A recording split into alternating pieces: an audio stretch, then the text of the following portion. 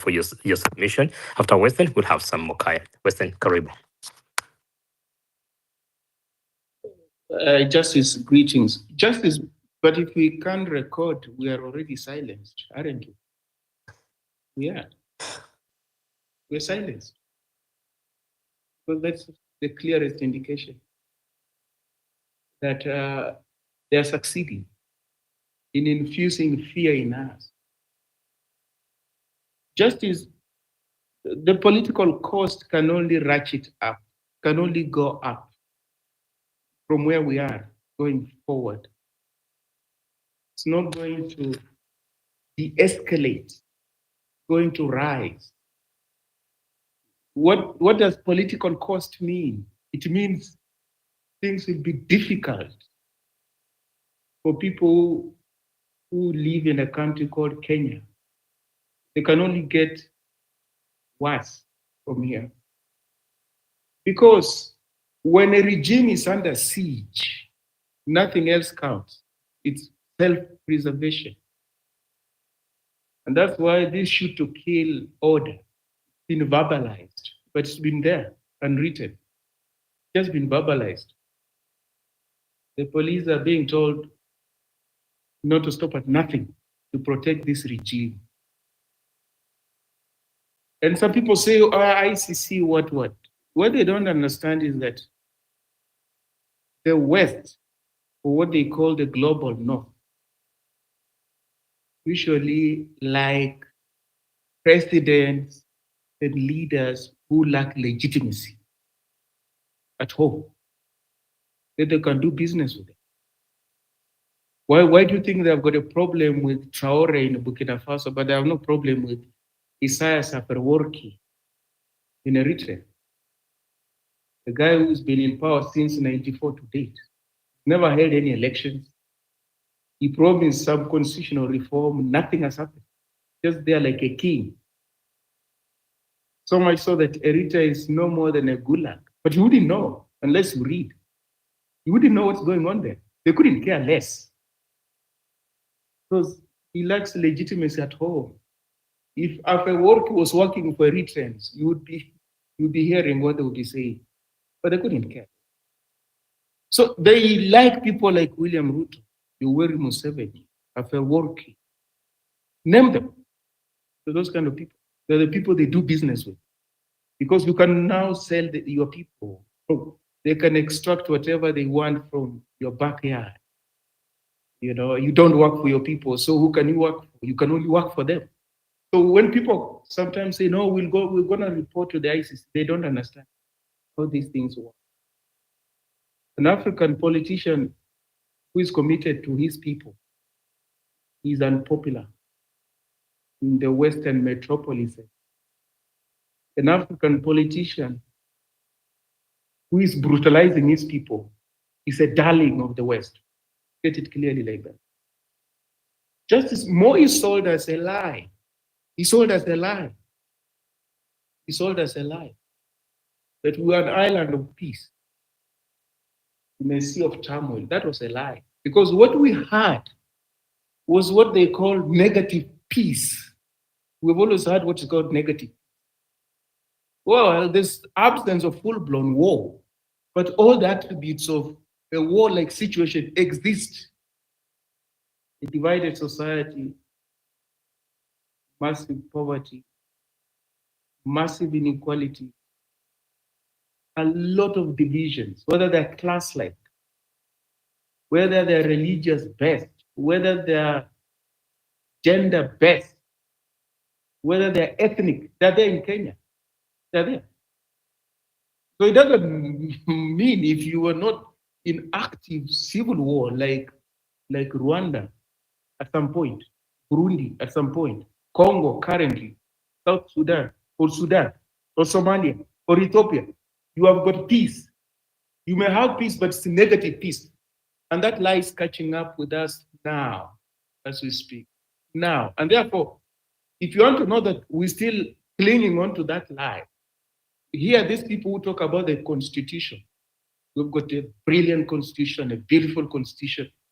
But you've got a beautiful constitution, but your politicians are thugs. So where does that constitution take you?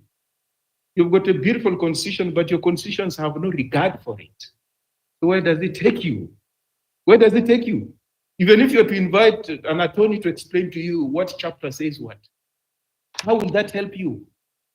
If your politicians have no regard for it whatsoever.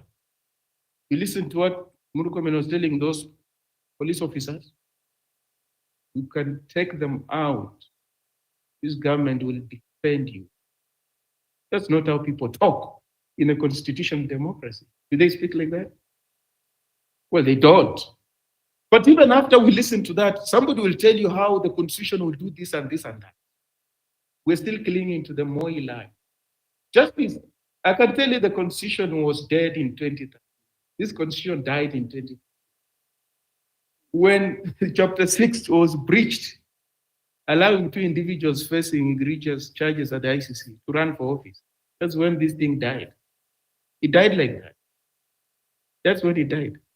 Because from then henceforth, it was fair game. It was fair game. It's as simple as that. Fair game. For this constitution to have life, this Kenya, it was supposed to have stopped Uhuru Kenyatta and William Ruto from running for president on a joint ticket or individually. It was to stop them. Failure to do it. Fair game.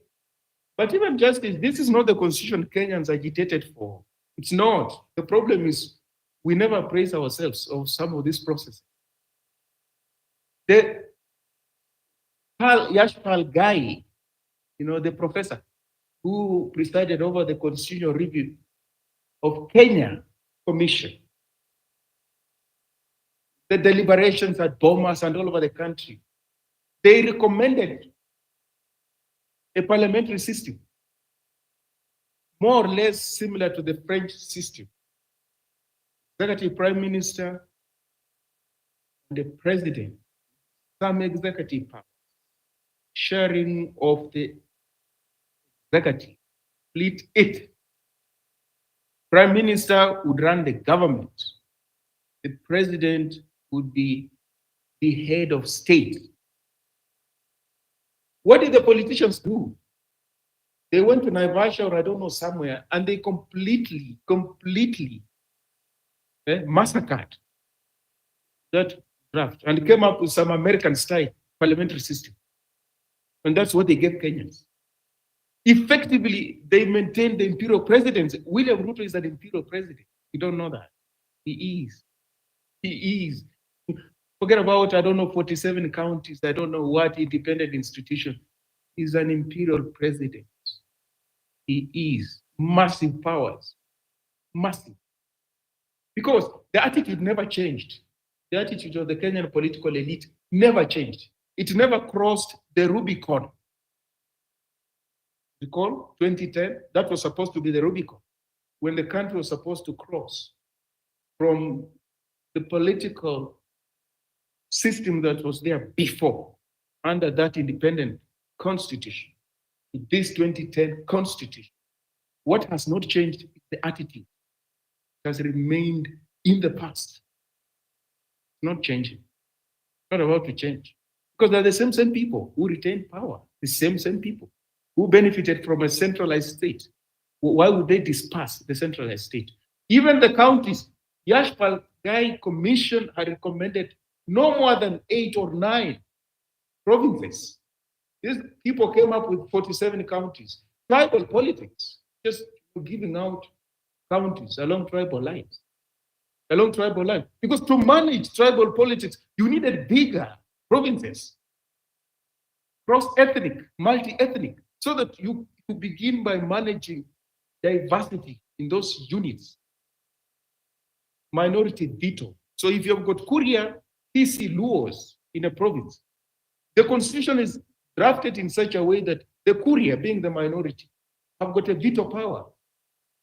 You will not impose your will on the minorities. They can veto things. They've got a veto power. Veto out things that are injurious to the interests, despite having fewer numbers. That's how you manage diversity. But what did they do? They just created ethnic enclaves, no more than ethnic enclaves. The things Moi had actually created before he left power. Just create districts, turn them into counties, create governors, and just people eating money, not for governance. Here is where we are. So even this constitution justice is not what Kenyans agitated for. It's not. The politicians bastardized it in Naivasha. They did. The only problem is they don't write what they do. In other jurisdictions, people would write the deliberations that take place. They don't write anything. So if you're not curious, you wouldn't know what was supposed to happen and what happened. They colluded, all of them, closed ranks, and came up with a top-heavy constitution, which Kenyans had agitated against during the one-party state. But you hear we say we celebrate it because we are ignorant of what it is that Kenyans agitated for. Both orally, they made submissions orally and in writing, and these things are captured in writing. So justice, what I'm saying, we're divided. We're a divided country. We're a divided country. Don't run away from that. We're a divided country. We are not cohesive. We would like to be cohesive. Why are we divided? We're divided because no one has worked for one Kenya. So and that does not happen like magic. You tell me, if you were to wake up today and tell me Kenya is united, I would ask you, who worked for that unity? Who did? Nobody. No leader, if you were to call them leaders, has ever worked for the unity of Kenya, unity of purpose. All of them have always thrived on division, separations, on conflict, on self-preservation, on exploiting the state for primitive accumulation. All of them. So it's catching up with us.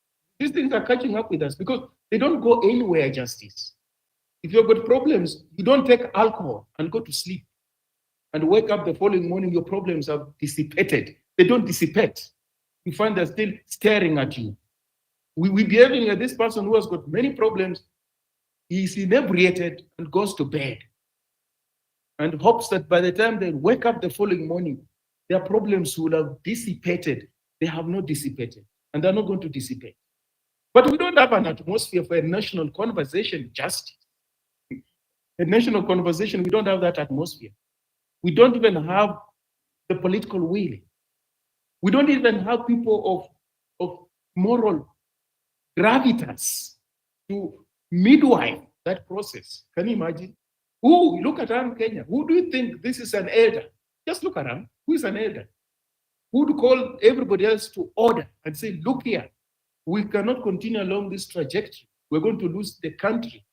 Can we stop up and talk? Who is there? Can you mention even a one name or two names of those? We don't have. We're doing badly. Everybody else is sucked into this small-minded politics, this parochial politics. They want to win at whatever cost. They want to win. So where are we going, Justin? Where are we going? Where are we going? So it would be foolhardy to imagine that Kenyans are reading from the same script. They are not reading from the same script. They are not. Because they have never read from the same script. So they will not do it today. They will not do it tomorrow. And justice, this thing about divisions, whether they're class-based, ethnic-based, gender-based, regional-based, religious-based, are addressed by leadership, not people themselves. Not people themselves. It is the leadership that addresses those problems, not people themselves. Like Kenyans on their own cannot be detribalized. There are leaders who will help them detribalize based on how they exercise power, the choices they make, how inclusive their politics is, how inclusive is the economy they're presiding over is. Those are the things that detribalize societies. People themselves don't detribalize. Get it clearly. So I can wake up tomorrow and say, no, I'm detribalized. Okay. That could be a Lone Ranger person just talking. Do you want the entire society to be freed from these manacles of Mutietu politics? It takes leadership.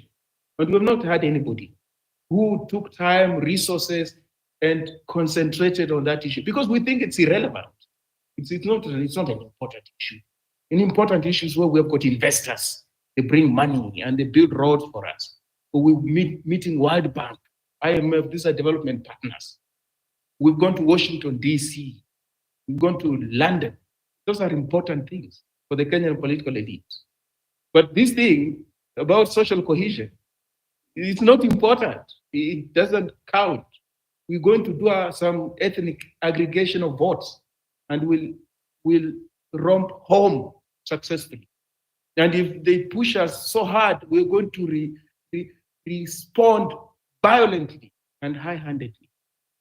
As I yield justice, why would any media house, against this turmoil and conflagration in which we are, why would any media house invite, let's say, Rigathi to talk to? You have to invite government officials to explain why the mayhem, where were they? Why the destruction? They didn't anticipate it. What about the intelligence mechanism? Don't invite a politician because you are inflating the situation. Don't. So you can see when I tell you that there are no bystanders in this dance of death. Everybody's making moves, gyrating vigorously. I can tell you, that's not what to do at this particular point in time.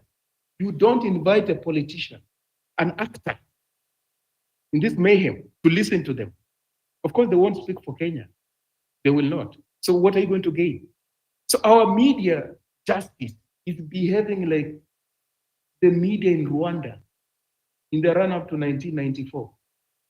Radio Milkoli and Kangura newspaper openly funding ethnic embers, openly, highly responsible. They're involved in incandescent politics, politics of inflammation. You just want to inflame things. You just want to, this is a tinderbox. You want a match stick and light and see how far the fire will go. You can't do that. They're very responsible. But watch them this evening. They're inviting a politician to say what? To say what? To call the president names and do what? And score political points and spew ethnic politics. To what end? We can do better than that, can't we? We can do better than that. We can do better than that. So, Justice, if you are invested in Kenya and you've got a soft spot for any of these politicians, you are not invested in the stability. You are not. If you're looking forward to the NTV interview tonight, where Rigathi will be hosted, to listen to what he's going to say, he's not going to say things you don't know. You can predict what he's going to say. You are not invested in the stability of it. As simple as that. You have to transcend this political elite. You are not following any one of them. Completely refuse. I'm not following you. I won't follow you in government. I won't follow you outside of government. I will not follow you. Why? Because you are all a threat to the stability of Kenya. You are all a threat. You don't represent my interests. You don't represent the interests of posterity in Kenya. You represent your narrow interests. And you don't care whether Kenya bans or not. You don't care. You have no stakes in the country. So get lost, all of you. If we don't make that commitment, justice, we are all in this dance of death. Dance of death. We Wow. better work out. Thank you. This is the most profound rebuke that I've ever received. I've sat here listening, thinking about myself and asking myself many questions. The way I do my tribal arithmetic, the way I do my, wherever I have a soft spot, I say, which other tribe can work with us to win? This is deep. I know there will be a lot of questions, but allow me to bring some Mokaya in before. I know the hands are up, but please bear with me. Sam has been waiting for a while. If you can bear with me for a few minutes. But I have a lot of questions for Western in terms of we cannot tribalized. Only the leaders can. I have a lot of questions. Where then do these leaders come from? I have a lot of questions, but I'll get to that in a bit. Sam Mokaya Karibu, and thank you for being part of our conversation. We're here trying to get the solutions. Thank you, Justice. I don't know where to begin, but allow me to say that democracy is a concept that is very complicated. There is an assumption that maybe Western countries are doing better in terms of democracy than Africa. It could be an illusion at the end of the day. My question has always been, is democracy as a form of establishing governance an option to the electorate? Do the electorate, the larger majority, ultimately benefit from installing political leaders at the table of decision making? I want to give an example. Trump came in as a president with a bigger promise that is going to make life better for Americans. And they had agreed across the board that the first thing that they needed to tackle was the national debt.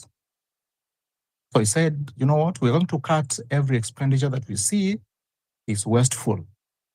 Then we will table a bill in Parliament, in the House, in the Senate, that will reflect the will of the people. But that hasn't happened. Sadly, that hasn't happened. So the people are like, what exactly did we buy into? And that is reflected even in across to Canada, for example.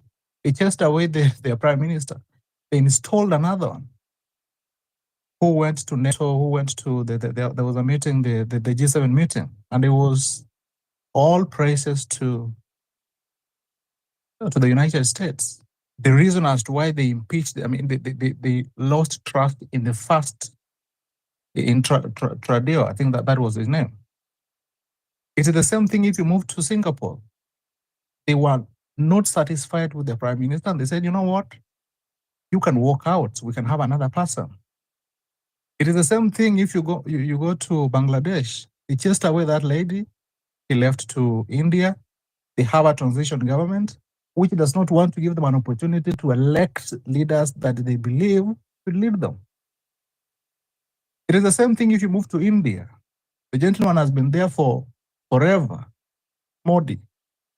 It is the same thing if you go to East Africa. People who came in by a gun, they're still in office. Come back to Kenya, we're still facing the same problem. So my question has always been, this democracy thing, are we living a lie? Is it something that is there to solve problems that people are facing on a daily basis? I'm here to find an answer. But let me speak to what is happening in Kenya.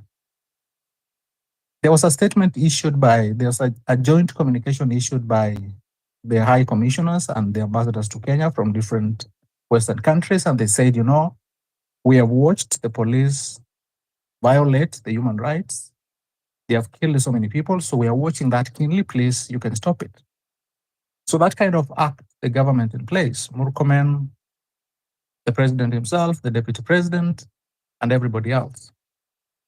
So every statement that we saw coming out of that was calculated. Every statement that they made after the June 25th anniversary demonstrations was calculated. So you saw Gladys Wanga issued a statement thanking the people of Homa Bay for not involving themselves in the Maandamano. Anyang' Nyong'o issued a statement thanking the people of Kisumu. The Mombasa governor issued a statement thanking the people of Mombasa for staying away or being peaceful for that matter. And it's the same day that you saw Parliament discuss the Maandamano and the aftermath. It's the same thing you saw the president speak to today, that if you want me to go, tell me where to, or tell me how I should live that. So, and then you saw Musalia Mudavadi issuing a statement, and he issued a statement directed at the foreign missions, telling them somehow you got it wrong. Look what these people have done.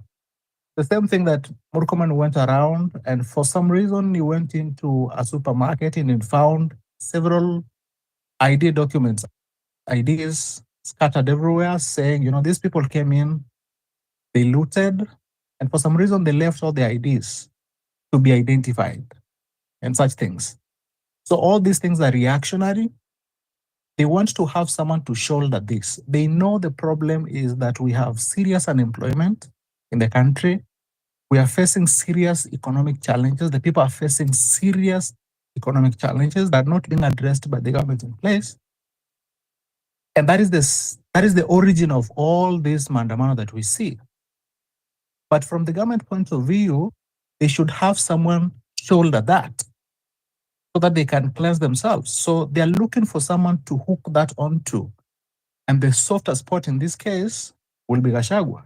To say, this is the person who is sponsoring this. It's not, the youth are not just coming out to agitate for good governance. They are being pushed by someone. And in this case, it is someone from the central Kenya who is pushing this narrative that people are angry at this administration, and therefore these demonstrations are not organic, and therefore this person should take responsibility. So those are government reactions. Government will always react. It's the same thing, for example. I can give an example of what happened in California, for example. ICE went in. ICE is the body responsible for immigration. They went in, arrested illegals, wanted to deport them. People came out. But Trump was like, this is what I promised my people. So what do? If there are chaos, he sent in the National Guard. National Guard is more like the army. I'm going to send the army down there, whether you like it or not. Constitutionally, the governor of California was to request, if his people are overwhelmed, then he is to request for the National Guard to come and help the local police to quell whichever violence that is there. But that was not the case. So he said, you know what, I'm going to send these guys over there. They can calm the people down for whatever reason. So that aggravated that even more. And then the governor had to carry that responsibility. So it was easier for them to relay the information that in this case, it is not just the people who are coming out to demonstrate. They are being fueled by the governor and the mayor, that lady. So that is kind of how governments react to some of these things. When people have genuine claims, they are making, like Kenyans are having very genuine claims. They are telling the government, you know what, you're getting it wrong. There's no unemployment. You don't have a plan for that. The housing thing was a scam. So please, can you sit down and reorganize yourselves and make it livable for all of us? But they must sweep that dirt to someone's corner.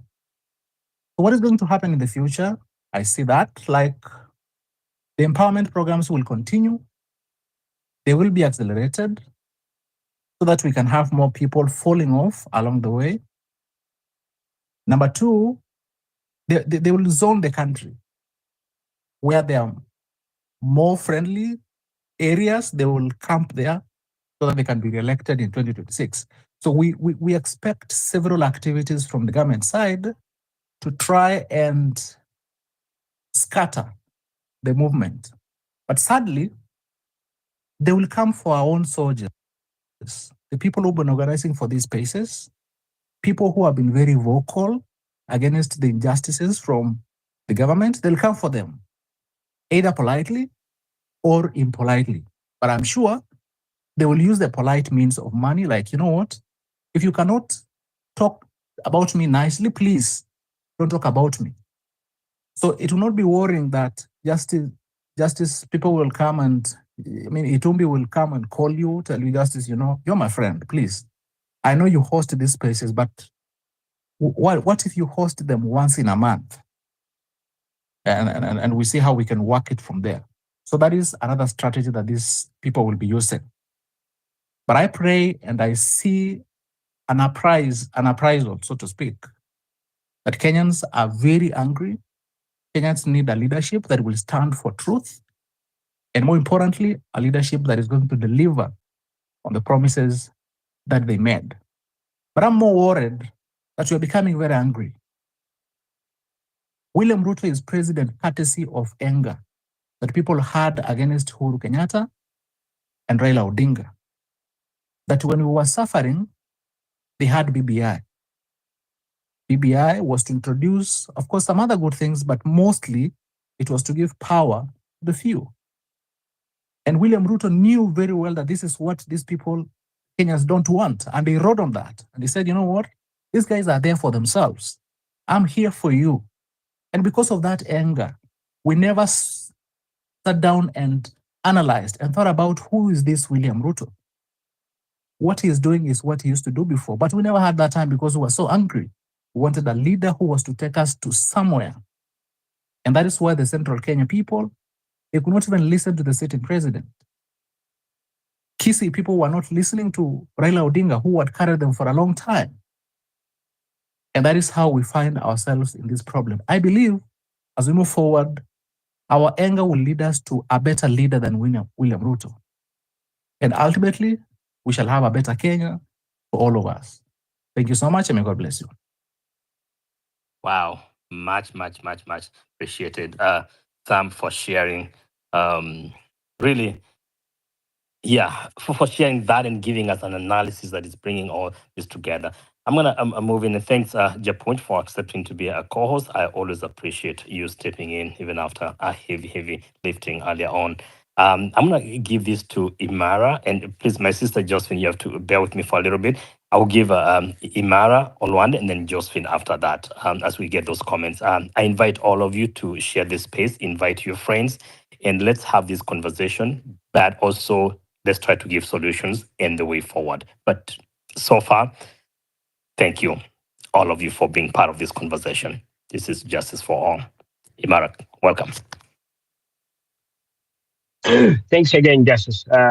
I'm not going to say much, but I want to reiterate what Western said. I mean, we can look at Somalia. I think Somalia is a neighboring country to Kenya, and you can look at it. It's the most homogeneous country when it comes to ethnic group or when it comes to religion. But you know, politicians, they have managed to divide them by clans. So you know, people. I want to say this again and again and again and again. People have lived in Kenya, regardless if they are Jalu, Kisi, whatever you know tribe they are, Kikuyu. You know, for years and years, for thousands of years. It is not. Have never. I've lived in Kenya, and those days that I have lived, ordinary people, I have never seen them beef with the other tribe. It's just a reality. I mean, I've been to places all the way from Naivasha, you know, to Nairobi, and multiple places in Nairobi. You know, the reality is people don't have a problem, but there are some politicians who, you know, try to drive that and try to sow, you know, hate among people. And we should stand against that, regardless who you are, where you're from. You know, be it in the Western country, Western African countries, northern, eastern, southern, regardless what it is.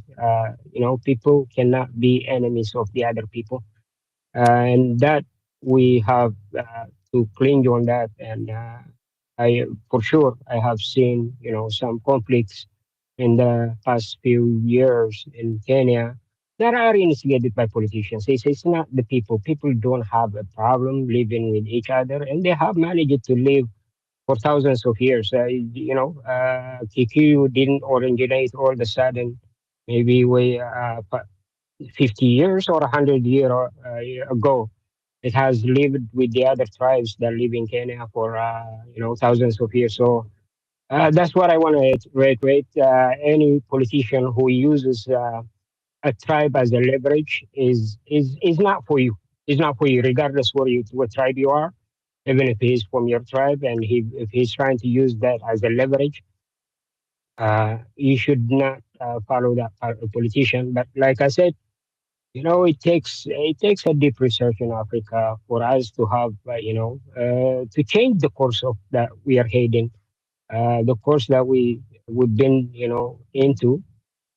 There has to be some change. There has to be some change where, where Africans should benefit out of that. We cannot live in a society where, few people, almost own the country, and then when you go to some, ghettos, where people are suffering, they don't have employment options, they don't have, education options, where they don't have healthcare options, they don't have any option at all.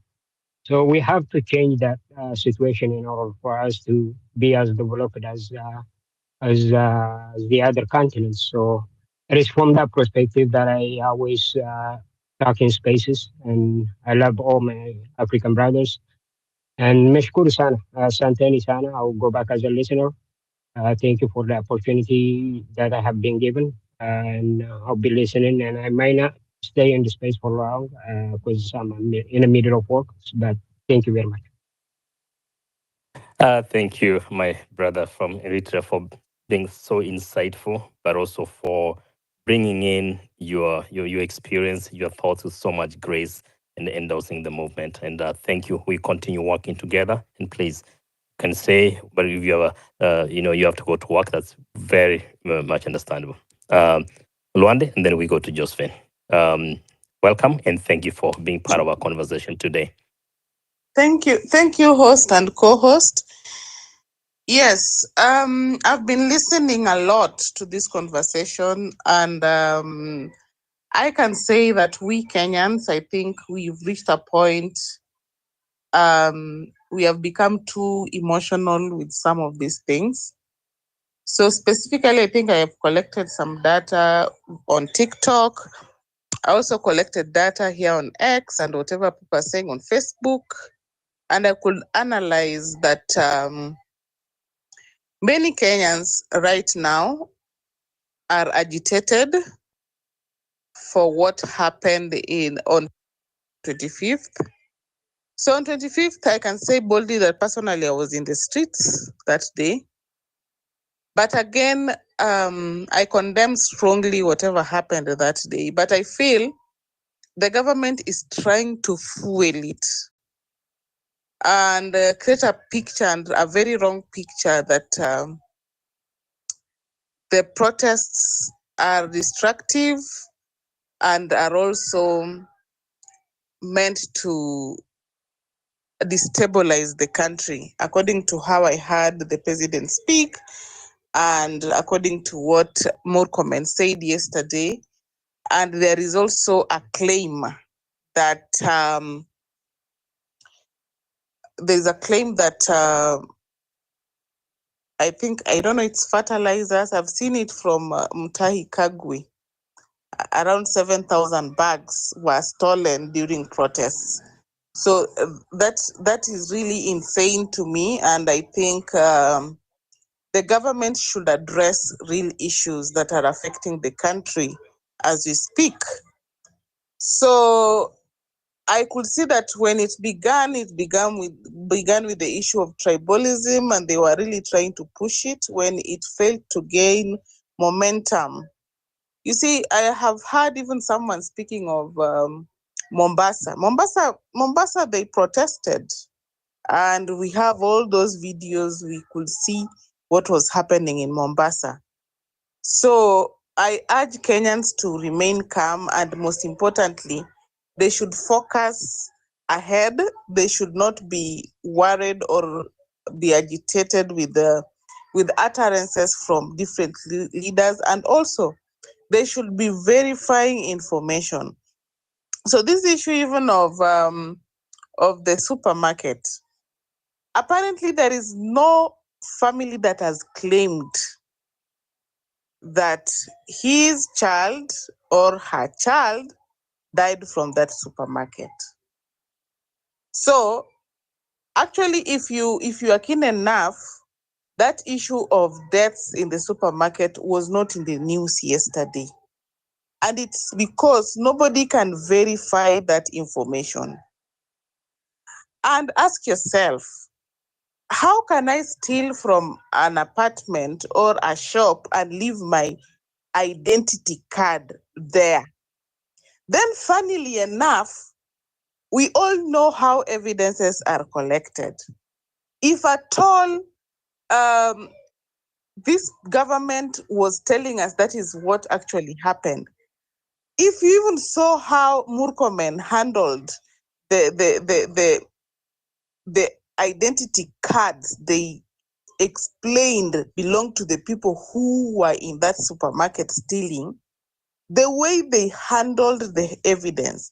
Murkomen was just touching the IDs with his hands. That alone is to tamper with evidence. If at all now we were to look at things the way they should be handled, that alone is tampering with evidence. So I think this is just the government trying to paint a picture, and I think we should focus on whatever is relevant. So me, I have been talking about these things so many times in these platforms, and sometimes people think that maybe I'm lying, or maybe I'm misinformed, or maybe I'm not sure of what I'm saying. But what I know, Ruto cannot be removed from power, or Ruto cannot listen to people by going to the streets only, because in several locations they have really tried to manage you going to the streets, and by doing that they introduce goons around. And I believe even on 25th, that day, they were goons. I can remember very well when we were doing those protests, people were around Kenyatta Avenue. In fact, I stayed at Kenyatta Avenue for a very long time before we took the march now to State House Road. People were in archives, Kenyatta Avenue, they went to the police, Central Police Station, then we took a turn and went to State House Road. So I don't know what Protestants were doing at OCT. So if you remember correctly, before the protests, I think KTN brought a leakage on how the government was planning to put goons into the streets. And I just think that this is just something I allege, that the goons were told not to carry weapons to identify them. Maybe they just made the Kenyan flags the way other Protestants were making, and the whistles, but they know very well they are goons because they were breaking into people's shops. Personally, I've also seen those videos from TikTok with the police helping them and just watching them. And those are the things the police should come to do away with in the protest, because people can take advantage of protests. You can be going there willingly that you are going to fight for change, but somebody else is finding it as an opportunity to steal somebody's property. Those are things that are there. That is why the policeman should always be there to protect such incidents.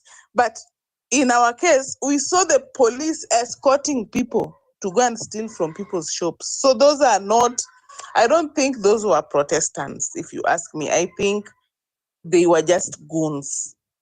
So all said and done, I think as Kenyans, we have to really verify news even before posting them. And I think we should avoid misinformation, malinformation, and also disinformation. This is what is bringing us down as a movement. We should verify news before starting to spread them or before we talk about them. We have to do things different from this government, because this government, they thrive in that. So if you can do something that is off what they're doing, I think we are going to achieve a lot. Thank you so much, co-host and host. Very, very key highlights, very key points. I think the whole point of making sure that we are countering the government propaganda and the lies with the truth and the facts, it is going to help us to be credible and move forward with this. So be focused so that we don't become a part of those who are actually amplifying their propaganda. which is trying to be disguised to look like it's coming from those of us who are opposed to this rogue regime, but yet it's probably manufactured by them. At some point, as Josephine prepared, I apologize. I think someone's trying to call me. Bring Josephine in, and then I would want to bring in Weston at some point also to answer this question that he raised, that we, the people, citizens, we cannot detribalize ourselves. Only the leaders can detribalize us. That question is troubling me. But let's go to Josephine, and then we can circle back. And those who have accepted the mic, the new speakers, Khoisan, and I think I saw Madam Nyaboke here. Please hang in there with us for a minute. We'll get back to you. Josephine, karibu. Thank you, Justice, for how are you? Can you hear me? We can hear you very well, my sister, and thank you for being part of the conversation. Thank you very much. Good evening, fellow Kenyans, and from your timelines, just feel greeted, and I really salute all of you. And I thank you for taking this opportunity even to be in the X space so that we can hear out our voices and not to remain silent no matter whatever is happening. I want first to condole with those who lost their lives yesterday, and also those who have been injured. We are still praying for their quick recovery. And we thank God for one thing, that there is a message which has been sent. However, fellow Kenyans, allow me. I know I am a Christian. I know tit for tat, it's not a game of Christians. But I'm asking myself a very furious question which is burning deep down in my heart. Because I heard Murkomen telling the police officers to shoot people down, to kill people. And I'm asking myself very simple questions. How old is the firstborn of Kipchumba Murkomen? Has he or she yet actually attained even class 8? Yet, is Kipchumba Murkomen living in Kenya or is a stranger in our country? Because if he's saying someone's child should be killed, then it's the high time also now we go and revenge on him. He has also a child, he has a wife, he has a daughter, he has everything.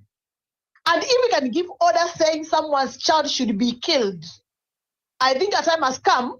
He doesn't live in the moon, he lives in the country.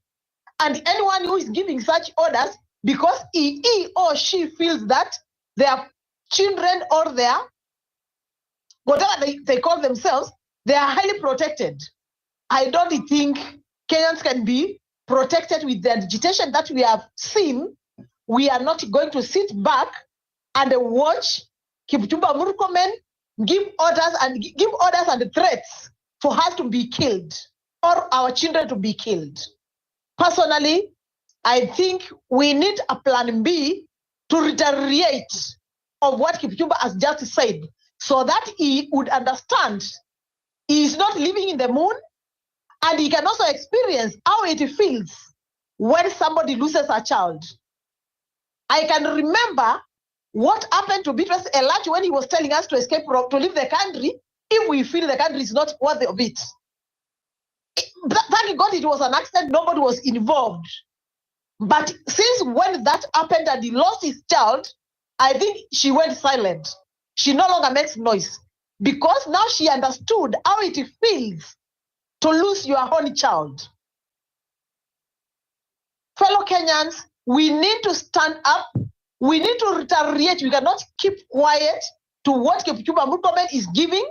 We need to remind our police officers they are there to protect the citizens of Kenya. They are not supposed to be there to take any sides. Wherever there is Maandamano, it's their duty and the responsibility, it's their role to give security for the Waandamanaji and actually ensure that everybody is safe, and any goon which comes in, they are supposed to take responsibility and take charge and arrest. We cannot sit and say that we are not going to actually seek for our justice because we fear the goons are coming in. Yet the government is telling us they know about the goons coming in and the government is doing nothing. Then what I can just conclude is very simple mathematics, that the government is the one actually funding the goons to come so that the innocent demonstrators can look like they are the ones who are the goons. And we cannot take that. With Kipchumba Murkomen telling us about collecting IDs in the in OTC in Nairobi, my friends, we need to be realistic. We are not this stupid. I think Kenyans, we cannot be that stupid. Who can ever steal and go there for the IDs there? In the first place, who are the owners of the IDs? And he is busy trying to make us look like we are so big, good fools. Who can ever think?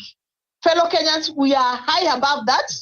And these are things that we need to reiterate back to Kipchumba Murkomen so that he can understand we are aware of what's happening and we are not going to buy his nonsense. Because to me, that's nonsense. Regardless of his position, if he feels like coming for me, let him come for me. I don't fear anything. I don't care about anything, because you can never stand out and start saying people's children to be killed. Hatujui yeye ana watoto wangapi ndio wasema watoto wa watu wauawe. It's so sad. It's so sad. President Ruto asking us to tell him the formula of exceeding and where to exceed to. That's not our responsibility. I think we are very clear as citizens. We have drawn the clear line that as citizens, that he is giving wrong governance. He has been too proud. He cannot listen to anyone. He cannot take advice from anyone. And for that reason, he is ruling by his own mind, not by the Constitution of Kenya, which is supposed to govern everyone, which is supposed to accommodate everybody, and everybody get justice as they deserve. Fellow Kenyans, Ruto should not actually play sarcastic ways of talking with the Kenyans, telling us, tell me how to exit and where to go. He knows very well we don't need him in our state house. We employed him. We are the employers. Now we are sacking him. And we have all the reasons for him to see that we have decided to sack him.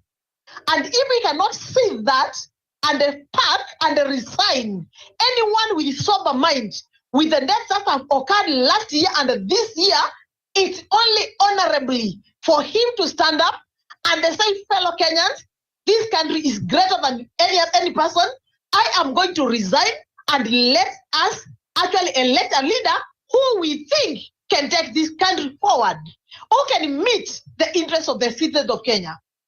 Fellow Kenyans, we cannot keep on watching and sitting and listening to the government do whatever the government wants. We have a constitution which governs everybody, which protects everybody, and which gives right to everybody, and which gives divination of duties to each and every person who is employed by the government to do what they are supposed to do. So it's upon the government to ensure that the security personnel are practicing what's ethical and not telling them they are protected and they are going to protect them, let them shoot and kill, and they will stand and protect them. We have a constitution in this country which gives directives, which guides, and it's supposed to be adhered to everyone. There's nobody's above the law. I've seen this lady from Women Rep from Nini, Sholay. Gladys, trying to insult Chief Justice Maranga. One thing Gladys Shule should know is that she's the most corrupt woman in this country we have ever known.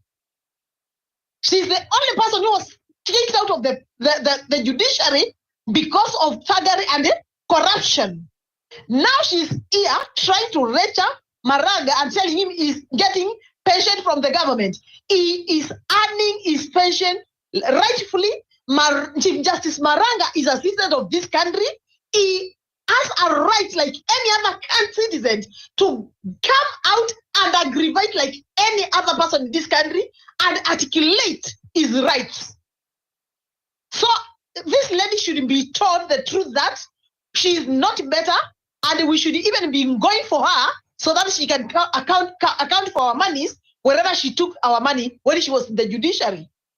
We don't need to keep on purposing anybody who thinks that they are just out there to protect the government while the government is trying to damage our lives.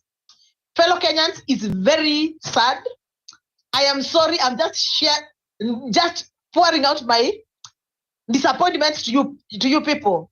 But I think it's the high time we stand and tell ourselves, hakuna mtu anaishi kwa muni in this country. Kwa hivyo unaposema mtoto wangu wauawe, hata wako wanastahili kufa. I don't know. Unaposema ndugu yangu wauawe, even your brother is supposed to die. Even you can die. Why should I be the one to die? Fellow Kenyans, I'm not inciting anybody, but a time has come. We need to wake up. If people do not want to adhere to the Constitution, you cannot actually persecute me to adhere to what you cannot adhere you as a person. Let's be honest with ourselves. When we do what's not right, let's condemn it. It's not right. But when other persons fail to do what they're supposed to do, let also them be condemned. It should be justice for all of us. And we should not be silent with a gun. We are not going to accept that. We are not going to accept to be silent with a gun so that we swallow what we think it's too bitter for us to swallow. Everybody, we have to share this pain, all of us. This country belongs to all of us. Hakuna aliyezongewa kuja kuishi Kenya. We are all citizens by birth. Kwa hivyo hii ndio nchi yetu, na mwenye anafikiria na kusongea, mkumbushe ya kwamba we all belong here, na tunabanana hapa. Kila mtu afanye kile kinachostahili kufanyika katika taifa lisonge mbele na tuishi pamoja kwa amani na ushirikiano na mapendo. Asante sana. May God bless us all. Thank you. May God bless you, my sister. Point after point, passionately delivered, and questions answered. The best way and formula is resign with your killer government. Head out. Hakuna mtu amekuja hapa eti umnisongea hapa ituseme ni kwako. No. Kenya is our business and we are here by right. Thanks, my sister. I don't want to go back to all that, but that was well articulated and great points. Weston, I want to come to you on this. Thanks, Anthony, for joining. I really want to address this question, really, that you said, because and you raised a lot of deep things that indeed need to put us in a perspective as a country and as the young people and the agitators of this movement to get good governance even in the coming days. Yes, I know. And you understand better that it's not as easy as we are saying it. But do you mean that we, the citizens, can bring the change that we want? Is that what I heard, or did I miss something? Weston? Justice, you changed your question. You wanted to ask me a question. No, As that to whether only the leaders can detribalize detribalize. or- Yes, yes. No, let's stick to the original one. I think we said that we especially the citizens cannot detribalize. Only the leaders can detribalize. Is that did I get that right? Not Okay. only. Okay. The process of detribalization is part of state building project. You get it? It's part of state building. It's part of modernizing a society. And all those processes cannot happen in a vacuum. They require thoughtful, deliberate, committed leadership. It's like a team. We just got a galaxy of talents, but there's no coach, there's no manager. They're not going to win the trophy. You know that. That's how it happened. A class with talented students, but in a school that does not have leadership in terms of a principal or a class master, they're not going to pass exams. That's how these things work. So leadership is key in any human endeavor. It could be personal, you provide your own leadership, or you're part of a group which has got leadership. Justice, ethnic groups are social constructs. I think we have to begin from there. You are not born a Yoruba or a Luo or a Chaga.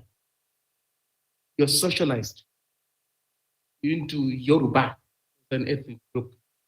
You're socialized into Luo as an ethnic group. It's not something biological, a human construct. And for reasons why people construct those identities, one of which is politics. Politics. Not for any other reason. Because if it was not for politics, you'd find there are very many sub-ethnic groups across Africa. Very many. But you find these people have collapsed and they have formed one big ethnic group, in as much as they may have different. For what reason? Usually for political reasons. So it means justice. What you see as ethnic differences are like a tip of an iceberg.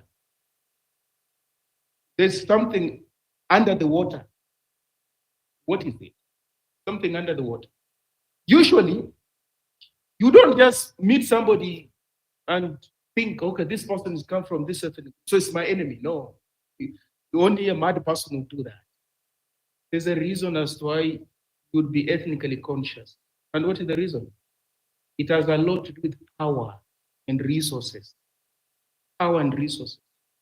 So somebody is racist, not for the sake of it. They're racist to exclude you from power, from resources, to exclude you from a job on account of being black or whatever, Aboriginal, if it's on Australia.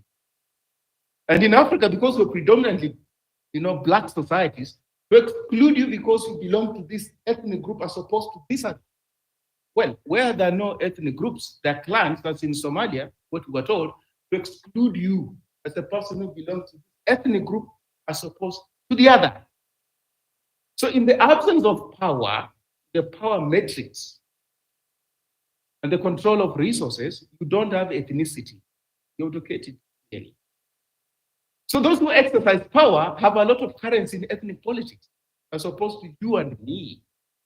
So they can demobilize ethnic politics if they choose to, or they can tap into it for political and economic advantage.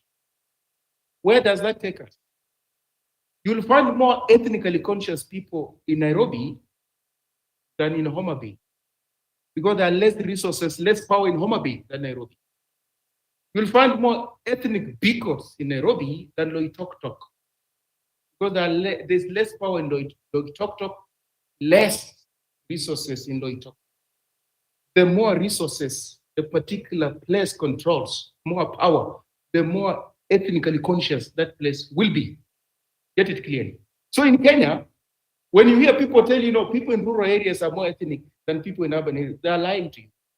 Because it's in urban areas justice, where a father comes home later in the evening from work, and this could be Nairobi, it could be Lagos, could be Kampala, could be Zambia, Lusaka, name any. And the kid is listening to the parents talking. The kid may not, maybe in primary school, or maybe in high school. So the parents are talking. So the parent says it could be mother or father, says, you know what? I was qualified for the job at the workplace. I was the one who merited to be promoted. I didn't get that job. Went to somebody. And I think I was locked out because of ethnic affiliation. Yeah, and the kid says, no, at the workplace, the people who hold positions, top managerial positions, they come from this ethnic group, and the kid is listening. A kid in rural areas will not listen to that kind of thing. Will not. Well, now it could, because of devolution, jobs have gone to those places, but you wouldn't get that talk there. That talk is in Nairobi, it's in Mombasa. So the kid knows, okay, my mother, my father did not get that position because we are what? So the kid asks, Daddy, tell me, which ethnic group are we? I heard you discussing with mom that you were locked out of a position at the workplace. What are we? And who are these people who locked you out of the position you deserved? What are they? Now the kid is growing up. This conversation looks innocent. So ethnicity is part of modernity justice. It's not anachronistic. It's not part of modernity because it is linked up with the benefits of modernity. If you want a kid to go to a good school where they stand a chance of passing exams, you may talk to a principal who comes from an ethnic group and say, I've got a child, or somebody may refer you to them. Yeah? If your child has finished university, you may say, I've got my child has finished university. Could you give him or her internship?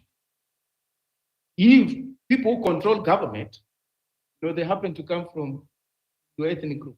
But that's across Africa. So there is ethnic consciousness in Africa's capital city as opposed to Africa's rural area, because it is entwined with the benefits of modernity. And in societies where these benefits are scarce, jobs, high-performing schools, all sorts of opportunities, business opportunities, these tenders that people do with the government. Now, for you to determine who deserves and who does not deserve, the ethnic thing comes into question. So that's why I'm telling you, for Kenya, Nigeria, Zambia, name any country, Rwanda, to detribalize, the political elite must detribalize. For that is what Mwalimu did in Tanzania. He had to detribalize fast before Tanzanians could detribalize. He did not do his ethnic politics and hope that Tanzanians on their own would just detribalize. No, he had to detribalize and then impress upon Tanzanians to forget about their ethnic identities and believe in what Tanzania can do good. Rwanda, the Rwandan conflict that I keep referring to, was about ethnic politics, justice. How? Because when national resistance movement of Museveni romped into Kampala and took over power in 86, some of the soldiers were of Tutsi extraction who had crossed the border to Uganda in 1959 when they were ejected by the Hutu. And they grew up in Uganda. Kagame and all those people are now in government in Rwanda now. They grew up in Uganda. So they were top-ranking army men in NRM.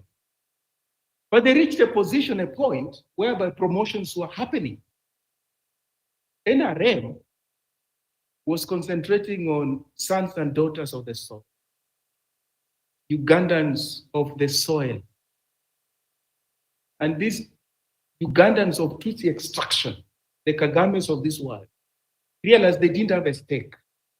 They could not rise in the ranks of the government. They were always reminded, no, you don't belong, you come from Rwanda. What do? They realized, no, we can't live this kind of life. We have to form a rebel movement and storm back home in Rwanda, because we're not accepted in Rwanda. The government that you say is hostile to us, we're not also accepted in Uganda. What do? We'll take up arms and storm Kigali. Let what happens happen. So that genocide in Rwanda, its roots are in Uganda, where Kagame and those other soldiers who are working in the intelligence, army, security, in Museveni's government realized, no, they did not belong. And then they realized, but we have got a home. We're not going to stay here and beg. We'll come home. And if it means we defeat these people who have got power back home, we'll do it.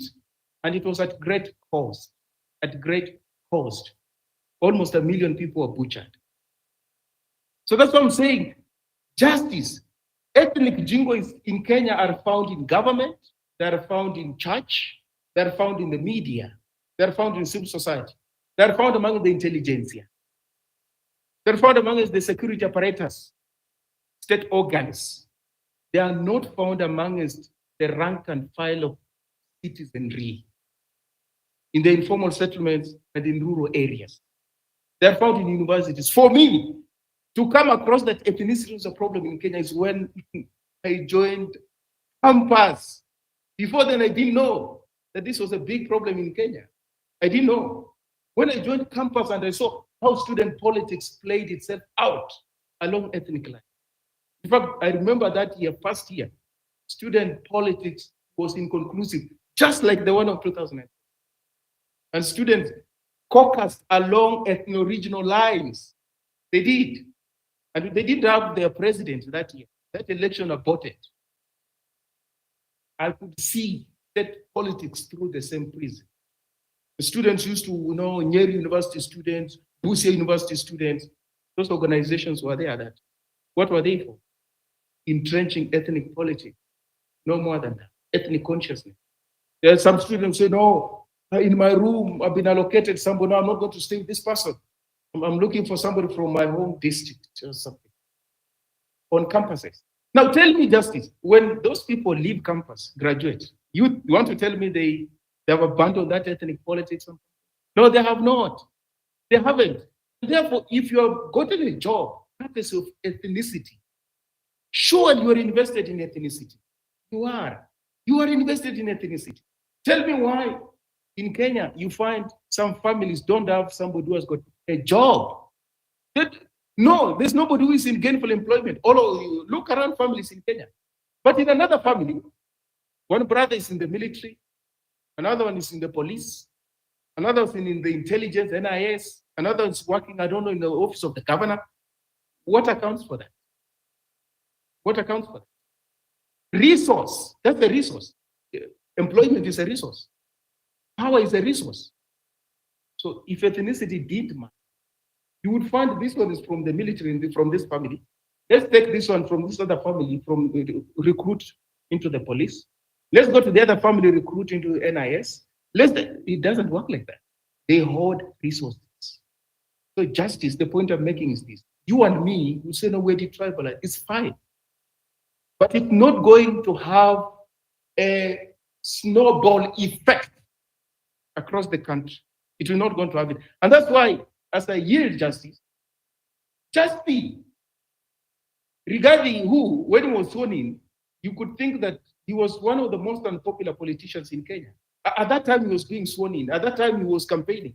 When he had this, the running mate kind of debate, if you recall, he was completely disparaged even by the media. Now, look at that image he had when he was William Ruto's running mate, and they were running for president. And even after they won, he was still the butt of jokes. Oh, he couldn't dress well and what have you. Now, look at that image he had and the image he has now. The image he has now. He's got a lot of traction. What accounts for that? Can you explain what accounts for that? The people hitherto who had dismissed him, now they're rallying behind him because of power. Ethnicity does not make sense outside of power. Ethnicity does not make sense outside of economic resources. It doesn't. It will be very useless. People will dance. We are Maasais are dancing. They'll do those things. But it only becomes incandescent once you mix it with power, with resources, with the benefits of modernity. So it's not anachronistic, as we tend to think. Ethnicity is actually part and parcel of modernity. And to address it, we will have to address power, how we exercise power, inclusive politics, rule of law, equity, people who have been discriminated against before. We must put in place deliberate policies, measures to bring them up with those who have had it for a while. We must ensure that in government, those positions are a reflection of the demographics of the country. So Turukana should be there, El Molo should be there, Mijikenda should be there. Never should we have a government where we don't see the face of Kenya. Never. Because power is a resource. And to address ethnicity, it's also symbolic. You may say that Raila Odinga does not eat for Luos, but it's symbolic. When the Luos see him there, it's symbolic. You may say somebody from Coast does not eat for coastal people, but it is symbolic. When coastal people see one of their own in government, they feel they belong to Kenya. It's symbolic. We tend to be very simplistic. No, this person is not eating for, no, it's symbolic. Optics also matter in politics. Rest assured. These people will feel no way respected. And that's why, just as I'm putting it here, the presidents in Kenya should rotate across the country. We are not going to have all the 40 odd people holding this position in our lifetime. But we must make it a tradition that the position of the president in Kenya will rotate, which will be part of the nation building project. That's what it is. Don't run away from it. Don't talk about competence and what merit. Don't talk about those things, because we're a diverse ethnic society, and each and everyone must feel that they belong, they are honored, they're not irrelevant. Even if there are 200 people, they should not feel irrelevant. Your 200 people matter in this country. Your 10 people matter in this country, just as 6 million or 10 million or 20 million. Yes. That's how we're going to build this country. I yield justice. Much appreciated. Thanks for clarifying that and adding more important points. It's about power, resources, sense of belonging, and advocating for rotational presidents because of the dynamics of the country. I want to hear more submissions. I think we were going with Anthony after this. Thanks, Chacha, for joining. And of course, Mjadala is here.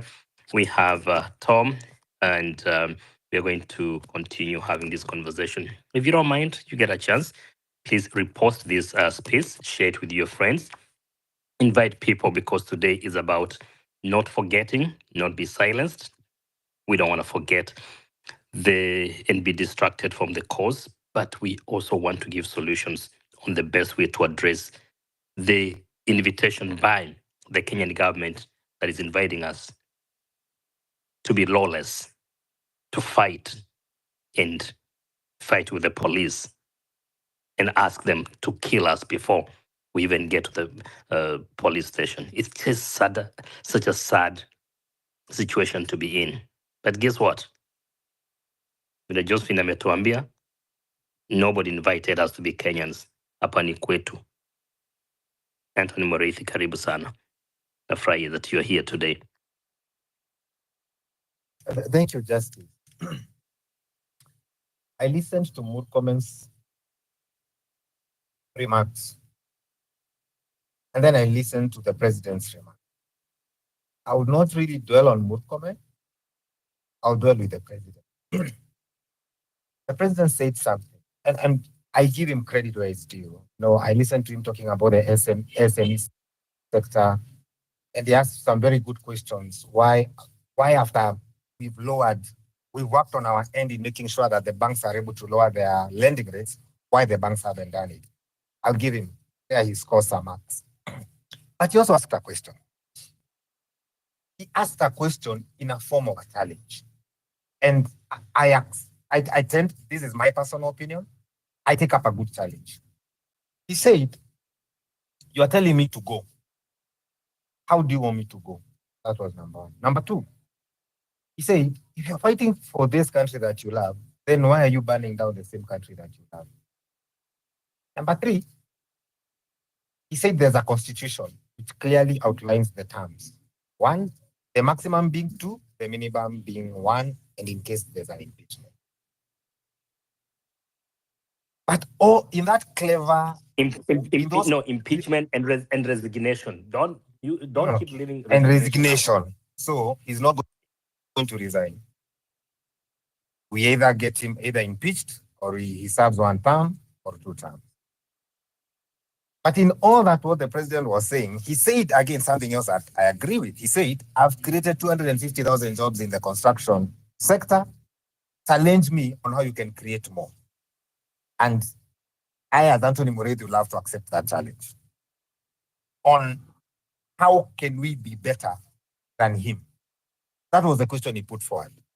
Because he's actually very right when he says, Ruto must go is not an agenda. It's a clarion call. So if I was to answer the president today on how do we create jobs, how do we get a country that runs and everyone feels that they are part and parcel of that country, how do we pledge fidelity to the Constitution that we ourselves wrote? We ourselves were part and parcel of making that Constitution, the 2010 Constitution, those of us who were born when it was being made. I remember Kibaki did something truly remarkable.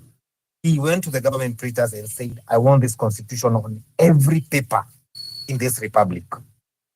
And true to which, you'd buy any paper, the constitution would be inside. And guys were like, no, you have to buy the paper. He said, no, make it free. He went ahead and printed the first draft. I remember it came out white, then the final draft came out blue. He told people, read the constitution that we have now made every Kenyan feel part and parcel, or almost every Kenyan, because I remember there was a conversation of how does the El Molo, the El Wako, the Turkana, how are they able to read this constitution? The people in Braille, I do think there was a copy made of Braille. That is the duel Ruto is asking for. Ruto is asking for an intellectual duel because he believes when it comes to numbers, when it comes to policy, when it comes, to creating jobs, no one can take him up on that challenge. I would love for us to sit down and say, Mr. President, when we talk about jobs, we are not merely talking about jobs in the construction industry. We are talking about jobs across board, not only in the construction industry in housing, but we can also do construction on roads, both tarmac, rural, and when you come to roads, it's only tarmac and rural, sorry. When it comes to education, that's another place we can create jobs. Teachers from all cadres, from university all the way to the CBC level. When it comes to jobs, Mr. President, we have doctors who for the longest time have complained that if we had a rational way of paying our people, where we pay the best, people who have earned their right to make their money through the education system, which is the only tool that equalizes everyone. When someone says, make me understand where I've never seen an MCA go on strike because they don't have their paycheck, but you always see doctors going on strike. What am I saying, Mr. President? I'm saying that as a politician, we do not need to pay you a salary, a sitting allowance, a mileage allowance. It does not make sense to me. We elected you, yes, to make hard decisions, but we did not elect you to make only hard decisions that fuel your pocket, that line your pocket with money. Because you are very good at making tough decisions when you're talking about the housing levy, when you're talking about that every Kenyan must own these houses that you're building by fire, by force.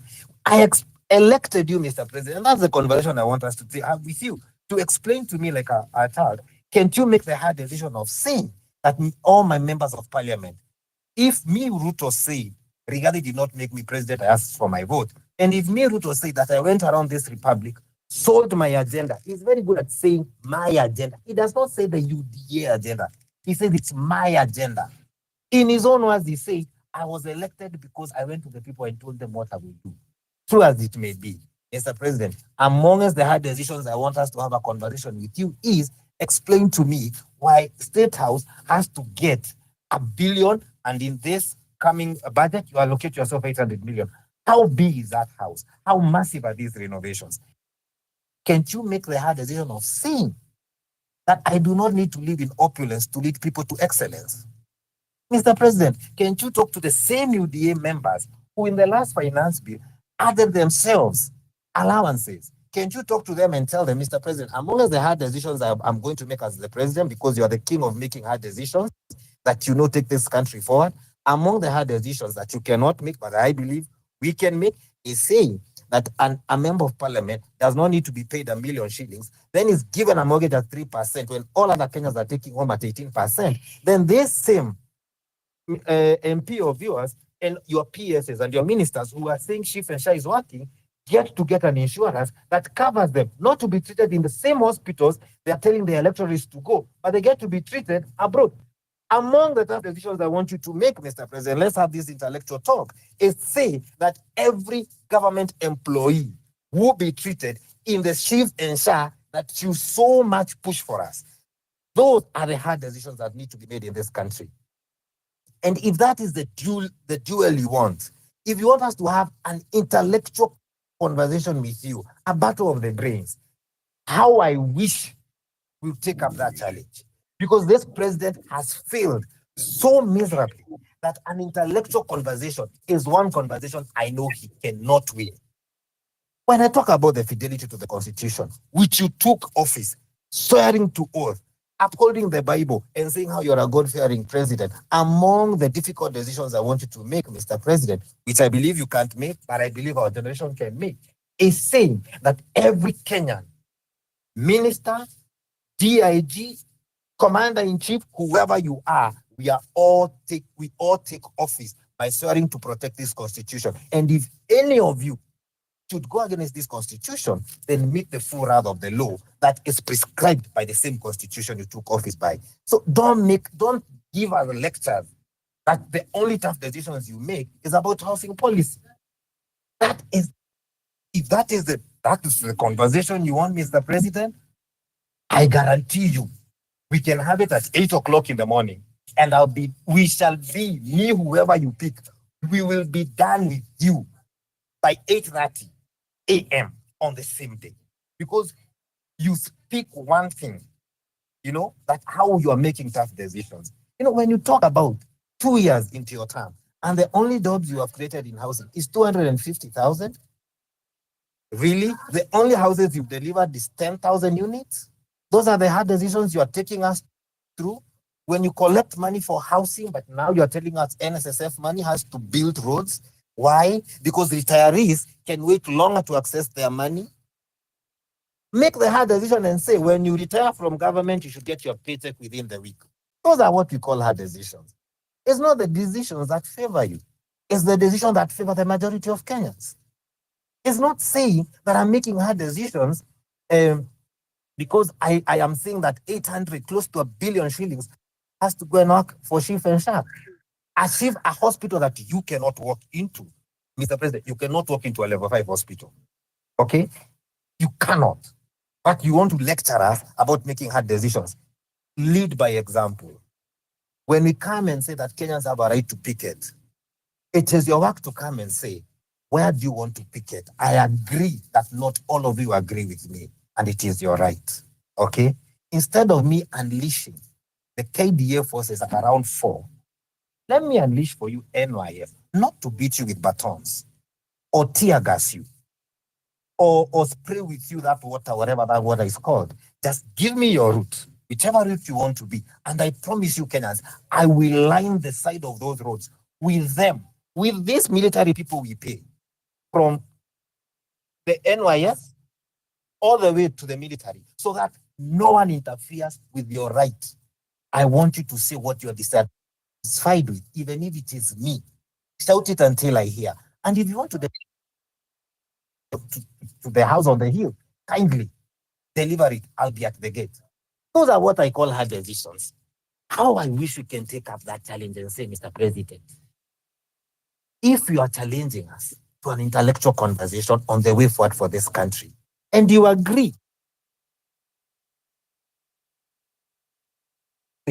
based on mathematics, because I believe we have the numbers, and numbers don't lie. A story is theoretical, but mathematics is purely formula. It is +1 minus divide multiplication. If I beat you in that conversation, I want you to do the honorable thing. Say that you are unable to lead this country with the promise that you promised it. And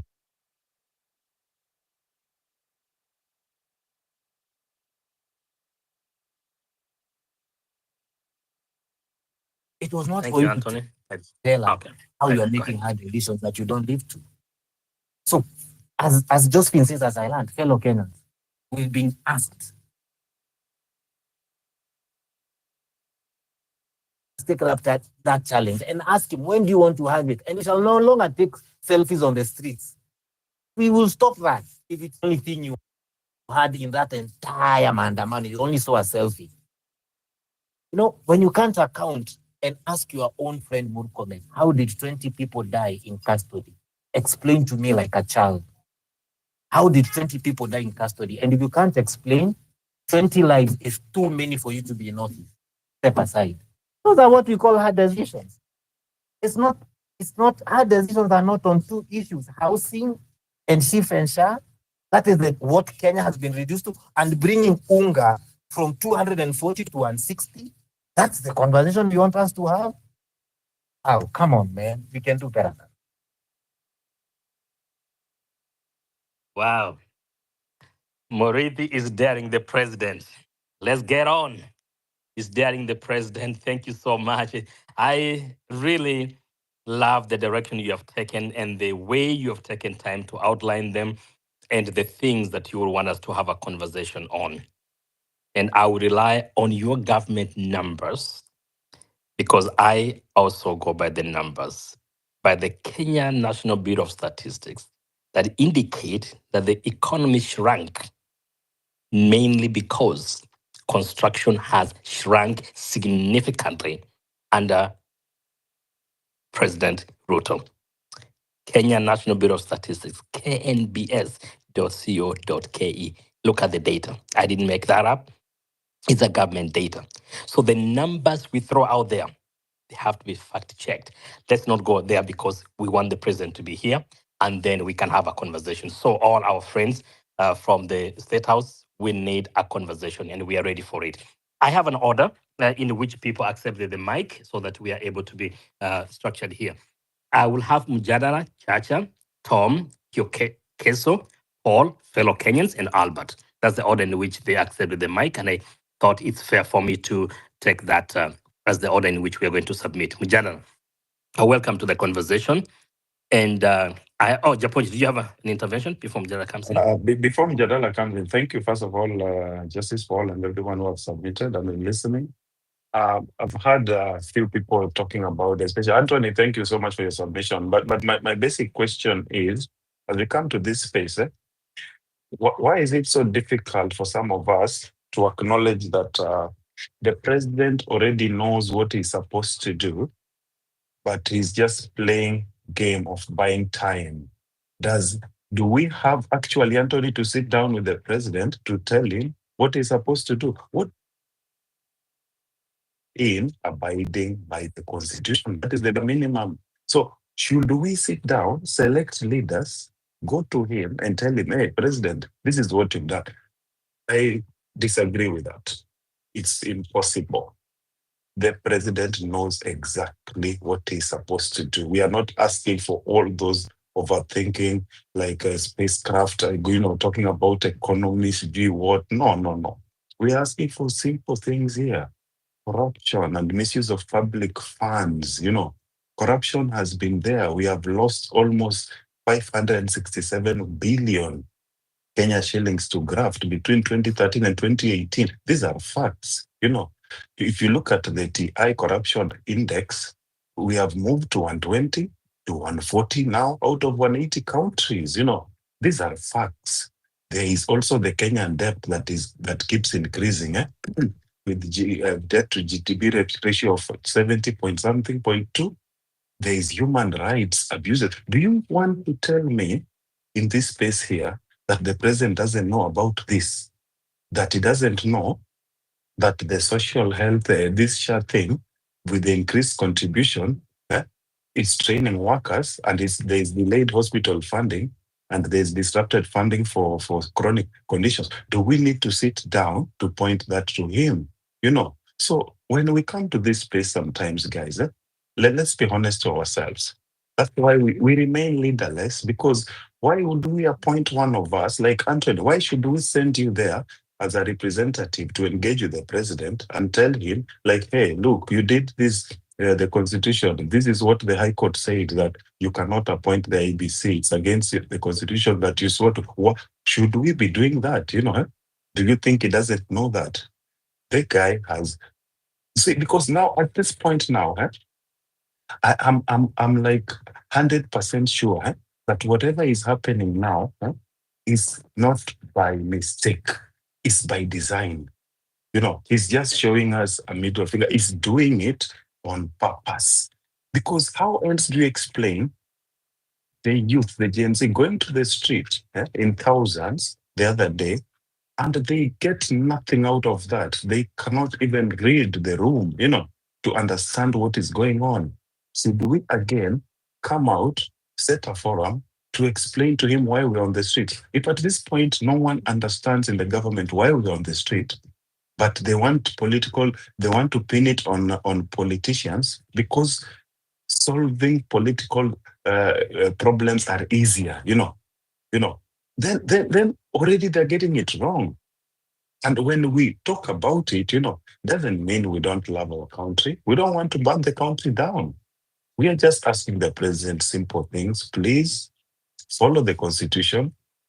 And if there's anything to go by, I can assure you, if you become President Anthony today, you will perform better from where I'm sitting, better than Ruto. Why? Because the first thing you will do is to unveil the TJRC report, and that one will solve a lot of problems. The next thing you will do, you will give us the report of the SGR. 3.6 billion is there. We don't know exactly what happened, the breakdown. You will break down the odious debt reports. Do we need to tell the president that in his face for him to understand? So us going to the street is just a demonstration of defiance by the government. Please understand that and have peace. Thank you so much. Please give the speech. You can Much give the appreciated. next. Yeah, much appreciated. Mujadala, open your mic, please. You're coming next, but I have something for you. I Right. really have something. Okay. So I know you have a submission. You've listened a lot because you've been extremely patient here. But Weston really made a submission of, I think you were on the listener, and then of course he repeated when you were a speaker here. And then I started asking myself, is this the reason why whenever people used to talk bad about Matiang'i, I would feel bad? Is this one part that needs to be detribalized? That I could okay, I don't feel bad now anymore.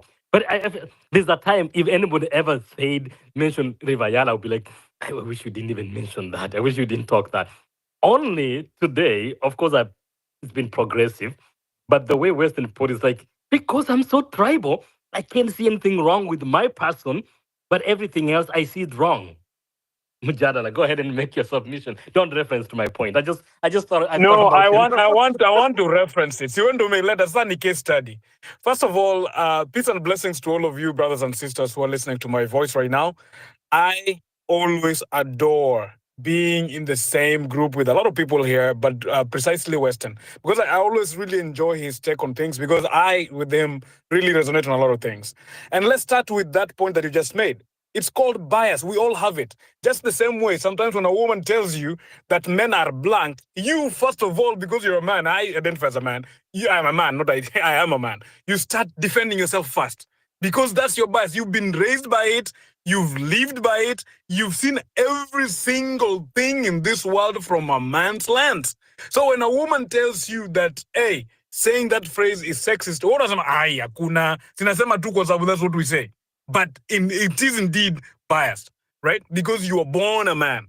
So you cannot see it in another angle. So in the same way, when Matiang'i is being whipped,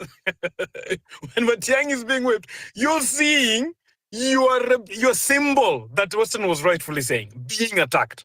So when your symbol is being attacked in your growing ages, when Matiang'i got to a position where he had so much power in the nation, you are proud. And it's okay to be proud as someone from that ethnicity. There's nothing wrong with being proud of where you were born or where your placenta was buried. The problem, in my view, is when it's now weaponized and it's used against other ethnicities. And that's a problem. That's a big problem. Now, of course, fighting and changing our own biases is not easy. Christians have a bias. Men have a bias. Women have a bias. Black people have a bias. Africans have a bias. Etc, etc. We all have biases. Now, you have a bias, but when you act on your bias, now you're becoming prejudiced. You're now starting to be prejudiced against other people. Now you're starting to be a bad person when you act on that bias. Now you should know that bias and know how to control that bias. Now, when you say anything has an ism at the end of that word, ism, classism, sexism, tribalism, then it becomes a structural thing that is baked into policies. It's baked into laws. It's baked into resource allocation. Goes back to Weston's point about power. Okay? So when Wabeberus came, they emphasized this tribal thing. They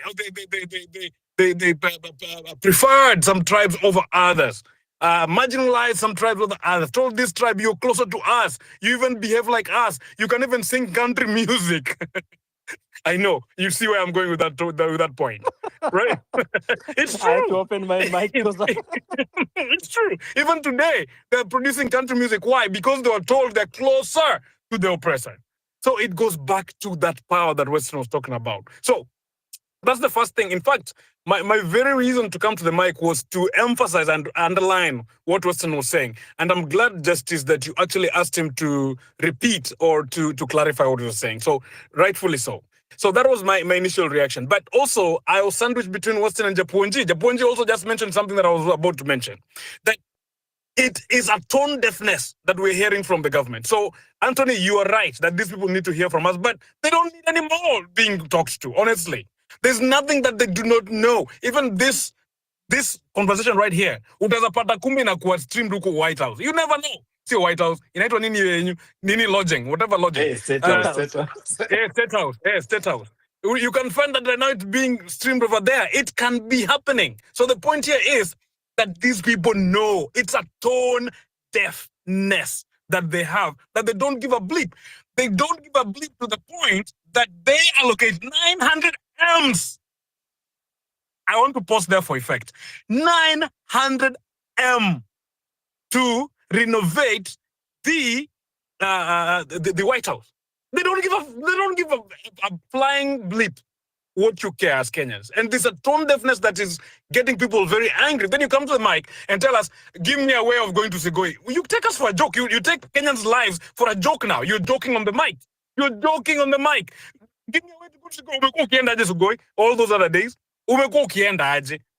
So leo ndo nataka kutuliza uendaje huko? Tupuruke ama utembee, ni shida yetu. You've been going. There's Uber. I saw Leol saying that she will pay the 12,000 for him to go by Uber. And if that, like, what do you take it? You take it for a joke.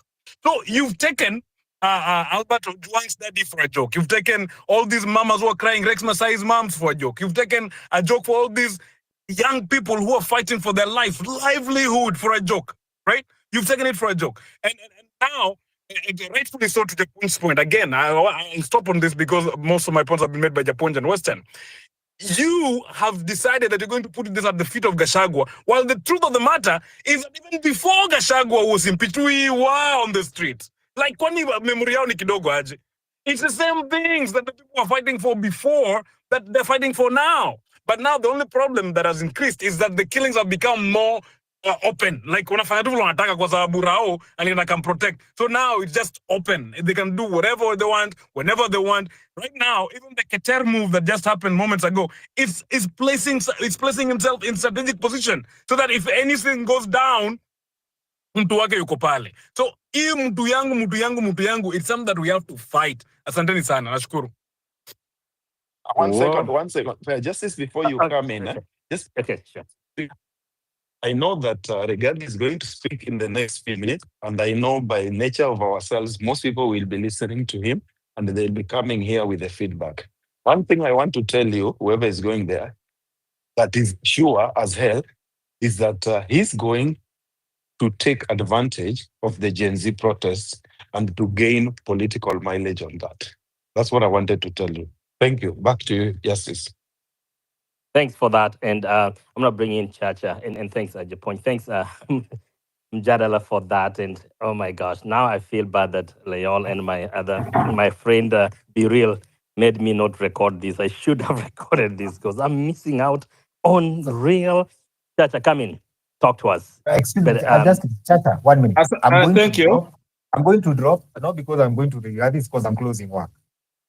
Okay, all right. Okay. And feel free to Okay. come back in. I think this is really picking up very well. So thank you, Anthony, for gracing our space. I Go am ahead, Chacha. happy that Western's submission has really made people to do some very serious introspection. Now, I will spend a minute or so on the same subject, and then go to, I think today is where from here, where we headed. In political psychology, there is a neuron we learned when we were in class back then, called the mirror neuron. Now, this particular neuron, it's a brain cells which fires up when we act or we observe others acting. And I will just spend a minute or so to take you through how it has been perfected by the political elite, at least in our context. Now, the mirror neuron is the one that is responsible for shaping empathy, imitation, and that social bonding. Now, in the politics, the mirror neuron does explain it, at least in the Kenyan context, why we as voters tend to mirror the emotions and rhetoric and the tribal loyalties. Although I don't like to use the word the tribal, I prefer ethnic because tribal it has a pejorative meaning of leaders, often against the interest of the voter. Now, it works in a different way. Now, in our case, Kenya specifically, our politicians have weaponized this psychology. They use performative empathy, ethnic kinship, and manufactured crises to trigger that loyalty. I have to go back like a Makuri, I need to go back and my MP can never be bad. Now, what is this performative suffering?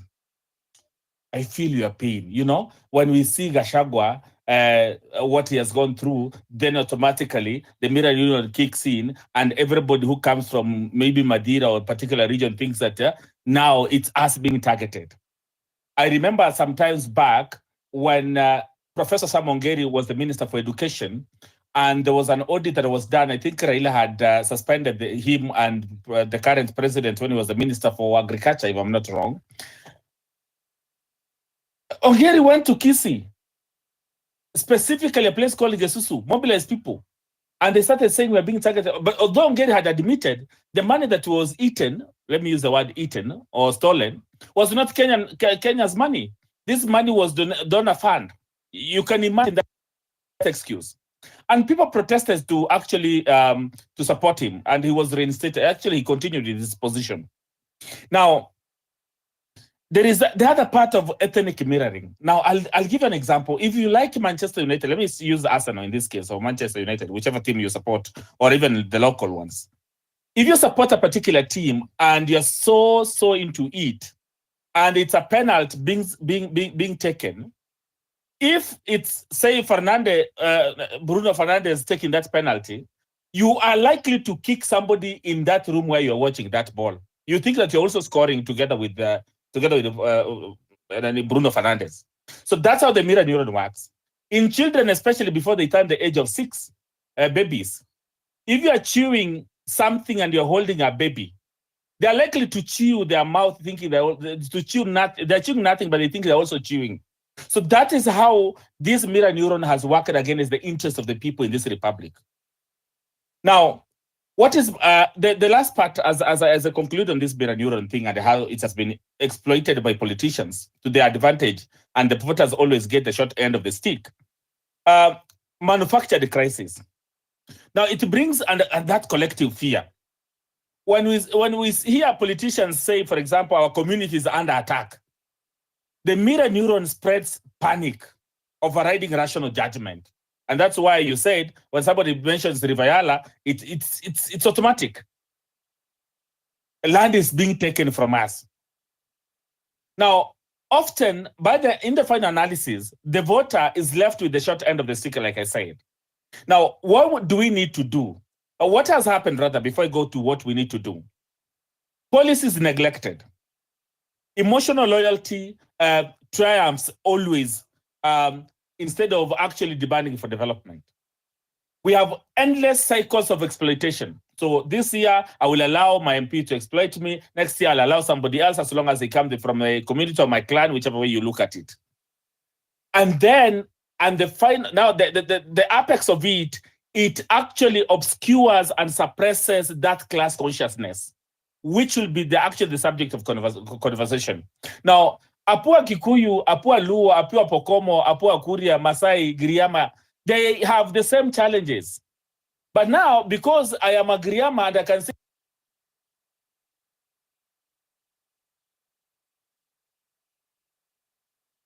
it has worked. But if you touch Mungatana, for example, then I will forget that yesterday I slept on an empty stomach and go to the streets to protest so that Mungatana can be reinstated. So it's much bigger than actually the psychological element to it. Now, I think today, Justice, the way you had framed this is how do we? So we've been speaking about the violence that we witnessed, and I think it's a guy that I think his name is David Lighton. He argued that the conflict has a utility value. But the question is, who is earning from that, gaining from that utility? Who is actually optimizing that opportunity? So what we saw yesterday is that politicians have really weaponized the poverty, and the poverty has become a political currency in itself. So they're able to mobilize youths who look like they do not have, they can't make both ends meet, to embed them in the system, to the protest, and then cause havoc. Now, what are the impact? Why is this havoc important, especially in the context of the protests that we are witnessing? So when we see these protests and the violence that has been witnessed and the looting that we've seen, it's a strategy. The strategy is to vilify the movement, which to a certain degree, I think they have managed among a few people, of course, to vilify the movement. And beyond vilifying that movement, we are also seeing they will also justify repression. We will not allow Maandamano. That's justifying repression rather. They will distract the public. They are shifting the focus from the agenda and the issues that the people were actually protesting for, to criminal gangs, to what they're calling now goons. I don't think there is somebody mwenye amezaa mtoto akamuita goon. Imagine if I knew my brother was a goon. I don't know how I'll feel. Now, they will also profit from it. Some of them will profit from it. But in this case, for example, a police station has been, of course, torched in Ndunyenjeru. There are low courts. I mean, somebody is going to be given that tender at some point. Now CCTV have to be installed in every police station. Somebody will get that tender. So there is rather, violence in itself has a utility value. Of course, not to the protesters, but to some people who have mastered this game. But as I learned, how do we proceed from here? I think, and I say this, I think justice in the other session we had yesterday, it's important that we change this now conversation into now bringing really change, and changing this particular, leveraging and harnessing this synergy to create a political movement that has an intention to actually bring about change and make sure that we bring as many people as possible, whether it's in the county level, the national level, at the world level. Let's have these conversations with the borders, because you need everybody. Failure to do that, what's likely to happen? The politicians, especially the Kanu remnants, are going to co-opt each other. It's not difficult for Rigathi Gachagua to just keep quiet and somebody gives him 5 billion, and 5 billion is my tax. Kalonzo the same. There will be a lot of co-optation as we proceed, as we go forward. I mean, Raila was co-opted. What stops? I mean, does not mean he's the only person who can be co-opted. And we are likely to see more brutality, especially from law enforcement. Unfortunately, this is the reality, because now they have given a tag to this particular movement, but also the disinformation. And we are witnessing now that they are narrowing down this movement into some sort of ethnic-driven uprising. So that disinformation is what we also have to fight. That this particular uprising, which I hope will morph into, is actually intended to bring about ABCD. There is a gentleman who asked a question: how do you create jobs? As I learned, I'm not an economist by any means, by any stretch of imagination. But we need to really push government push government to really focus on a strategic infrastructure, such as, and projects such as power generation, and bring down the cost of power, electricity. Kenya is #1 in Africa in importation of mitumba clothes. If you looked at the data, I mean, that for every mitumba cloth you're importing, you are exporting 1/8 of a job. So that's another conversation we need to have. What is our comparative advantage? It's agriculture. How do we then leverage on that comparative advantage to actually unlock more opportunities?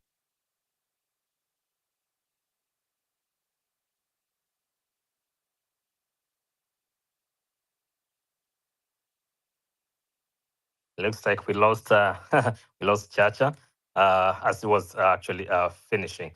All right, so I want to continue that list, and I want to make a request that we make submissions a little bit brief. But I mean, feel free to make your full submission. But once you realize that you are probably repeating your point, I think it will be a good time to land. I have in the order we have Tom coming in, and then Kyokeso, Paul, and then fellow Kenyans. Tom, please, and thank you for your patience.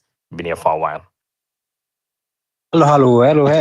Thank you so much for being here. Can you hear me? 100%, yes. Okay, thank you so much. Nashukuru sana kuwa hapa. Now, you know you've been speaking in English, but nataka kubadilisha kidogo niongee Kiswahili. I'm not very You're good. in You're good English. at Swahili is fine. So, Perfect. So I have maybe 4 or 5 issues I want to talk about. The first one being how we can move forward. Today sijafurahia sana nikisikia Jimmy Wanjigi alikuwa ameweka kwa tweet yake akisema on 7th of 7th we should come forward and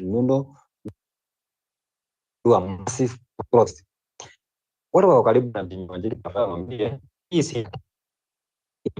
the moment Wanjigi kwa hii vita itakuja igeuzwe ikuwe ni vita ya ethnic war as mkuu saizi amekuwa and that will be a benefit kubwa sana ya the president. So close to Jimmy Wanjigi and his friends wamwambie keep quiet and leave us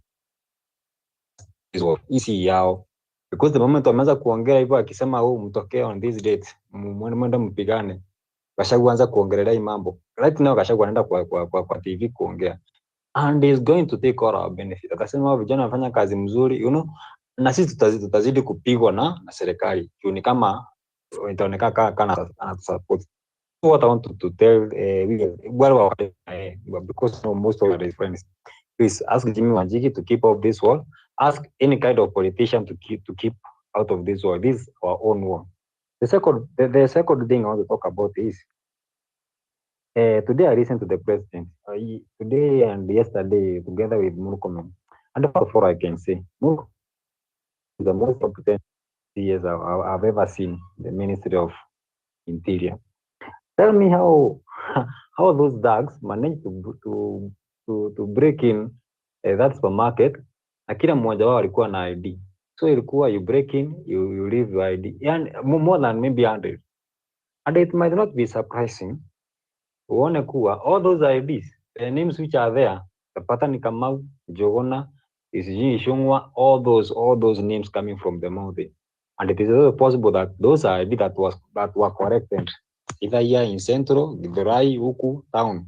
Kama poteza ID yako, jua iko hapo, zimeokota zimepelekwa pale. And then I was thinking how does huyu CS anaenda akizihandle tu touching na mikono yake and then ndio anasema ni evidence. I don't know, sijui anatuona kama sisi ni, sitaki kutumia jina, anatuona sisi ni mafara sana ama serikali inatuonanga aje sijui, but ni sawa. Mkifikishia president habari itakuwa sawa, mwambie this man is the most incompetent that we have ever seen.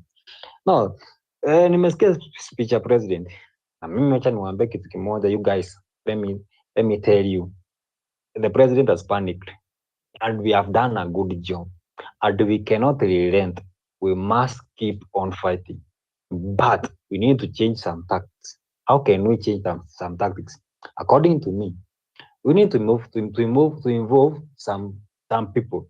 For instance, Babu Owino was with us. Nilimuona hapo na tulifurahia sana. Siona kama Babu Owino anakuwa na maadui wengi huyu youth. Though kunao, but siona kama ni wengi. Whatever we involve Babu Owino, and maybe we can make one of our leaders. Sisemi akuwe leader, na hiyo ni maoni yangu. One of our leaders.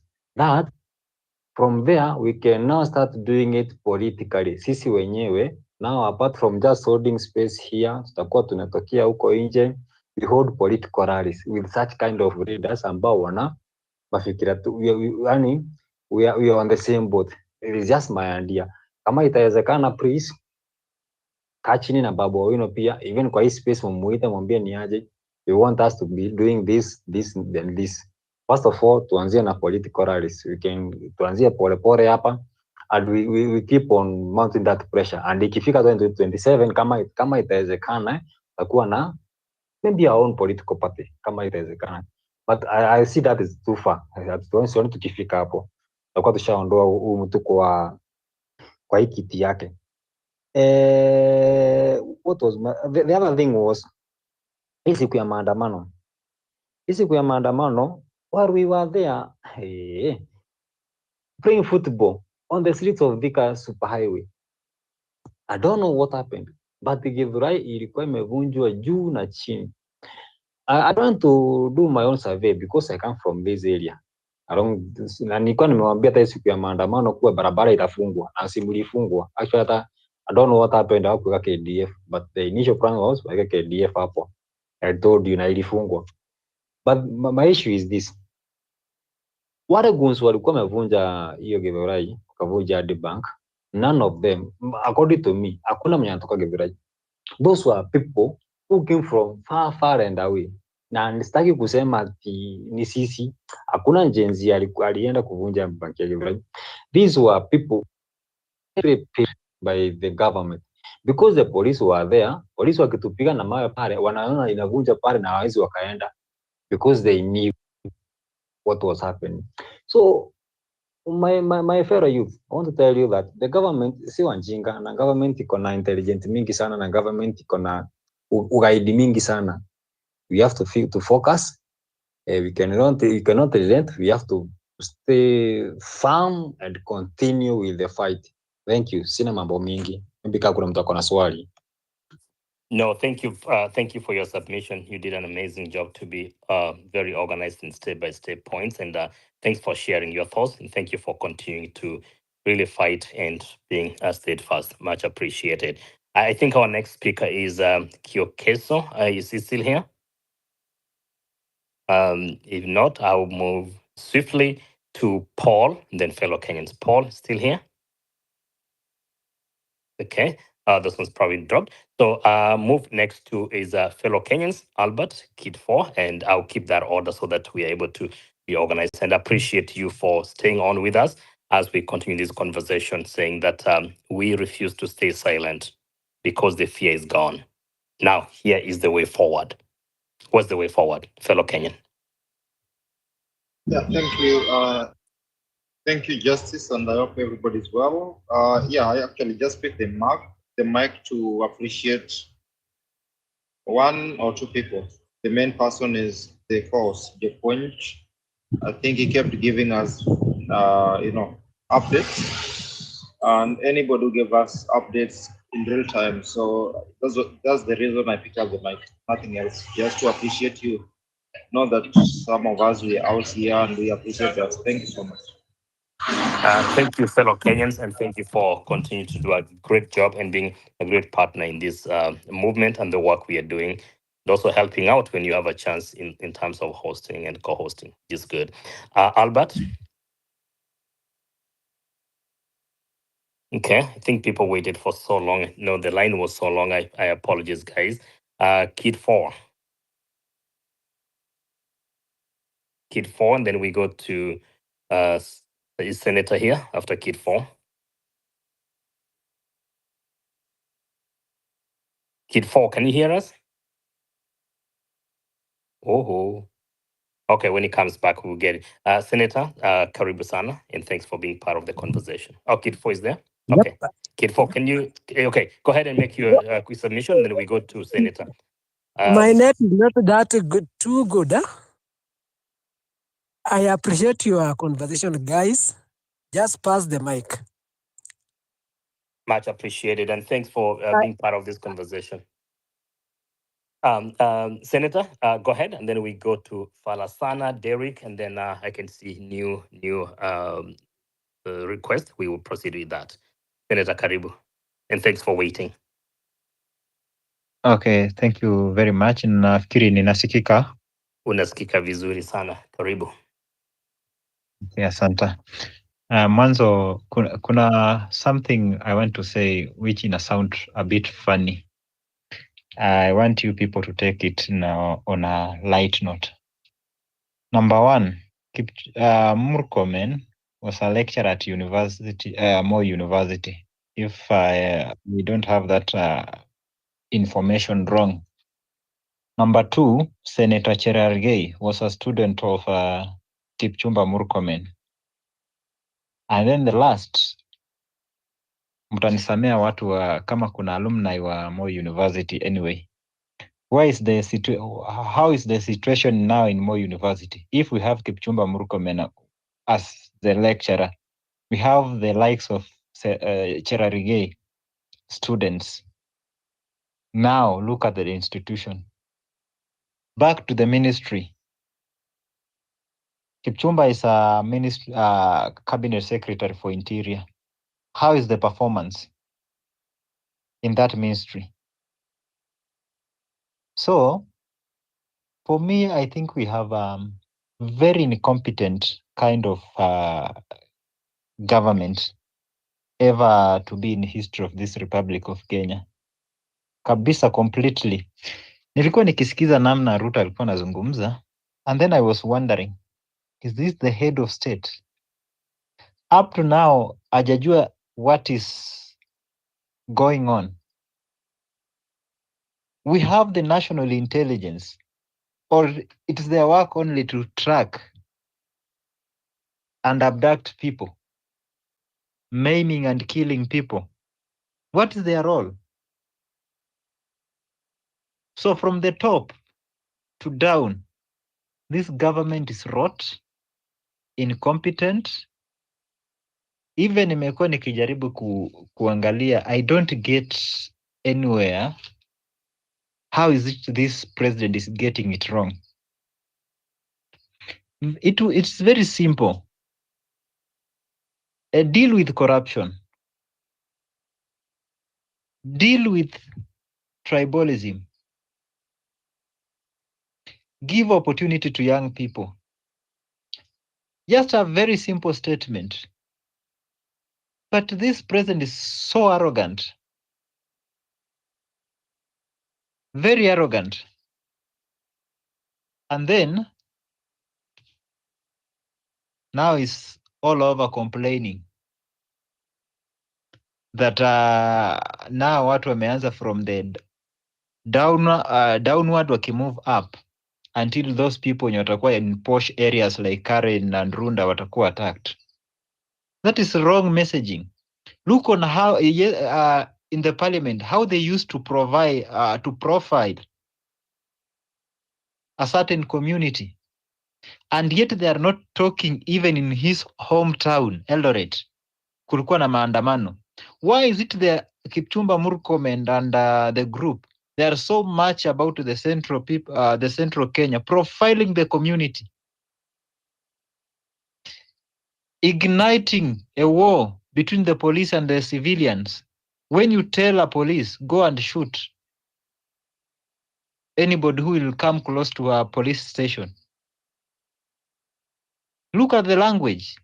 He is inciting the people and the police, forgetting that these policemen and women, they have a home, they have brothers, they have sisters. So today, if a policeman atashoot someone, maybe it is, hata tulikuwa tukiona jana like a son and a mother walikutana kwa maandamano. And then we have a clueless Kipchumba Murkomen talking nonsense. Communication skills for people who are holding that higher office, they don't have. So when people say that they have to go, it is all about incompetence. Look at the government spokesperson Mwaura and the statements. Juzi tumeona amekuwa anataka kutuletea shida na Iran. They were talking all over. The other day they were talking about Ford Foundation. From Ford Foundation, it is Russia. We have the problem in Sudan.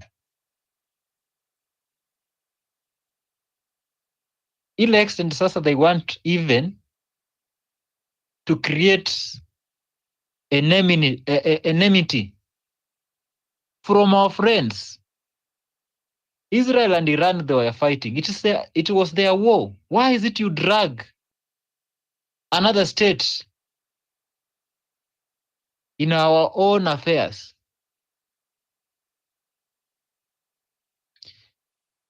President is a symbol of national unity. But the way they are profiling a certain community, it is not good. I'm not a Kikuyu. But what the message they are sending is not good. They should not hide their incompetence by profiling a certain community. As I conclude, I don't want to talk much. We have this woman by the name Sholei. Tumesikiza akiongelea about Maraga. Immediately after ameongelea kuhusu Maraga, security ya Maraga imeondolewa. Hii pesa ni yao, or it is our money? Who is that Sholei in this government in which ana make a statement and then at the end of the day the retired chief justice amenyang'anywa the security? Is this kind of a nation ambayo tunataka kuishi? And I want to tell them, today they can enjoy, but tomorrow itakuwa imeturn on another side. So they can misuse that power. They can set that bar. So when it will turn, the good thing is that now with this digital generation, we can remind them. That is when Ruto can talk something today, we remind him by getting what he said some previous years. When Gachagua talks, we remind him about what he said in some previous time. When Itinga talks about demonstration, we pull up the back the clip, what he said in 90s. So for Ruto and your government, I wish you all the best. But what I know, today you can enjoy, tomorrow is another day for others. So do justice for others as you expect the same to be done to you. Thank you. Wow, that's deep, Senator. Very well articulated and much appreciated for you being part of this conversation, but also sharing your wisdom as we talk about that we refuse to be silenced. And the reason is the fear is gone. No, I skipped Paul, but I'll go to Sana, then I come back to Paul again before we go to, I don't know if Derek is here and Kibunya, they're probably gone, and then we'll bring in a new round of other speakers. Fala Sana, karibu. Yeah, good evening. Hope everyone can, We can hear you, and we appreciate you being here. Yeah, thank you so much for the opportunity. I came in late. However, my solution to this problem is a civilian coup. There is no other option. We have to do this through the civilian coup. We cannot go to elections. Why? If you had listened to a previous interview of Moses Kuria, his remarks were that 2027 will hakutakuwa na elections, that the people in power will sit and agree on someone. And that is something that I can clearly see. Clearly, everybody is seeing that kila mahali ni Ruto must go. But these politicians, watachungaje mali yao? These people, they are there to steal from us. So they will pick someone, probably a Matiang'i, I don't know, someone from that category. And when it comes to 2027, because this particular candidate will go against Ruto, majority of the people will vote for that other candidate. And the system will continue. That's what they are planning. That's why I was suggesting that in this match, we need a civilian coup. We need to overthrow everyone, drain the swamp. another point, mentioning of Gachagua. I mean, Gachagua, the reason why he's only popular is because he's speaking what he's the only politician who has the power to raise our voice, who's speaking for us Kenyans. Right now, everyone is saying Ruto must go, but who's amplifying that voice? It's Gachagua. That's why whatever Gachagua is saying is resonating with you and me. But however, once he gets that power, we will not achieve what we want. He's the same. There's no difference between Gachagua and Ruto. We saw them in the first year and the second year. We saw how Gachagua was. Now, after he's been ousted, he's now the opposition. He's speaking for Kenyans. Same goes for Raila. We saw him before the handshake, before the bread based. He was against Ruto, lakini sasa saizi vile anakula amenyamaza. And the politicians take kin of what Moses Kuria said. Lazima tuangalie maneno. Yeye anajua mengi yako kwa hiyo kitchen cabinet. And we need to remove that kitchen cabinet. Otherwise tukiamua ati tunaenda through the constitution way, haiwezekani. We need a civilian coup. Hii maneno zingine hapa, these people are script writers. They generate what we call, wanaundanga ka script, like kama history ya Lagat, the former DIG. Hiyo story imelala, walitumia hiyo crisis kupitisha finance bill. These people are smart. Msione kama hao politicians hawafikiri. Now they have created a crisis. Saizi tumeenda kwa Murkomen, tumesahau ile vitu. Script tu inaendelea tu pole. Sisi tunapelekwa tu, masaa zinasonga as we head towards 2027. So we should not take hizi vitu yenye mnaona kina Murkomen kina nani, no, hii tuachane nao. Wanatubombard na hizi vitu mingi mpaka tunachanganyikiwa, tuende hapa, tuende kule, tuende kwengine, but we need to break the system. The system is rigged kabisa. It is rigged not to favor you and me, it is rigged to favor them. Askari tu, anyone. Fala, first of Yes, all, Justin, yes. thank you so much for the opportunity. Fala, you said that we need to devoid ourselves of the system. Then I want to challenge you, because whatever you say is some of the thematic things that we've been saying for a long time. Oh, wanapanga sisi, oh, psycho, kuna hii jina siku hizi mnajua. Oh, ni sideshow. So then tell me, how then are we going to break or not talk about Murkomen, who was parading ideas yesterday? How is that possible? Sant? We need to kill the snake by the head. We are aiming at the stomach. You see, sisi tuliendea Eliud Lagat, story ikaenda finance bill. Sasa tuko Murkomen, but the head is there. Kill the head, we solve these problems. You see, mavitu zitakuja, challenges zitakuja leo, kesho kutwa. Na the moment, na unajua igava si ati iko hapo kukusaidia. Mtu anasema ati polisi wanafanya nini? Polisi wako hapo kusema yes sir. Ruto akisema ni yes sir. You saw what Murkomen was doing. Hapo tu kila mtu alikuwa tu ni yes sir, yes sir, yes sir, yes sir. Hata Kanja ni yes sir. Nurdin Haji yes sir. Amin yes sir. Everyone is yes sir. Kama kila mtu ni yes sir. Aipoa yes sir. Then what? We need to break the system. Angalia appointing authority. Who appointed the IG? Who appointed the NIS? ODPP ni nani? Aipoa ni nani? President. Kila mtu ako hapo tu nakwambia mimi nilikupatia hiyo kazi. Wewe sasa ni kunifichia. Kunifichia. So how can we work with such a system? We need to kill the head. Ukikill the head, hao wengine wanateremka. So what's the recommended replacement? So in the civilian coup, state house, occupy state house. That is the only solution. Hizi zingine tunachezwa mchezo wa town. Leo saizi magoons au magoons ni nini? Si ni state sponsored. Si ni wa police ndio wanachunga au magoons. Will you fight the state and the goons? How do you fight that? My friend, saizi Murkomen anasema shoot to kill.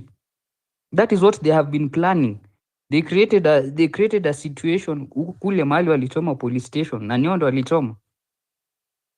The state ndio wanafanya hivi vitu yote. Wanaleta tribalism maingiani. Sasa imebidi wameinfiltrate a protest. Wanaleta magoons such that the public wanaweza kuwa nasema ai hii vitu ima protest yenu inaleta madhara.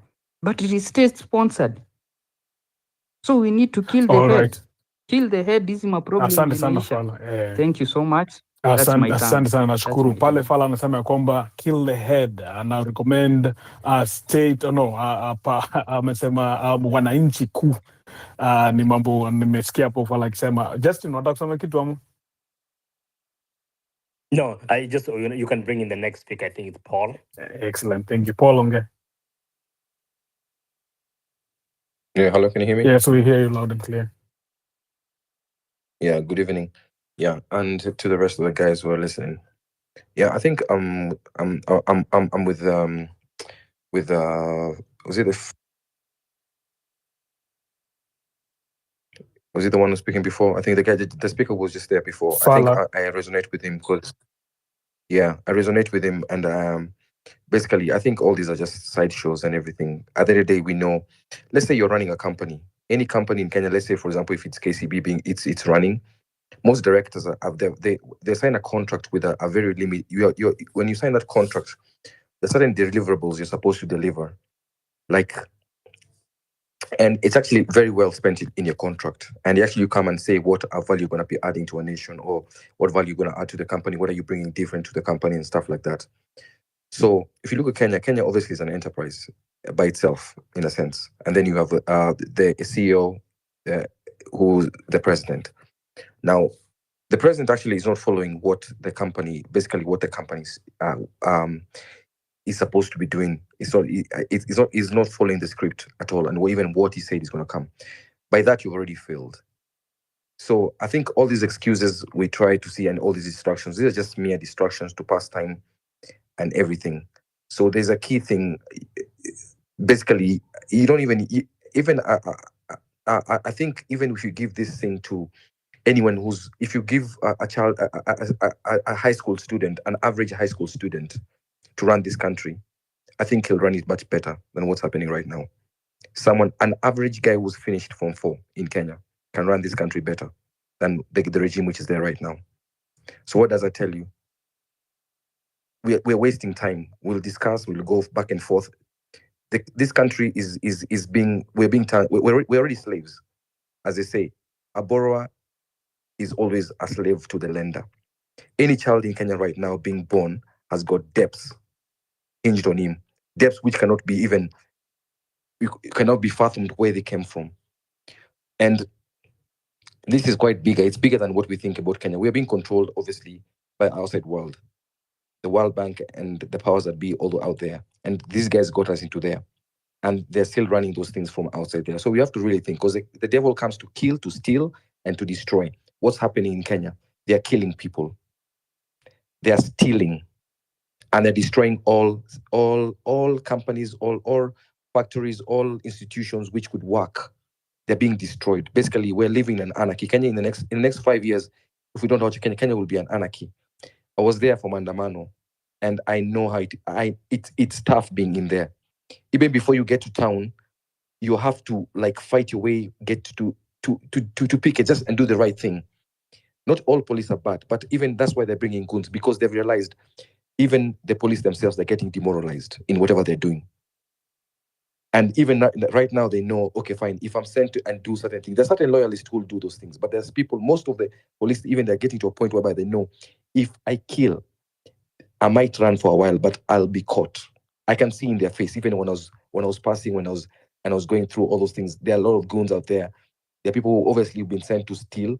And at the end of the day, there will always be casualties. There's always be, there's a price to pay for freedom. No freedom is given easy. Even Christ himself had to die, in order for us to have this life that we're living right now, or redemption or grace. There's always a price to pay. But the solution is this. Kenyans can agree. What I like about Gen Z is Gen Zs take action. That's why.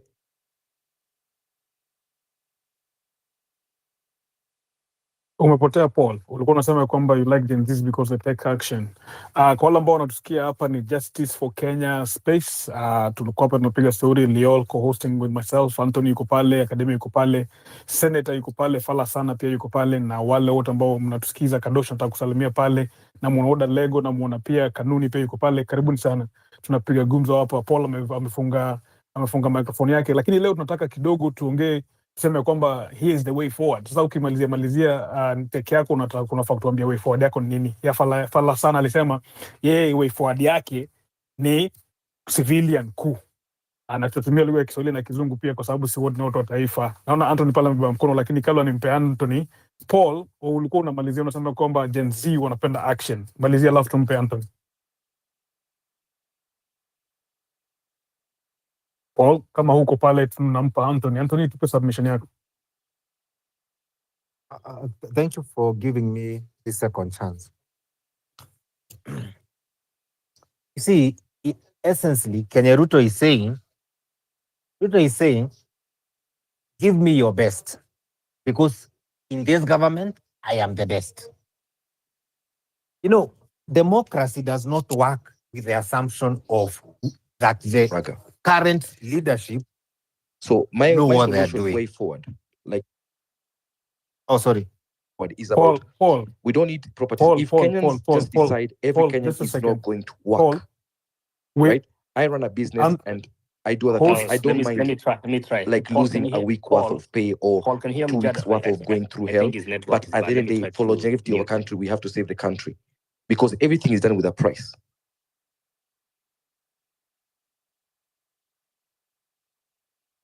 Paul, I think we're having connection issues or network issues with Paul. I think he cannot hear us. Jokes, host, what did you want to say? I was saying, you see, democracy does not work, or any even what we have in the UK, the monarch. It doesn't work where we people who feel aggrieved work with the assumption that the people we elected understand why we have grievances. Remember, when Ruto, the president, is appointed, he surrounds himself with his advisors and his inner circle. And they keep on telling him, when he asks them, what are the people saying? People will tell him, oh, the people love you. Are my policies working? Yes. But why am I seeing people doing this? Oh, it's Gachagua. So they give him the fear. They give him a boogeyman. And then he continues perpetuating what he you know, if you ask Ruto today, Ruto will tell you, me, I'm implementing my manifesto. And it doesn't matter how much you shout. If you ask the Germans, if you went and asked Hitler, what are you doing? You're killing people. People in Hitler's government would have said, we are implementing our manifesto. So in democracies, you don't actually work with thinking that that person who you are fighting is clever but is ignoring you. You use his ignorance to change the way things are working. So as much as, you know, we have this thing where we believe Ruto is too smart not to understand what is happening. Or he can see it, but he's ignoring it. From where I sit, I really don't care whether he can see it, not see it, whether he's ignoring it, whether it is in manifesto. That is not what I sit here and care about. I care about one thing. As an employer in this country, I have reduced my staff by half. As an employee in this country, I'm struggling to pay basic salaries of the half that I have. As an employee in this country, I'm struggling to service my loans. As an employer in this country, I'm struggling to access Medicare, which I'm paying every month. So if I have the chance to change the way things in this country are run, and I wake up one morning and I decide that, you know what? The only person who can solve this problem is me. Ruto is asking a very simple question. You know, like all dictators ask that question. Instead of me, you've come to me in the battle of the streets. You've come with stones, with your flag, and with your fist up.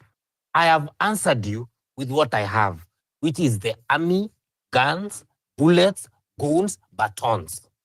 Now I am asking. I claim I have lost 300 of my people.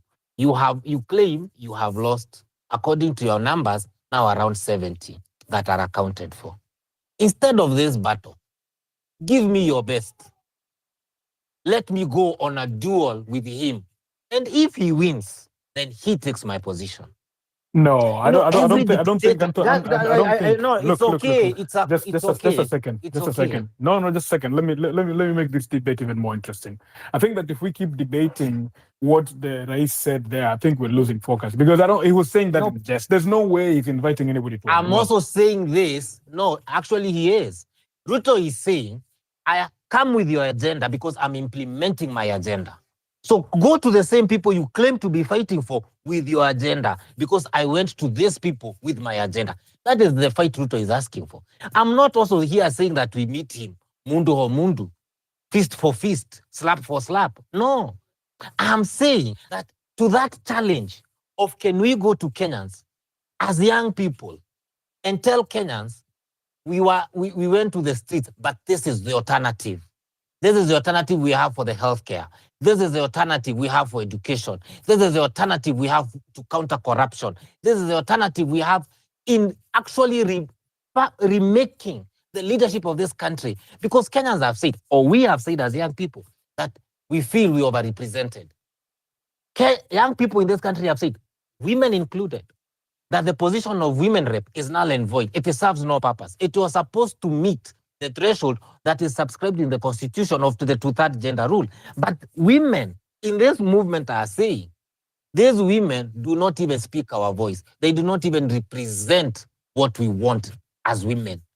So Kenyans women are saying, can we do away with these women? Now, I'm not saying all women, but some women.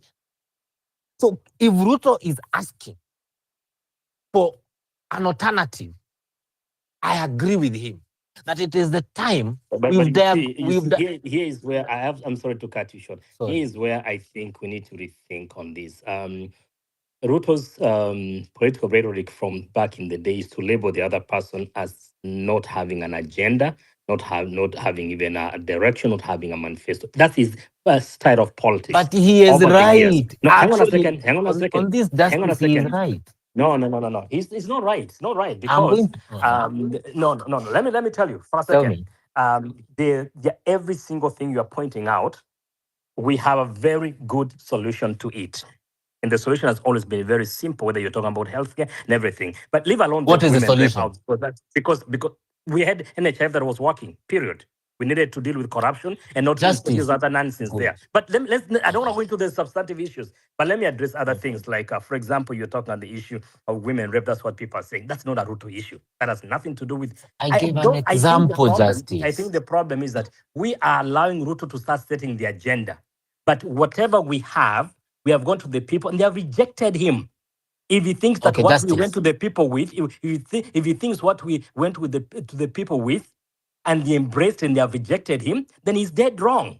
Because what he has gone with the people with which he thinks the agenda is what people don't want. So we have given him something. But proceed to land, then Mujadala will carry on. But continue. Justice. Let me just give you some highlights of what Ruto promised the people. Ruto promised all pregnant women that 6 months after giving birth, the government of Kenya will supply them with diapers. Ruto promised every hustler, every wheelbarrow pushing person in Gikomba. Ruto promise what anything. Ruto okay, just let me finish. It doesn't matter. That campaign is what we voted for him on. Ruto went and carried himself on a wheelbarrow. Any of us, I don't know. Okay, can we go then to the people with the truth? Because Ruto understood the problems of a hustler. Ruto went to do you know the reason he used a wheelbarrow? Because it's the most common thing used in Gikomba. If any of you have been to the Gikomba, when it rains, you are actually given either a trolley or a wheelbarrow. Okay? So Ruto understood what the people want. That's the reason he was giving people carts. Pulling cards. That's the reason Ruto was talking to the mama mboga in the market. And those are the very same people his government is taking out of business. And when Ruto says that if you have a better agenda, then go to the same people, are we saying as Kenyans, we young people, that we cannot summon the courage to say we believe in ourselves? Because I've had people mention Matiangi, Maraga, Omtata, Rigathi, we've had none of them in this coming election is the mean age of Kenya. None of them is 40 years. Anthony, I want to give you one. Saying, I want to give you 1 minute to learn because you've had the mic for a while now. So, So, so let me ask you then. Come on, Mjadala. You know, I'm the only one who's talking, and all of you. And don't be sarcastic. I've not been the mic for 1 hour. No. I didn't say 1 hour, for a while now. That's what I said. So my question to you is this: you keep saying that we should go to the people with the truth. So now, chat that way forward. Nobody's saying no. We're saying that now. That is exactly what I'm saying. Okay? Can we, as young people, come together and say, as young as we are, we have a plan for education, and we buckle down, we anchor down, we go into our think tanks. Bring the minds of Weston. Bring your mind. Justice, bring your mind. Leo, bring your mind. Academic, bring your mind. And we say, can we write our education policy? This will be the financing model for universities. Someone else will come and say, we are doctors. I know, I have friends who are doctors. And they'll come and say, we are practicing doctors, and this is how we can reform the health sector in this country. We sit down with engineers who are jobless, who are doing, casual works here, working for people who have not even gone to school, but have enough money to buy caterpillars and lorries.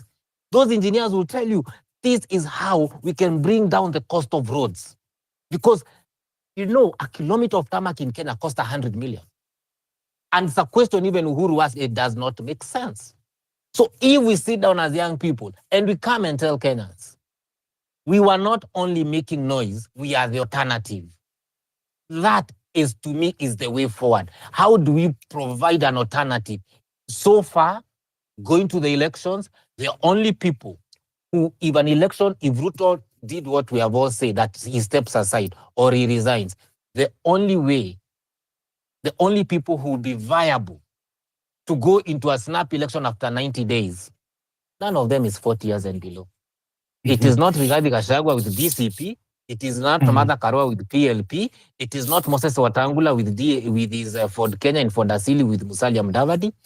It is not the former Minister of Interior, Fred Matiang'i, who's now been given Jubilee. Where are the young people who have bared the brand of this discussion we are having today? Where are the young people who are the reason the entire world is watching Kenya? The reason the most famous TikTokers are coming here to see this thing. The reason the entire Africa is talking about us. So we can set the discussion, but we cannot take up the leadership position. I beg to differ. We can lead, because if we are clever enough to see the mistake, then we are also clever enough to correct the mistakes. It's the high time other people plug into us. That is my simplest way forward.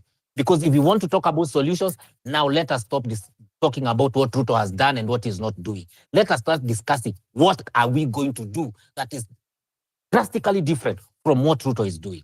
That is the discussion Kenyans are waiting for. Because all Kenyans know where it's pinching. Asante sana. Thank you very much, Muridi. I think Muridi is bringing up good points there about us taking up the bull by the horns. And I thank you, Western and Academia, for holding your hands up. And Academia will go after this, then Western in that order. And really, Anthony is bringing up a good point. And I think that nobody's really disputing what he's saying. But some people might argue that it's not our job to give Ruto alternatives. He was elected to work. Either he works or he gets out. So Academia, I would like you to, first of all, reflect on what Anthony has said, just to string the discussion along together, and then bring us your points that you had. And Academy, please. Thanks, Mjadala, Justice, Leon, and the rest of people. Can see Western, Fala, Senator, Eunice, and Penis. And Anthony. Anthony is raising something very important. The question is that, are we ready for that? If you ask me, in my honest opinion, we are not ready for that, at least not for now.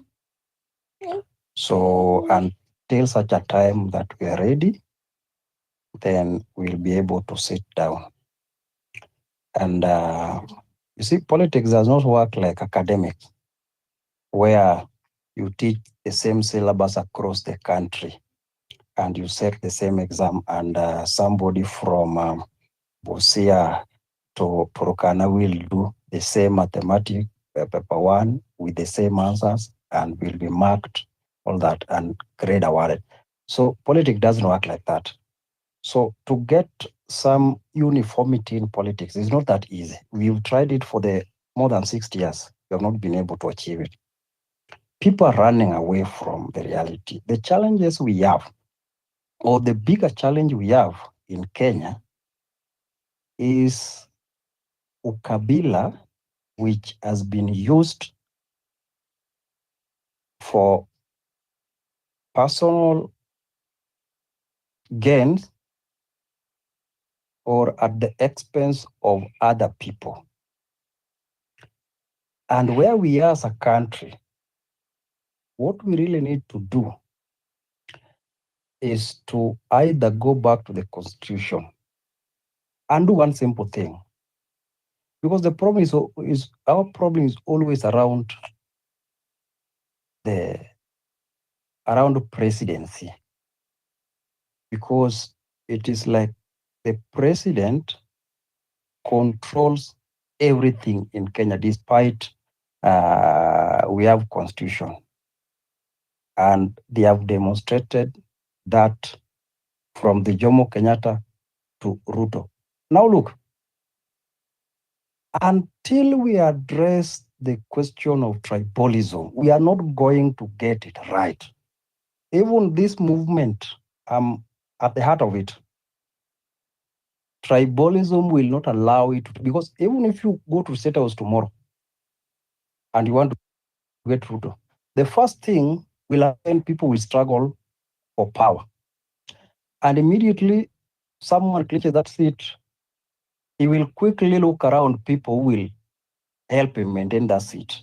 And you don't need to go further, will be tribal men or tribesmen that will around that person, will surround that person. So what we need to do, Njadala, and I've said this thing countless times, allow Kenyan to seek for only one thing. Let us have a rotational president. In that way, the tension of the politics will come to zero. And let me give you an example. Today, Anthony is here. Anthony comes from Mount Kenya. Ask Anthony today that if we decide today and say, okay, let's have that regional, let's take that thing to Western or let's take it to Coast. He will not be very comfortable with that. Why? Because they will start saying that we have the numbers and therefore in a democracy, numbers matter. That is the narrative. So those numbers matter, yes. At whose expense? That is the question we need to ask. Because in a normal society, sometimes you go beyond the law, you address the logic. Even sometimes when you go to court, there are certain things the courts cannot address. It's so complicated that you'll be sent out of court. They will say, we are just about law and all that. We cannot go beyond law. So we can even refer you to dispute resolution alternative that is very flexible, that you don't need to stick yourself to law. You can iron those things out. That is the stage where we are. We are like, we have a problem, but it is so complicated that law cannot address it. So we cannot go to court. So what we need to do, we need to sit down with a team to look at it so that people who are involved in this case go home satisfied. Because in a court, they will follow law and want us to lose either way. So that is what we need to address. In fact, if Kenyans, the way this movement can decide, we say, okay, the problem can address one problem for Kabila. One, let's take away presidency and say, let's start with it is rotational. So one, it means it is not going to be Rift Valley and Central for close to 30 or 20 years. If you poke that question, just bring that question, you will see the reaction. So that tells you that people are not ready to move as a country. There are people who are very willing. But then, Academy, I would push back and tell you that having a rotational presidency is not solving tribalism. What would you say to that? It will not. I've told you, it will reduce the tension of politics. Because look, if today you take it to coast in Mombasa, we will go to election knowing that the president will come from Mombasa. So that urge, like you want it to benefit yourself, will not be there. And even those people know, once we have it, it will take so many years for it to come back. It means you have to do the right thing. Because if you fail to do the right thing, you are going to be in the cold for a very long time, and nobody is ready to do that. That is just look, Mujadala, some time back, even the national schools, do you know there are some time where in a national school there are places who are not even able to get students to join national school because it was like a cartel.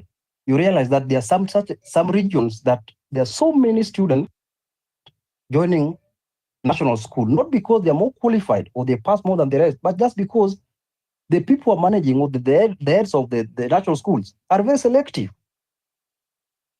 And then they came up with something called the quota, the intercounty quota, whereby you cannot have a certain, you are given limit which you can admit from the rest of Kenya or from where you operate. So that tells you. And for those reasons, that is why I'm saying, because we have a very big problem when it comes to presidency. That's where the problem is. Even elections is so much concentrated at the president level. Either we make it ceremonial president, he does not have power, we take away certain powers so that those powers are invested in the National Assembly, they decide, and the president has nothing to do, or we make it rotational so that we can just try, because we have tried, the system we have tried for the last 6 years has not worked for us so well. And therefore, we need to try another one. If it doesn't work, the people who will be there will feel it, will deem it fit to change it. Because it's just a matter of trying to check which best way we can live together. Otherwise, we are running a mock country that will burst viciously if we are not careful. You get the point? I do. So as you land, I'll ask you a question here. As I land. Now look, Mjadala, it cannot be a country multi-ethnic like Kenya, over 40-something tribes. And there are places where they have not even received even a PS. While certain regions or certain places have more than half of the PSs. It doesn't work like that. It can't just work like that. Even if we say we are region 8, those are the things will not make. I was not even tribal when I was born. I went to primary school, went to high school. When I reached college, I realized there is something called tribalism. It has never liked me until today. I'm telling you, I'm very honest, by the way. I believe you. What I'm laughing is honest. That I'm laughing because the people who've been here for more than 2 hours, more than 1.5 hours, know that Western just said exactly what you just said moments ago. Maliza. Because I've passed it. I'm at the University of Nairobi. I know how tribalism has raided that university to the level where some people could not even just get a chance just because the president is so and so and will influence the university management to the last person, even to the sweeper. That is the fact. And anytime national politics changes, the entire management will change to align with that, and depends on who is the set house. Those are the things we have seen. I was not born that way, but I've gone it through, and I'm still experiencing the same. So we are saying what I'm saying, Mjadala, we have to decentralize power completely, or we make counties a federal states, whereby the governor is so powerful, more or less the same like president, like what happens in the national state and other jurisdictions, so that we reduce this tension. Because the problem, they control resources. By law it is decentralized, but that's not true. It is centralized around State House. And who controls it? It is the president. So you put Ruto there, Ruto will control everything. That's where today we'll appoint so and so, tomorrow we'll appoint so, and nobody question that. Even to the police, we need to decenter whereby if you are from Kisumu, the police of Kisumu manages Kisumu. The police in Mombasa manages. So nobody has total control over the security of the police. We only have army that can be controlled from a central point of view. But the rest we distorted so that people feel comfortable with the country. Otherwise, we are running among country. It will burst. Even with the Gens, it will just burst because I don't see where we are going. We are pretending so much, but we are not addressing the real issues. We must address tribalism to the core. Until that time, we are not moving even an inch. We are not going to move an inch. Let us forget about these things. Today, Anthony is telling us this. Today, I'm telling you this. No, we are not going to get it. Even 2027 will be just tribal because if it is not Wamunyoro, it is not Ruto, it is going to rotate around these big tribes. Because look today, today Matiang'i is there. Matiang'i is there, and there are people are saying, you see, Matiang'i, the Mount Kenya has gone. Somebody is telling me the Mount Kenya votes have left Ruto. So where is Ruto going to go? Look at that logicality. Look at that silliness part of it. That Mount Kenya has left. So somebody knows that the entire Mount Kenya will not vote for Ruto based because Ruto is, maybe Ruto betrayed them by impeaching Gachagua. That's the only reason why somebody is telling you that they are not going to vote for Ruto based on one individual that was impeached. And then there's somebody who will tell you, okay, Nyanza will vote for Ruto just because Raila purportedly is in government. So those are the things, and they are the reality. Let me tell you, they are the reality. Unless we deal with them, we cannot. We will conceive a lot of problems. So we must work along that line because we are suffering because of tribalism. I cannot get a good job just because my name is Onyango.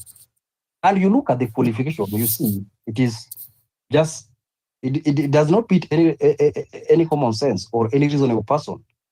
Those are the reality. I'm not only Onyango. Even Anthony cannot get a job just because it is a Mwangi. So we have. All right, let's land there. Yeah. Yes. Thank you.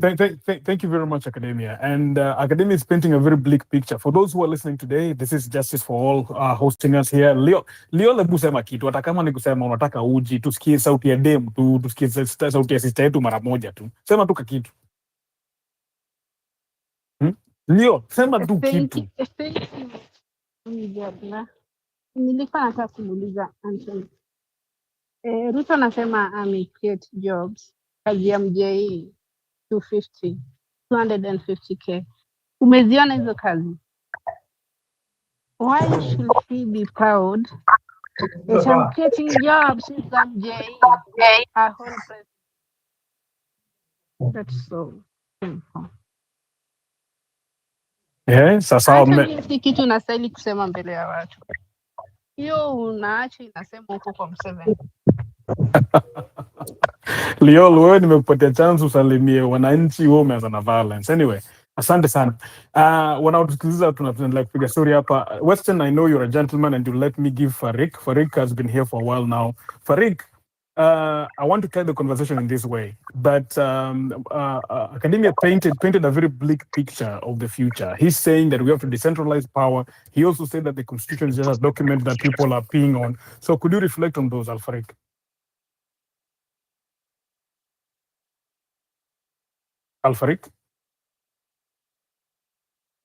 Alfarik unacheka nini sasa? So you want to go? Anyway, Weston, could you respond to those questions or those concepts that I took from Academia's submission?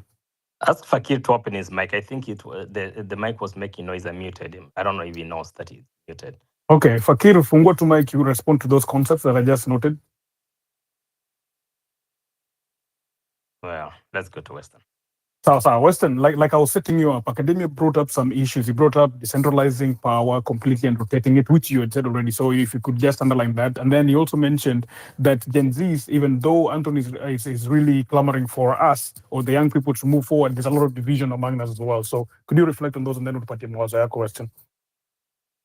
Jadala, if there's one thing that characterizes us as a society is dishonesty.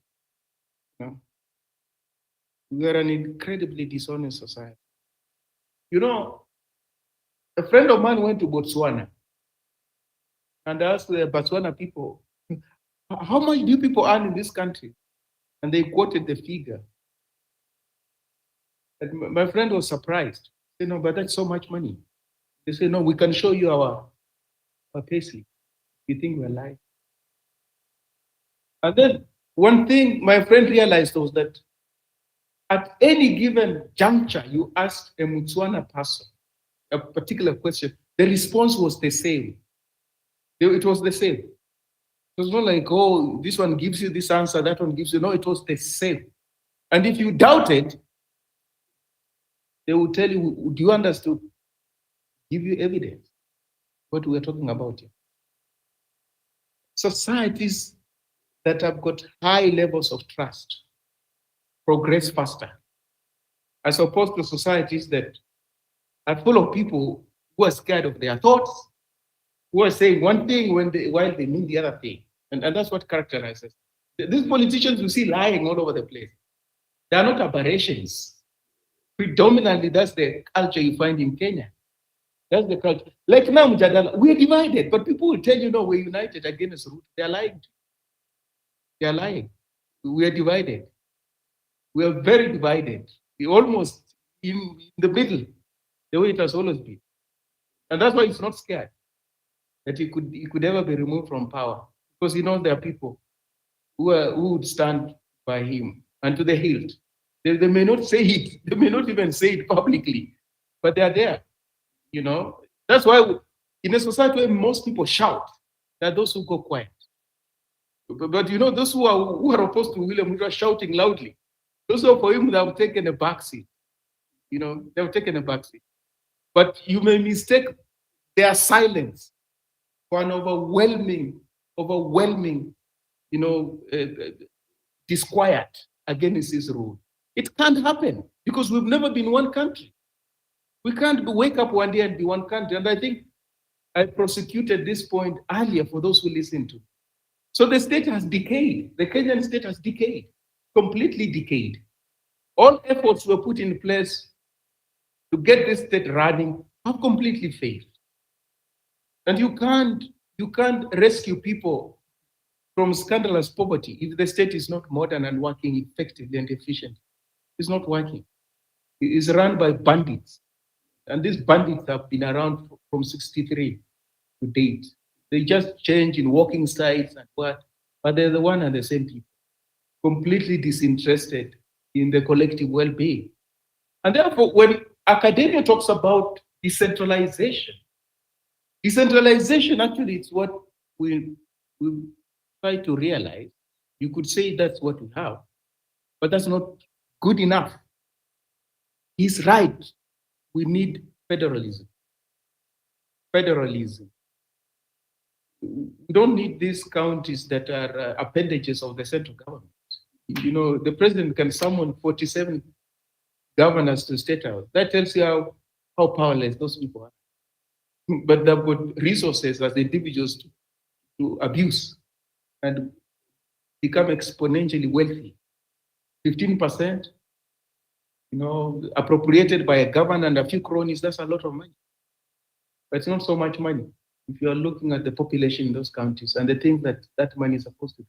So decongest everything from the center, including power.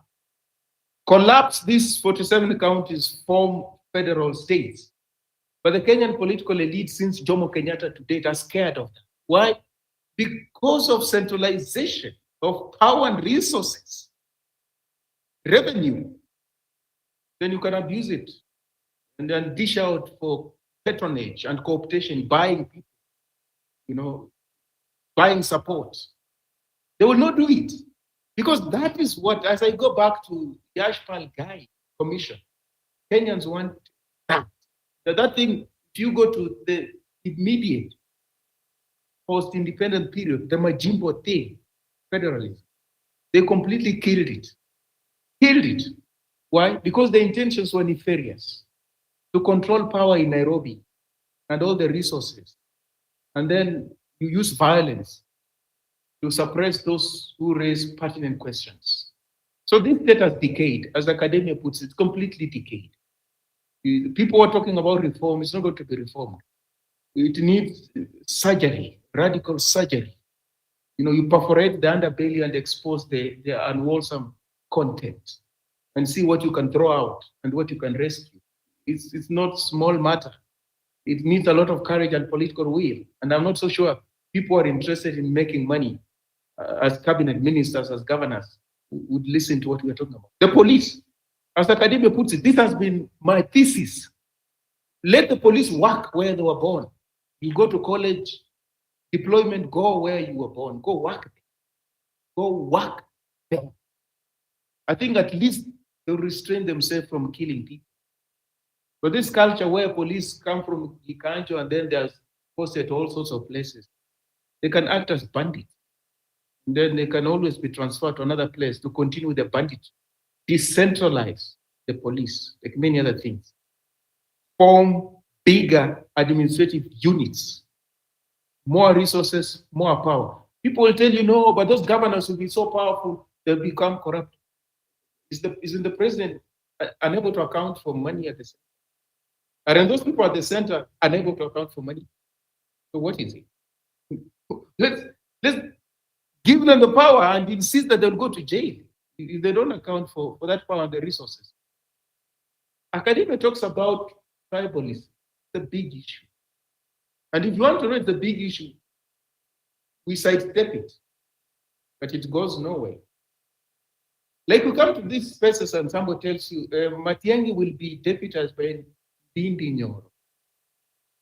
They tell you, they don't even think twice. And I can tell you how that will proceed.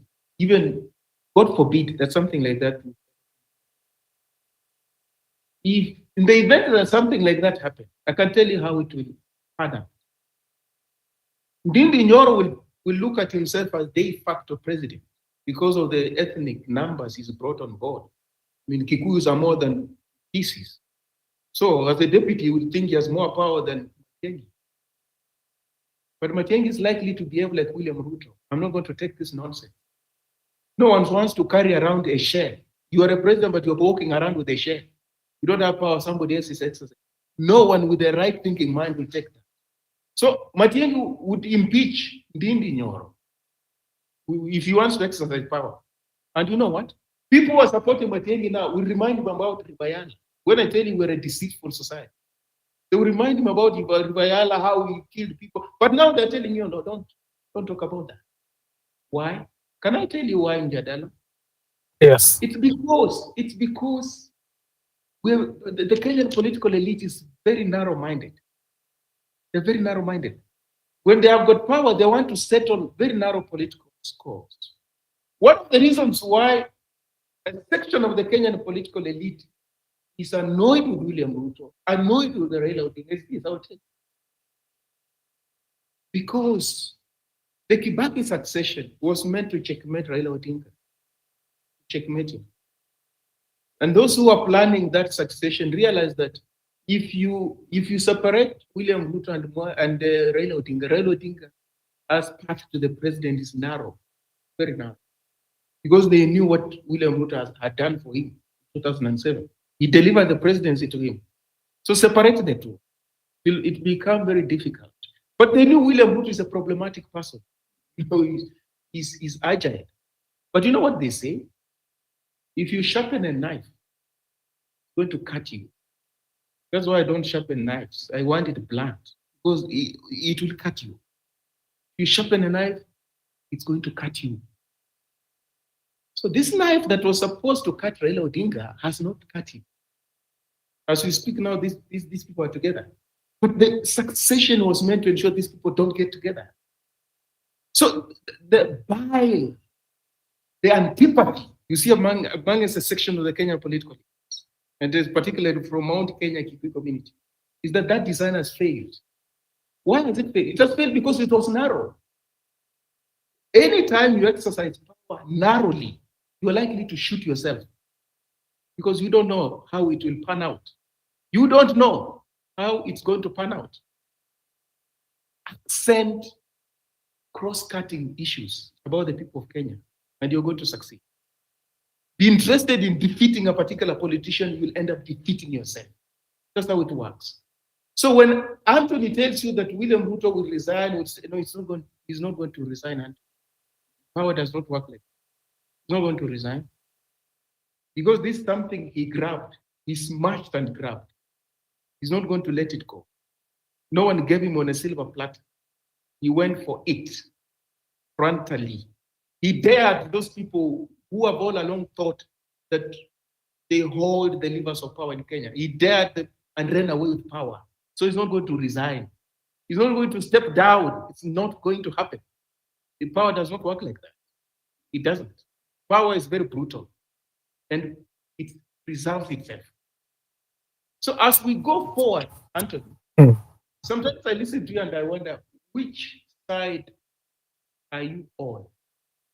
Because on one hand, you talk about youth, but on the other hand, you are panting for the ancient regime, the old order. Old order. Do you want to auction these young people to the old order? I am afraid that's your intention, Anthony. I am afraid that's your intention. You're not interested in transformation. But how could you say that, Weston? Let me get in here, unless we go down a bad. Let Weston make, no. I allow Weston to make his submission. No. I will answer him. That's fine, but this is my session. Let me moderate it. I'm going to moderate it this way. From what I heard, Anthony said. Now maybe you have prior data. What he's speaking about is us, the way we're sitting here, create ways for. I did not hear him, at least for today. No, Mujadala.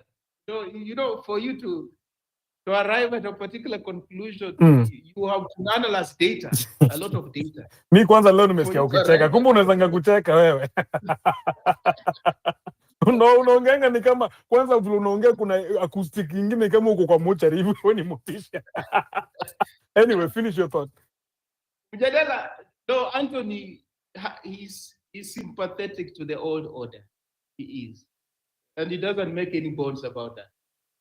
So if you listen to him and you don't pick that out, then there's something wrong with one's listening skill. His pride that this young people's constituency aligns itself with the old order. And the old order that's out of power, gravitating around regarding that. He does not mean that. He doesn't. I mean, I listened to him on another platform the other day, and he thought that the protests were a dumb squib. He did. Dumb squib. So that whoever went for protest didn't appreciate what they were doing and whatever. But Anthony, that's what I'm saying, that we will not transform Kenya if we change our positions like a yo-yo,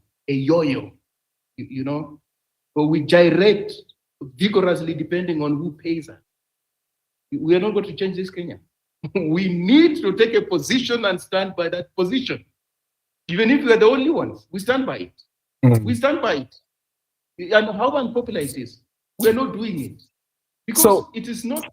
Yes, Mjadala. No, finish your thought first, and then I'll ask you a question for landing. Yeah, because, Anthony, you tell me,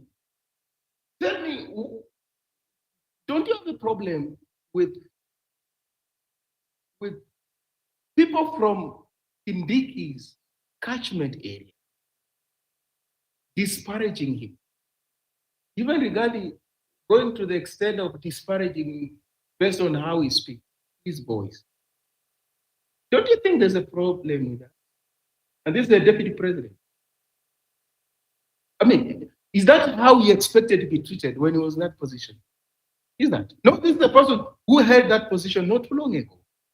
But now publicly, he can pour scorn, ridicule the person who is holding that position now, publicly. He's doing it. How does that enhance social cohesion? How is it? I may have issues with Kindiki, but at least the office he holds, I need to accord it respect. I do. Because once I rob it of respect, it doesn't matter who holds it. It's going to be a hollow office. That's the point we miss, Anthony. Don't you find a problem with that?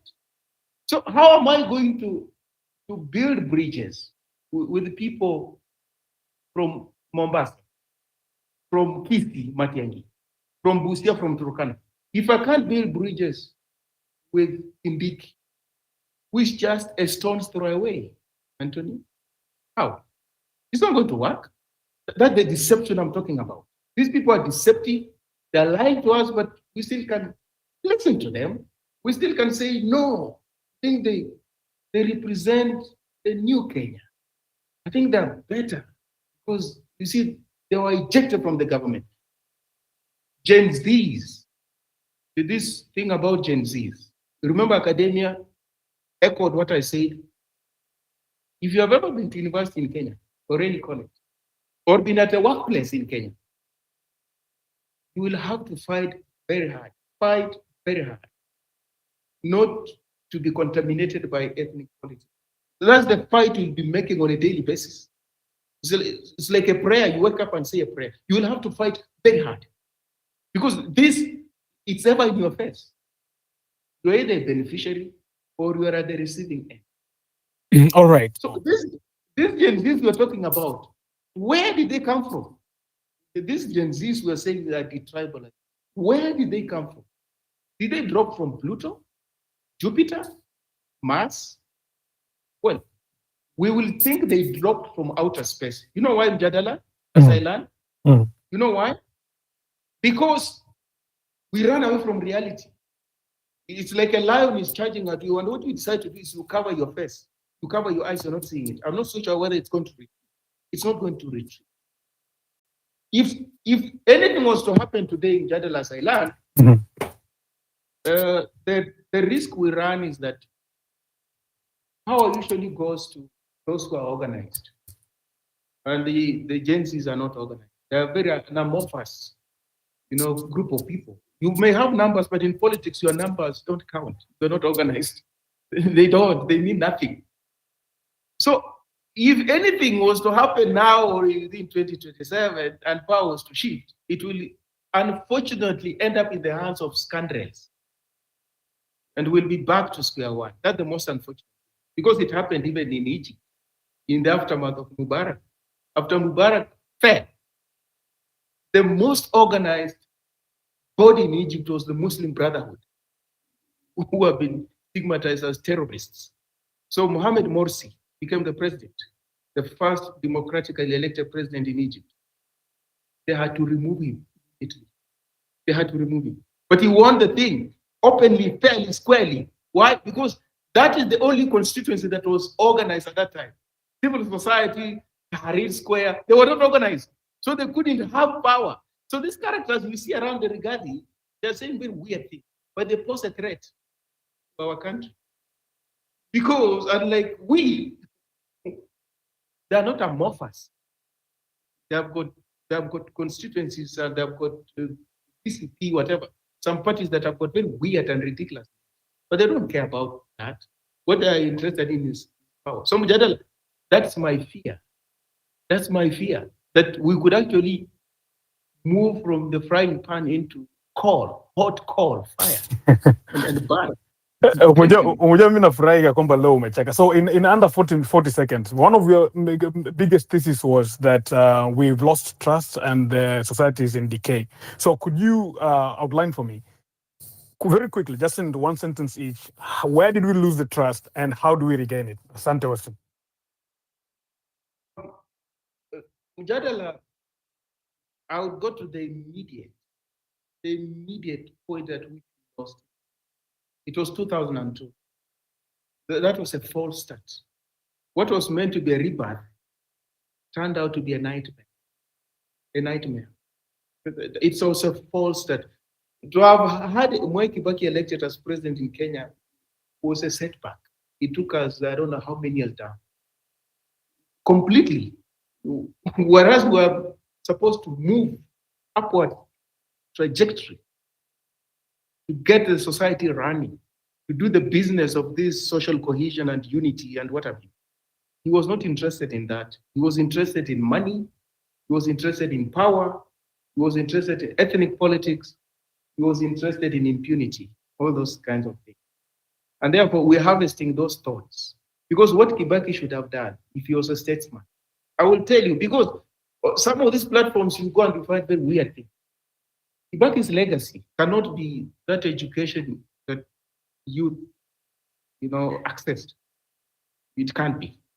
It can't be a road or a thicker road. It cannot be the economy. His legacy is the divisions we have in the society. That's his legacy. The fragmentation we have in the society. That is his legacy. What Kibaki should have done, Anthony, Mujadala, everybody, when he was leaving power, was supposed to have endorsed Raila Odinga succeeding. Something unexpected. That was statement two. What everybody least expects. This was the contested election. I didn't win this fair and square. People died. I'm leaving power. I'm going to endorse Raila Odinga's nation building. Nation that would have really been, such an injection in the arm of Kenya as far as nation building is concerned. I can put it to you. Nothing would have surpassed that. Nothing. And Raila Odinga would not have jailed anybody. In fact, nobody would have gone to the ICC. Those cases would not have ended at that. Those matters would have been resolved locally. Because the person you are accused of stealing your elections, well, you smoked the peace pipe, he's leaving office, he's endorsed you as his successor. He did not do it. That's why we are where we are, Mujadala. We've not had a statesman until we get one. We're still stuck in this slide, unfortunately. Academia is not painting a bleak picture. The picture is already bleak. It's just perforating the underbelly and exposing what is there.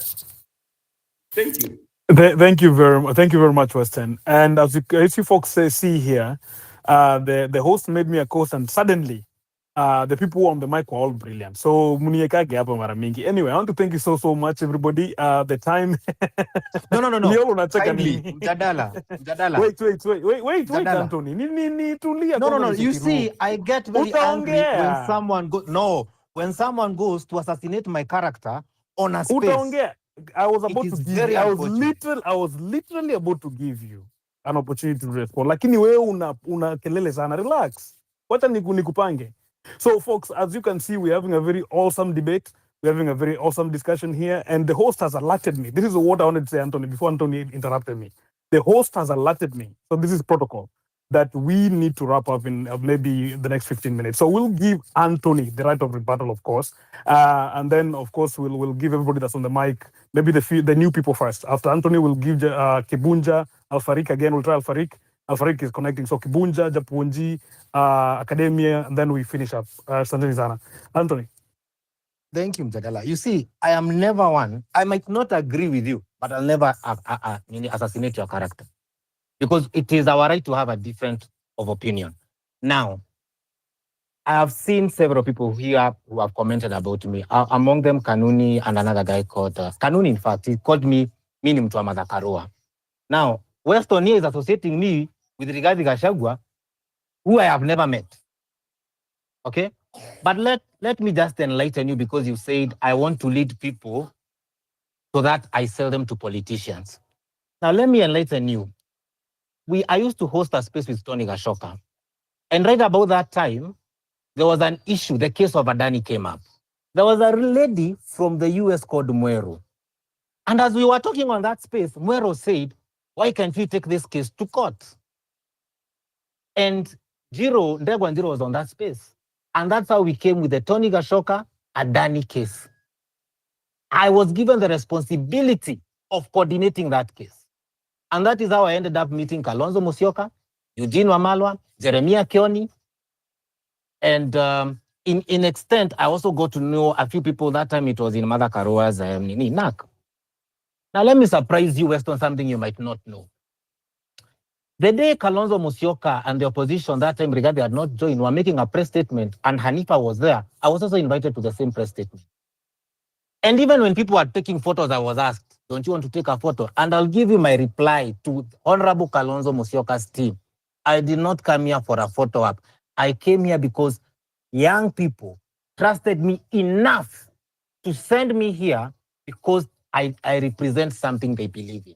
Now, let me also surprise you, Weston. I was actually offered to be the face of the Youth League in in that time in Wiper and actually met the Secretary General of Wiper, which I declined because I said, as we sit here to talk, I am not going to sit here because I want to propagate, to put myself out there for people to see. When we went to High Court and the press were there, that time I remember the lawyer, because I was also coordinating the legal team, Senior Kasukibe Muigai, who was representing the Mount Kenya jurists, who were representing that case pro bono. At some point, there were issues.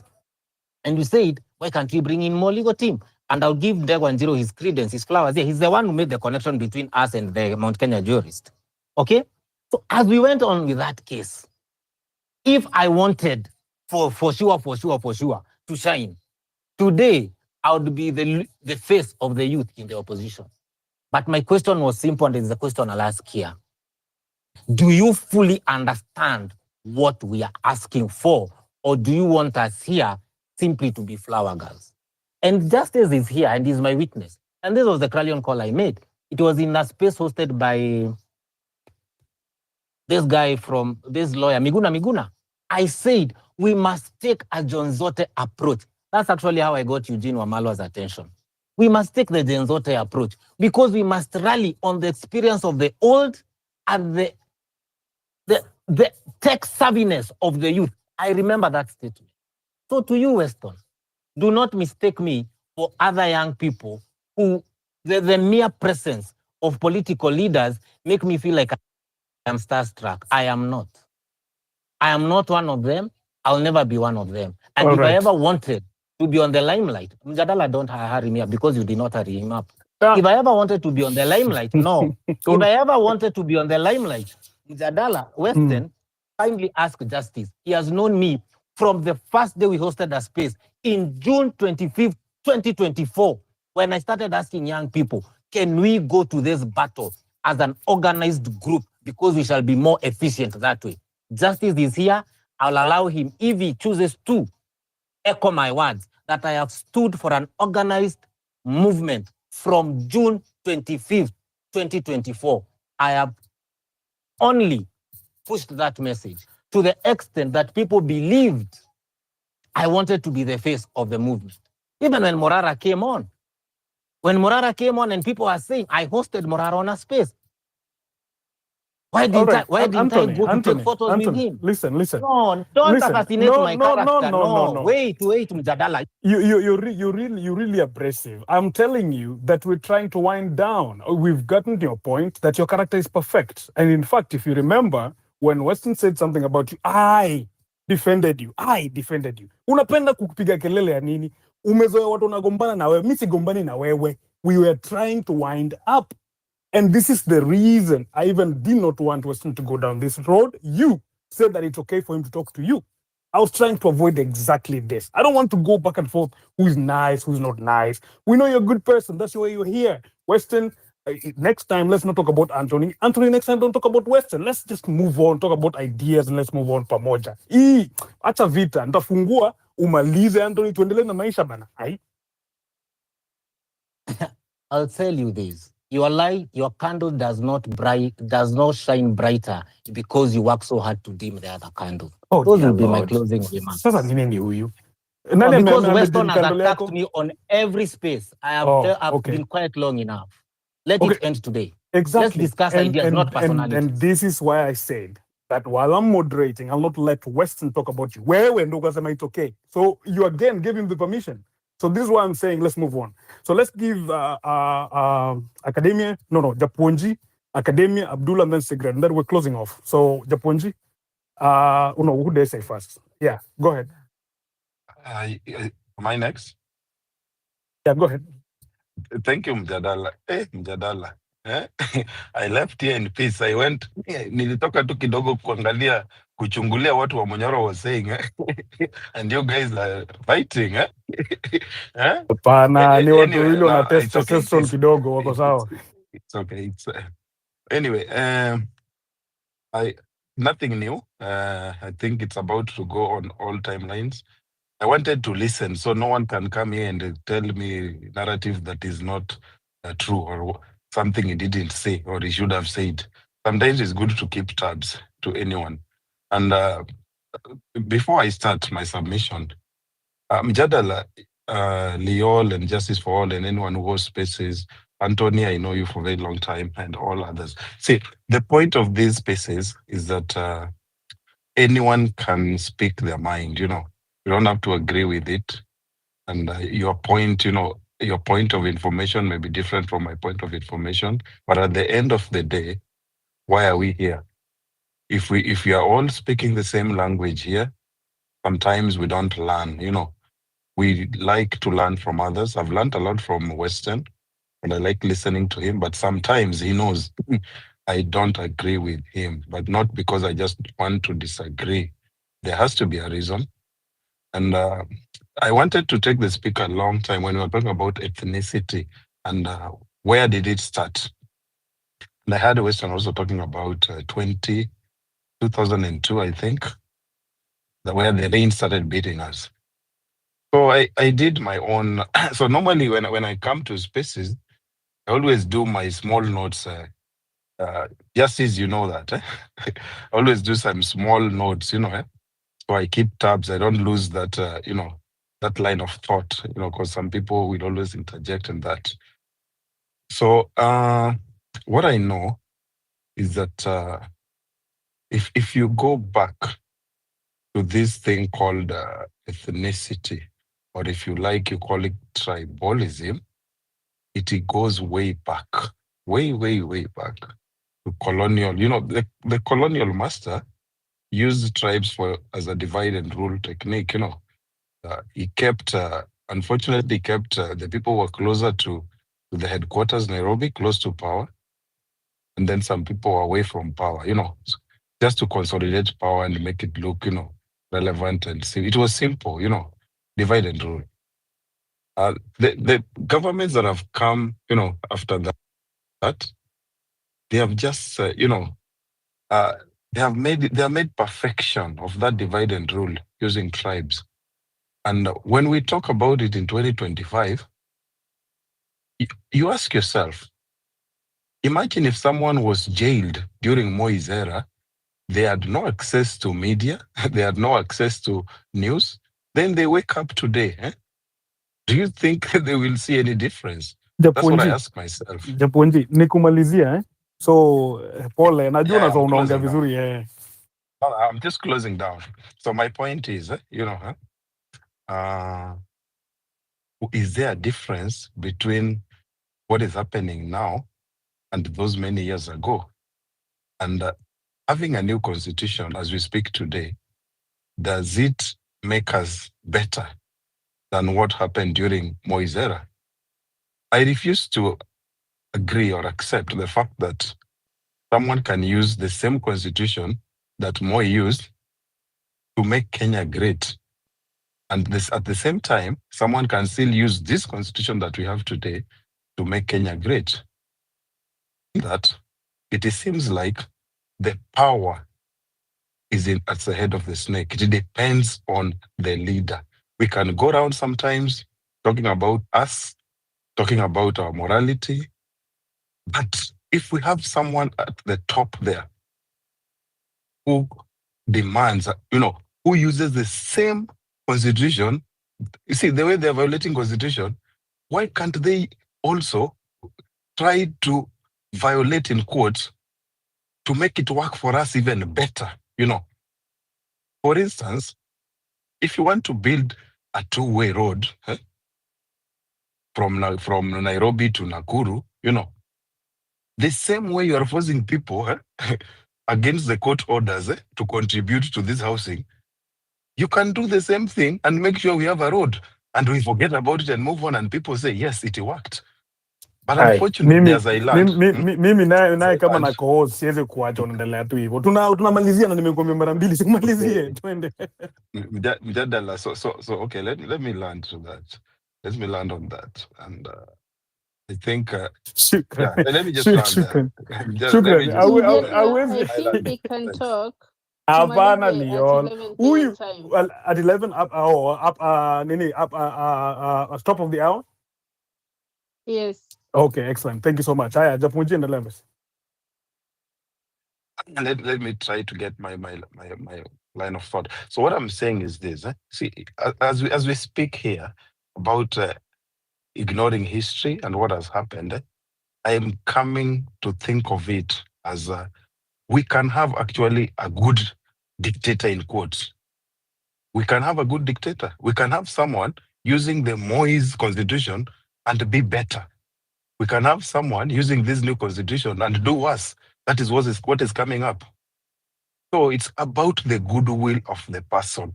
That's why even as some people come here and say that, no, we need to take care of the person on the ground. Yes, as we do that also, let's not forget that the president is using the reward scheme, like I said today, he's rewarding people who agree with him.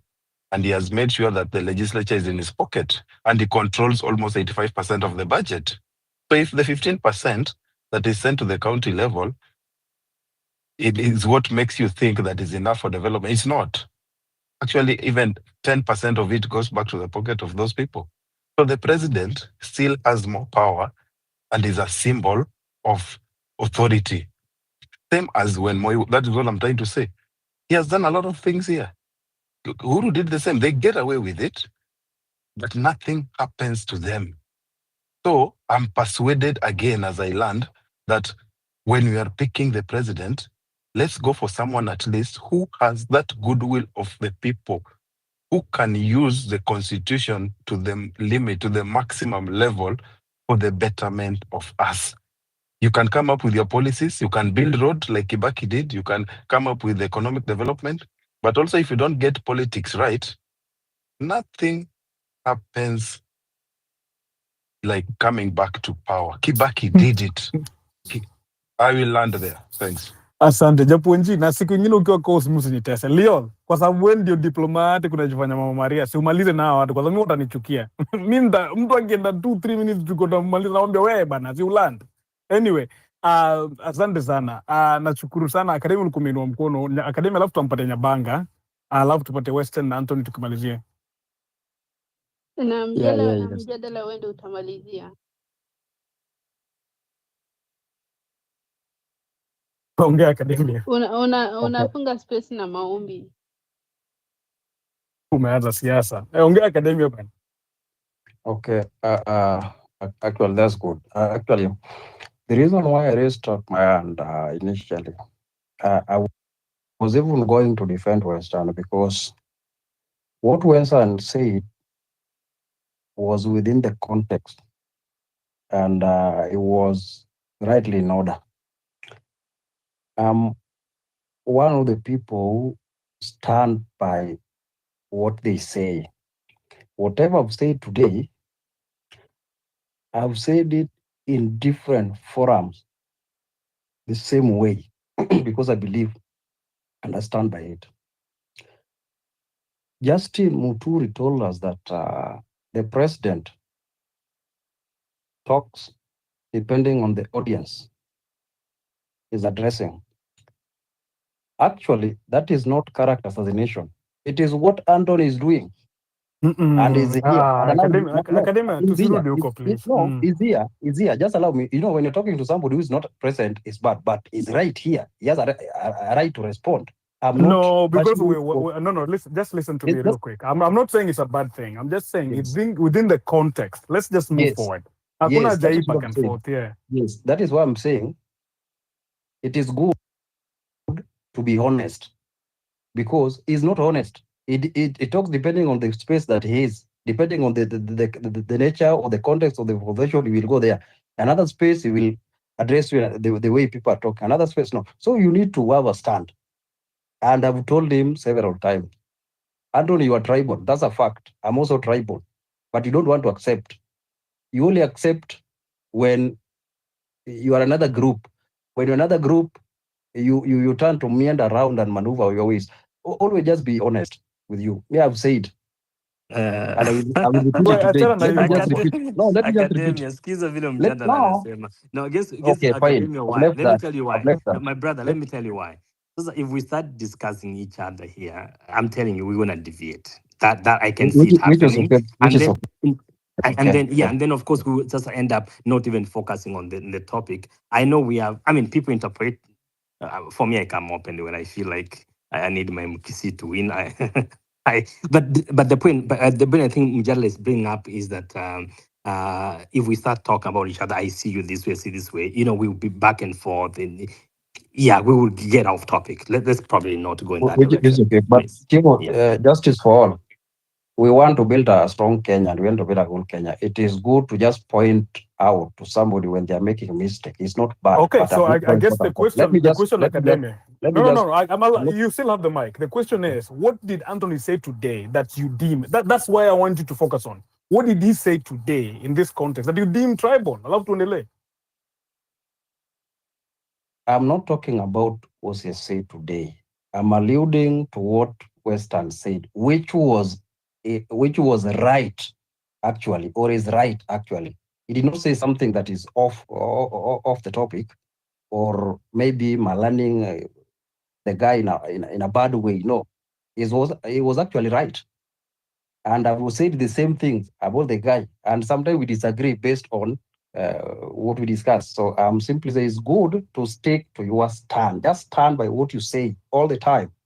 I've said several times that I need Kenya to move forward, but we cannot move forward when we are pretentious about things. We have to be very honest and logical.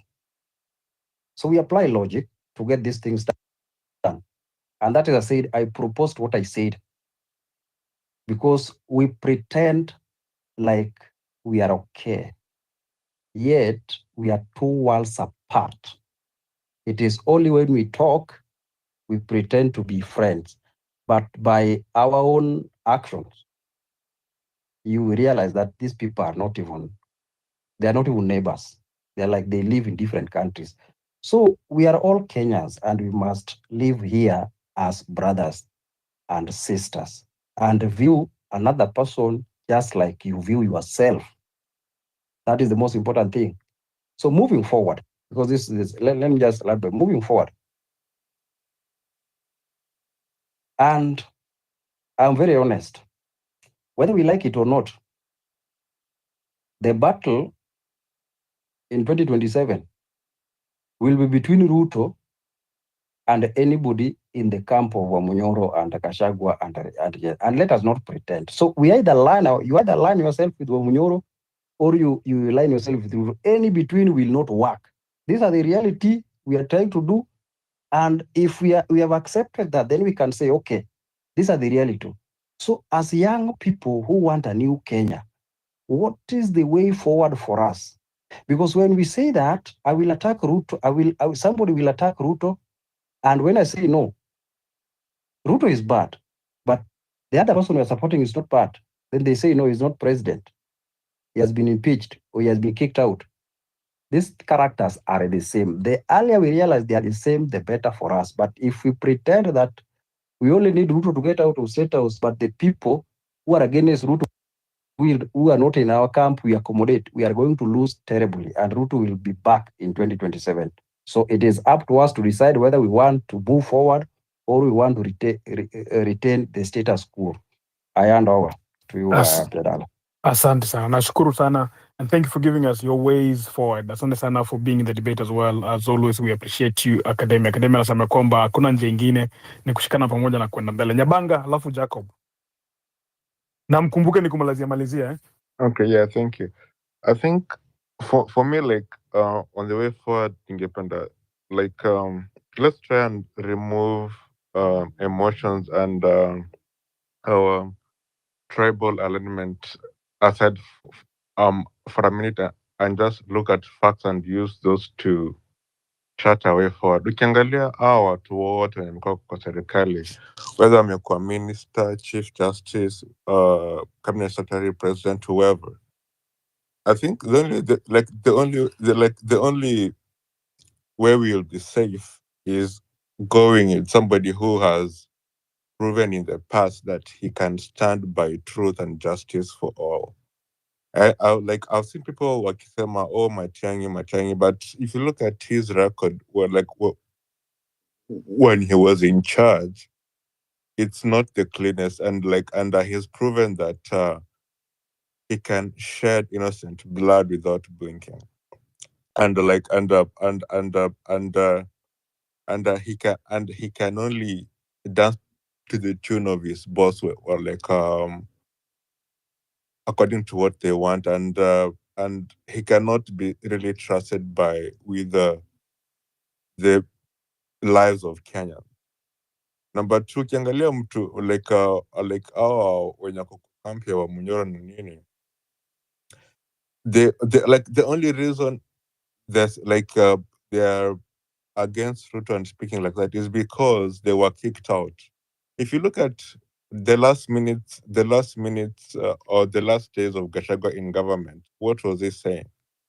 He was trying to campaign so hard to retain that seat and asking the president to save him. But when Ruto kept quiet and allowed the MPs to kick him out, then he started speaking and bringing up all these things. What does that tell you about him? He cannot be trusted, and only wants is what is good for himself and not for Kenyans. But if you look at people like, let me just talk about Maraga. Maraga, the only thing that he does not have that Kenyans would like him to have, he does not have that charisma and that political appeal ya kuenda kuongea na crowds na kupaza sauti na kufanya watu wako in charge. But when he was Chief Justice, he was the only one who was bold enough to stand by facts and truth and nullify elections that he knew very well and the evidence showed were rigged. That's when, I think, that's the only person I can say has stood to be counted as a person of truth and somebody who can be trusted with the constitution and will not bend it according to what he wants. So to me, I think I'll just urge us all to let's remove feelings and only look at facts and past history, because that is what will guide us on the way forward. Correct. Asante sana Nyabanga. Nyabanga anasema kwamba tutoe feelings, move forward ni lazima tuangalie facts and what the past history say about someone. Jacob, 2 minutes.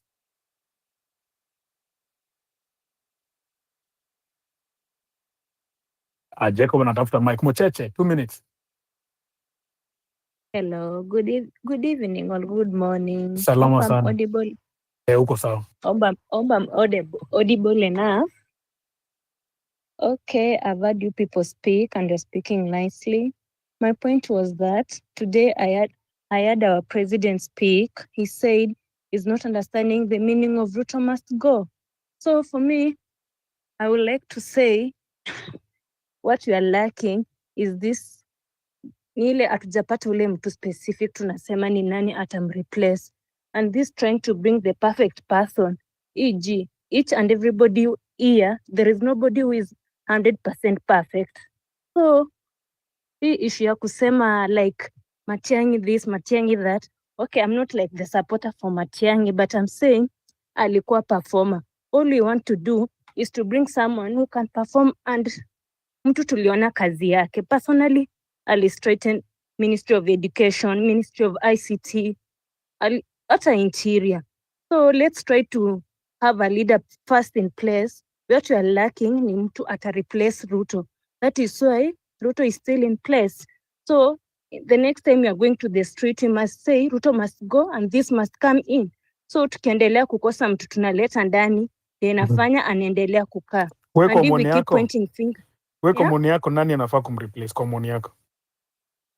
Okay, personally, okay, the issue with, okay, pia nani ako na shida yake kidogo huyu Matiang'i, but personally niliona alifanya kazi ICT, magari za shule pale, education, ako na shida yake kidogo. Hata we mwenyewe uko na shida, hakuna hapa mtu 100% sure, but tunataka kuleta mtu anaweza sema this can be done and that is done. Alikuwa anasema mtaiba mtihani and he meant it. Mtihani kuibiwa, akasema gari zita change color and he meant it. I remember I think ati kwenda digital. I was around form 1, form 2 huko kitambo. Hapo akasema atazima TV. We thought it was a joke. Akisema tunaenda digital na tunaenda digital. Hata aseme sahi corruption people can be jailed. Yeye anaamini kusema na kutenda. Ruto said anavuta hawa watu na still akawarudisha. So all I'm saying, tunataka mtu tuliona akisema na kitu ikafanyika papo na hapo, na msupport sababu ya hiyo a little bit of dictatorship in him. So we Very want good. someone like that. Mtu tukimwambia we are going left, he means it. Thank Very you. good. That's my point. Asante sana Mocheche, and thank you for representing the ladies. I know that MK also asked for the mic and we'll give her after this, but the host, ameinua mkono sijui kwa nini. Host, unataka kusema nini? Mi nimenunua tu because you are the driver here, and by the way, Mjadala, you're doing a phenomenal job, like way above. Like I like the way you're mixing your Swahili and in control of running this is good. Now my joke was this. A very good one. Mocheche amekuja. No, Never start a joke by saying my joke was I this. got I got a joke. So Okay. Mocheche, thank you for that. That was a very good submission. And then she makes a joke and saying, wakati Matiang'i alikuwa Minister for Education, nilikuwa hapo form 1, form 2. Hapo kitambo. Nimecheka karibu niangushe. I almost dropped my phone. Kitambo is relative we mzee. Enda upake magoti Kaluma ulale. But then Akunywe dawa za that was pressure. and then Western has completely put me into like intellect, mpaka akili yangu imefunguka leo. Kuna kitu amesema that I've never thought about, I've never imagined. The way he brought out this thing of you asked him the question, and then he talked about the Kibaki, the way he addressed the issue of Kibaki and what he would have done. Now, I have never been in that level of imagining that. How have I never thought this way? So I really want Well, to continue appreciating. you know what the problem is, host? Yeah. You've not been asking the right questions. Sasa niko I hapo hapa know niko niaba that's the yako, ndio point. maana nitakusomesha hapa utalangu. No, me, I'm learning. Because for me, I just let people present and then next. No, I'm learning that really this thing you have to be prepared to ask the right questions. And thank you. We can proceed. I thank everybody for continue to advance this conversation. My goodness, I can't wait for more. Proceed. And we thank you also for hosting a stable space. So thank you so much. We had MK in line. Jacob, after MK sasa ni wewe kwa sababu ulikuwa nimepata chance umepotea. MK na tunamalizia 2 minutes hivi. All right. Thank you very much. And thank you for giving me the chance. Very interesting discussions. First of all, let me say I'm Gen X. And I'm a middle class individual. So I'm coming with that context. And I want to say this. I think what we have lacked is the middle class. Wamekuwa very wako hapo wamenyamaza, especially middle class were a certain whatever disposition. Na mimi nasema hivi, in my opinion, I think once they get riled up, once their property is destroyed and they are told, no, you have to stand up as well, which is me and very many others, then we shall stand up and fight for the truth. Now, let me tell you, I didn't vote for Ruto. And I'm actually very happy about that. But we tried to convince everyone we knew not to vote for Ruto, but they didn't hear. And this is where we are now. Not proud of that. But my point in the 2 minutes that you've given me is to say that we need the middle class to stand up and fight with the rest. The middle class who are whichever age, whether you are whatever age, Gen Zote, just come so that we are together and we stand up in whichever way, whether you are supporting by going to the streets or supporting whoever you're supporting, and saying that enough is enough. And I want to say another thing, that unless we stand up and do something and say something, then we shall not have a resolution to this whole issue. Now, in terms of what the way forward is, I would think that given that right now Gen Zs don't even have like a clear leader, we need to be the ones to come and say, this is what we think, or this is who we think. And me, I honestly don't think that Gachagua is the one. Okay, so who in your view, like the same question I asked Mocheche, who in your view, who's the representative? In my view, if the ballot had someone like Maraga, Matiang'i no, Maraga, I would vote for him. All right. I would vote for him. Voted in every election, which is like 5 of them. I'm very old. All right, thank you very I would much. vote for that. You said you're middle class, upper middle class. Kuna uwezekano kuna kahari ya mahali? I'm asking for the host. Maybe maybe something related to that. So yeah, Okay, I have. I'll connect you. Host, follow MK, and please. And let me tell you, let me tell you another thing. Let me tell you another thing. Some of us, my age, feel the same sentiments I'm feeling, but they cannot. Maybe they don't know that they have spaces in Twitter to speak, but the sentiments are replicated everywhere. Sawa. They feel the same. Waambie hivi, enda kwa hiyo mkutano yenye mnaenda ya Women Guild, waambie tuko hapa, wakuje. Asante sana, nashukuru sana, asante sana. Okay. Jacob. Oh, good evening, everyone. Salama sana, tunakusikia. We refuse to stay silent. Face gone is the way forward. Tufanye nini? Right now, unaona tunakimbizana na the suitable presidential candidate. Mbona tusiangalie pia bado other leaders, kuna MPs. Pia mbona tusi advocate for Gen Zs, for the young generation, wengie kuwa MPs juu. We know that MPs ndo wanapitisha hizi bills into law. We tuache kulalia more on the presidential seat, yet kuna other seats like the MPs. Sasa mali tunafaa kuwa more important na very conscious in making your volume dropped. A good president. Zidi endelea.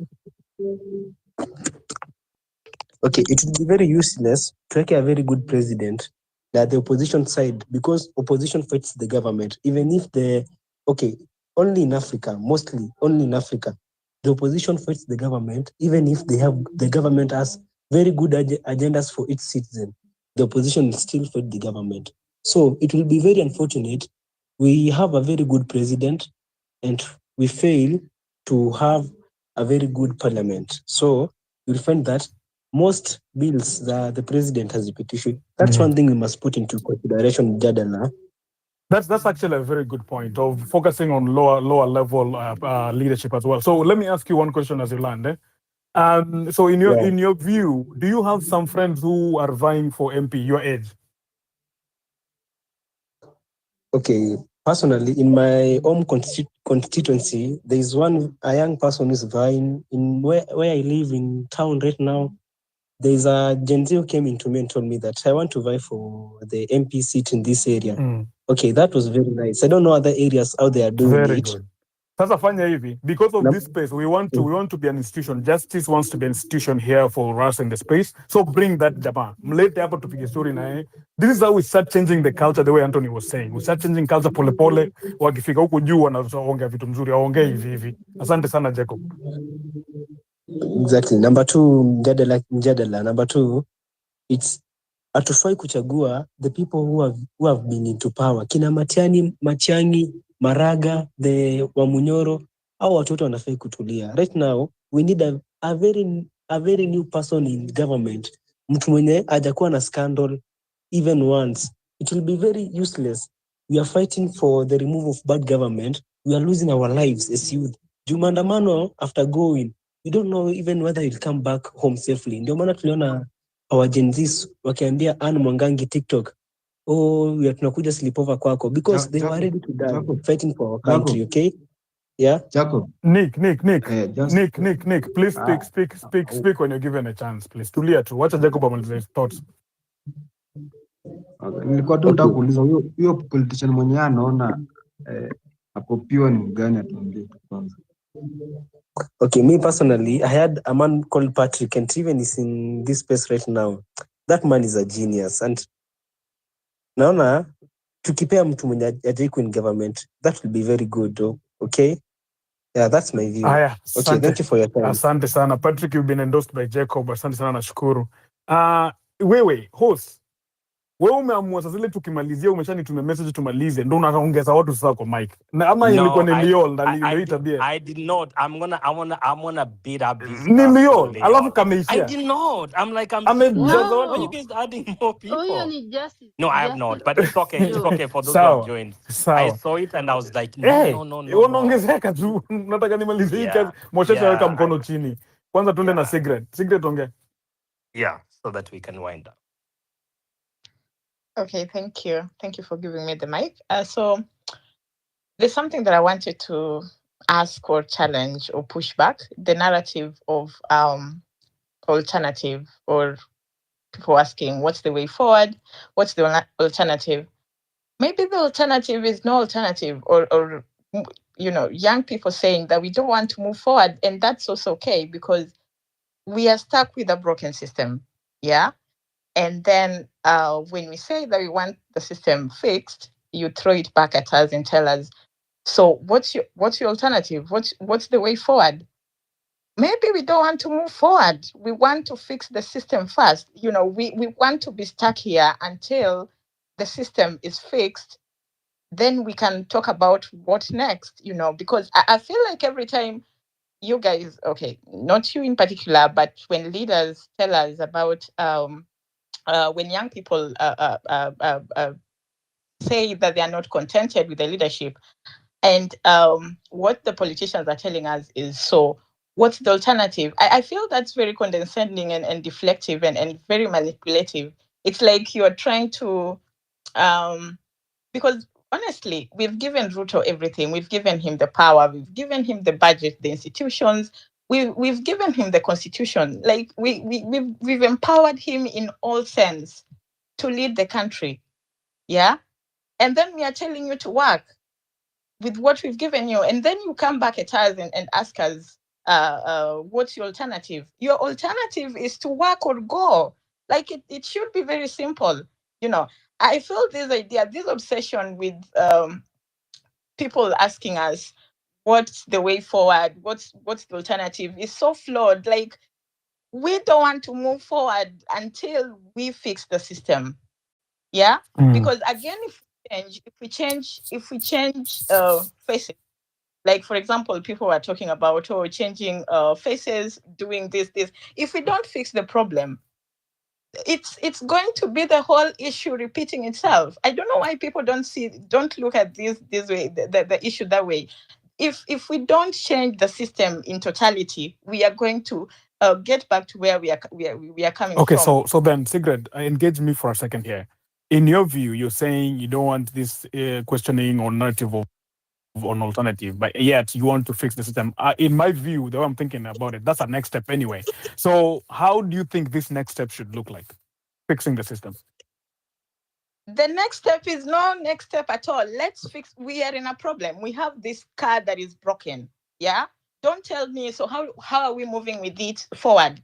Let's fix the issue. And what's the issue? The issue is, for example, corruption. Let's focus on the issues that are making the system broken. First of all, before we even think about moving on. Because people are saying, well, bring in Matiang'i or Maraga. In fact, that idea of Matiang'i, let me warn you people, don't give us people who have issues. I don't like, anyway. No, speak your mind. Speak your mind. You can unaweza fungua chest. We have another presidential candidate here, Patrick Osoy. Acha kwanza fungue chest. Fungua chest. And Patrick, yeah, okay. I'm glad that I've known somebody is getting endorsed here. But even if I was like coming from the Kisi community, you guys, you can't give us Matiang'i and leave back Maraga. What do you mean? What do you mean you're giving us Matiang'i? Tunataka bad boy. It's not an issue of no. You are just like you've trauma bonded. You're coming from. You're like you are so used to toxic relationship that you find somebody who is calm and peaceful to be boring. It's like a woman who is so used to these bad people, and so if you come to a peaceful place, you are bored. Wow. You get it? Thank you. Where were you guys when we were like 5 hours ago? Mngekuja huku 2 hours ago tupige hii story vizuri. Sasa ndo mmewaka moto. But it's very good. In fact, Cigarette, I hear what you're saying. You know, sometimes we as human beings, you see something is going so nicely and then you want to sabotage it by yourself by putting a stick in the spokes of the bicycle. That's what you're saying, Cigarette. Thank you for understanding. So should I drop the mic now? Asante sana, nashukuru. Okay. Nashukuru sana. Thank you for being here. All right. So let's give Nick. Tunaenda tukimalizia. Nick ni wa awamu yako sasa. Okay, first of all, I wanna congratulate you guys for engaging in this space. Yeah. My name is Nick Morgan. Yeah, I'm here as a comrade. Yeah. So guys, first of all, I can see all of us, some of us are divided. We are not in the same lane, you know? I'm trying, najaribu to understand, all of us are facing one enemy. Even if you say you want Matiang'i, one enemy. Maraga, one enemy. I've seen also Patrick Osoia, one enemy. People united can never be defeated. But people who are divided, I'm sure, the minority, the people in the government, whom we think they are less, they become united, and for us, we are divided. Automatically, 101% they'll defeat us. You know, why don't we rally all our votes? Why don't we step aside and say, let's decide this? We have many presidential candidates here, but we want to choose one person. We're gonna face this man in a ballot, you know, in a ballot. Because mwingine anasema Matiang'i, oh Aura, oh Maraga, oh Jimini, bana guys, it's not like that. Yeah, that is Nick, that's the thing. do you have something against Aura? Umesema Aura nini? Acha nimalizie. You know, my father is an NIS. Mimi kama protest ya juzi ya Wednesday, already I had information barabara zinafungwa. Unaona? So tulitoka place tukafika Tao Monday. You know? Tulifika Tao Monday. Tulikuwa tushajua what will happen. And I told people manze, tokeni Tao Tuesday, Wednesday barabara zitafungwa. Barabara zilifungwa saa 10. Mbogi ya Thika Road yenye tulikuwa tunatarajia ifike Tao mapema haikufika. And let me tell you guys, the plan is this. Ruto is trying to push us in one lane of tribalism, you know, to divide us, so that we fall into in a place that ikifika 2027 we face him in the ballot, and in the ballot he has already defended himself, he has already garnered, yani huyu msa amejipanga kwa ballot. Let me tell you guys, kama mnafikiria ati mambo na ballot si it is not easy, because I had my father talking to someone else, and nikaona hapa tabii tu nichanue wase. Me, I'm not scared of kusema kitu ati juu my father is working in the government. I'm not scared, you know. The thing is, let us think as one. Let us tuachane na hiyo kukua divided. Let us be one. When we are united, kama tuko united, we will face one enemy. The enemy is one, bana. Yes, my bro. Nick, mimi naomba tu namba yako. Hebu nifuate hapo kwa sababu hiyo intel uko nayo mingi kutoka kwa baba yako inaweza kunisaidia mahali. So thank you very much. Na wewe na usiniseme bwana. Nini sitakusema? Mimi sijui baba yako. Si ni intel tu unanipatia mara moja. Naambia Mbogi hapa wase kumenuka hii side and then hii side hivyo. Asante sana Nick, nakushukuru. Thank you so much for being here. I think one thing that you said that is profound, two things. Number one, tribalism is being weaponized. Number two, tushikane tukue watu moja. So asante sana nakushukuru. Nyabanga, you have 40 seconds. Kwa sababu ulikuwa umeshaongea umeinua mkono, sijui unasema nini? Sawa. Kuna mtu mmoja tulikuwa tumesahau. Because kama kuna mtu alikuwa a good presidential candidate like hiyo chaguzi ilipita, but he was shamed to drop his bid, was Mukisa Kitui. And the reason I'm saying that is because hapo tu kwa president, we also want somebody who can create good relationships internationally. And Mukisa Kitui has proven himself on that fact. And even when he was during When he was a minister during Kibaki's government, he proved that he can be a worker, a mobilizer, and a performer. That's what I wanted to say. All right, thank you so much. Mkisha Kitui pia ameko pale. But again, it goes back to Nick's point. Kila mtu anataka kusimama. Anyway, tutasonga hiyo maneno sahihi na Patrick in a second.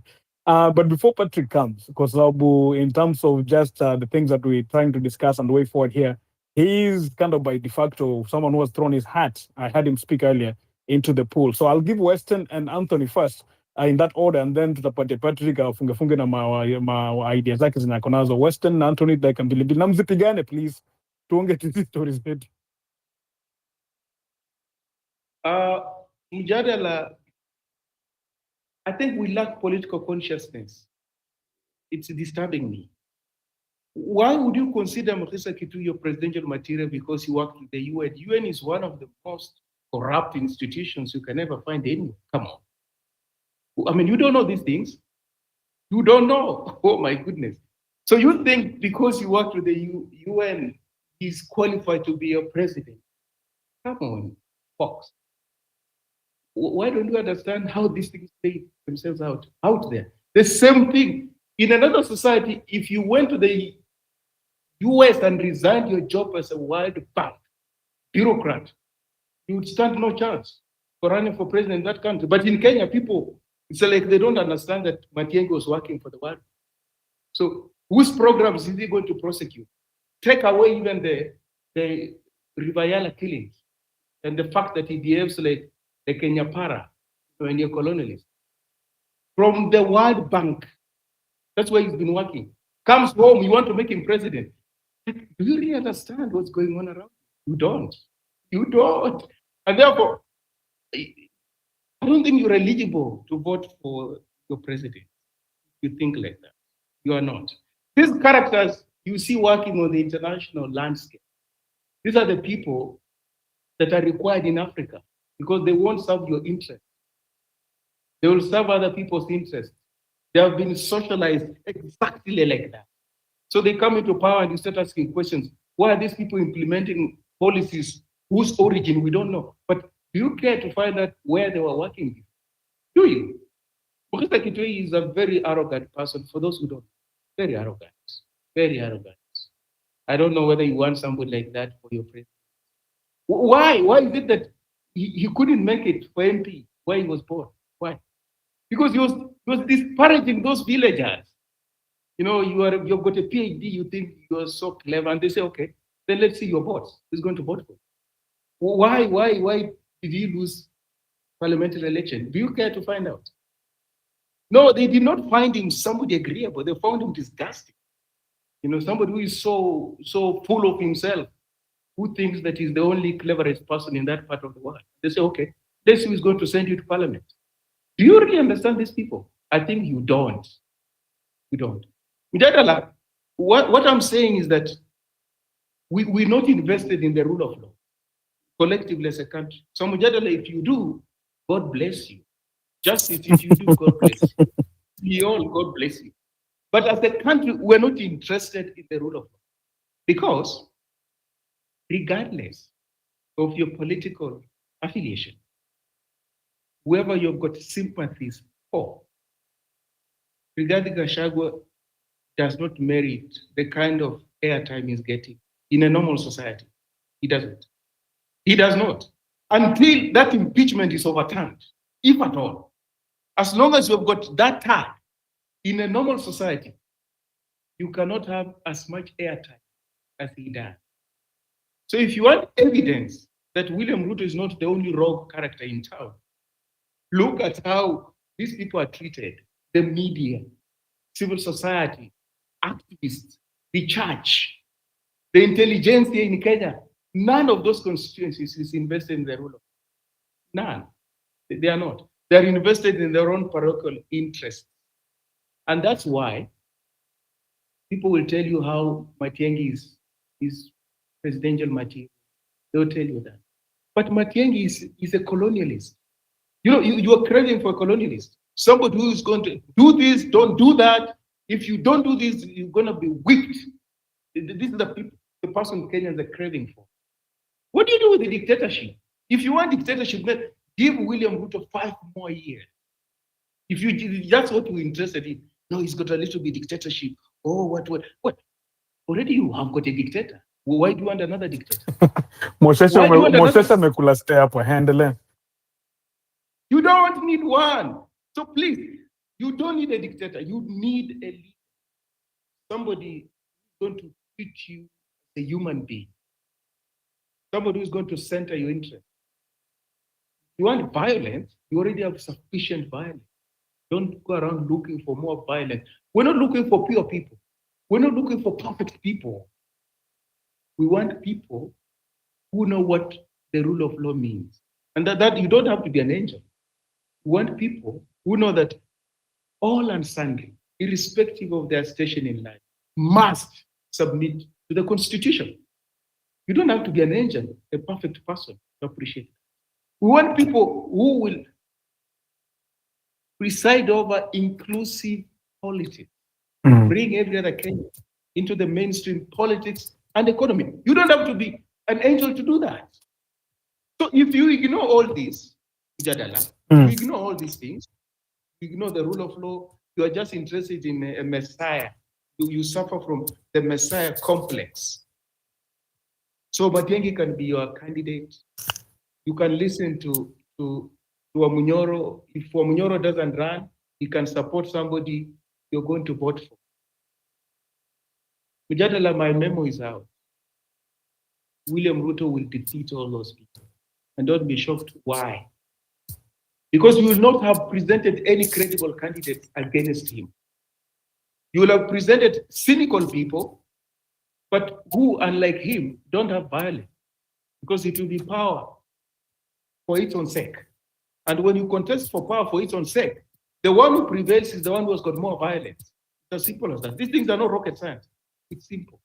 So for you, not to go for a candidate who has got more credibility than William Ruto, you are in effect endorsing, campaigning, and you will unwittingly vote for William Ruto. All right. Be how you read this politics. If you don't read it correctly, and Patrick is here, I think Patrick, there's some president. Malaysia. Patrick, I saw your image in the donning the American security regalia.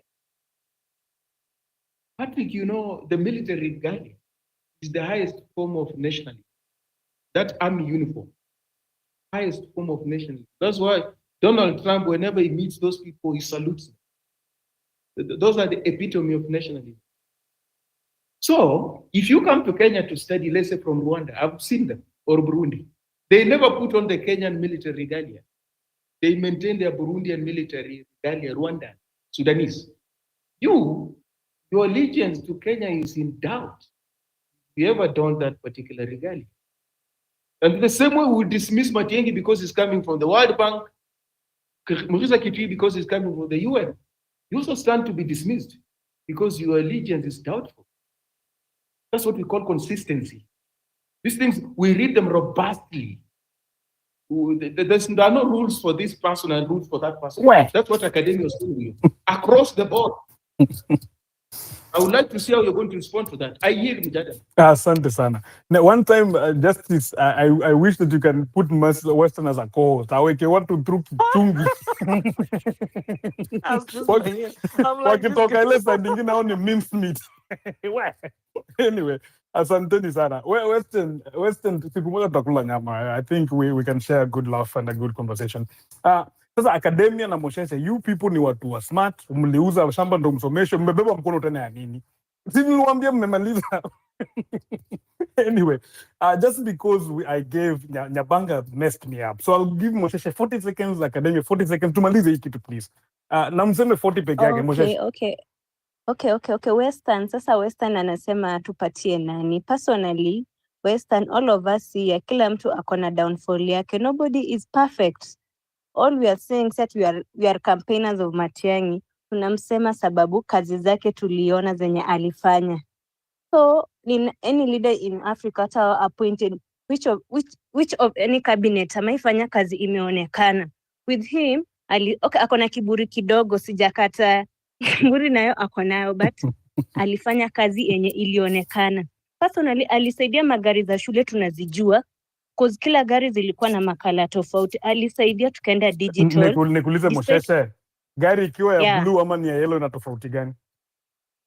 So with yellow, okay, gari kitambo zilikuwa yellow, red, black, all gari za shule. So with nowadays you can tell school vans, cause hata mnaweza zi excuse zipite mbio kwa jam. Kitambo ni red inapita yellow, green. Ungejua je ni gari ya shule isi ya shule. Zilikuwa zinakaa nganya.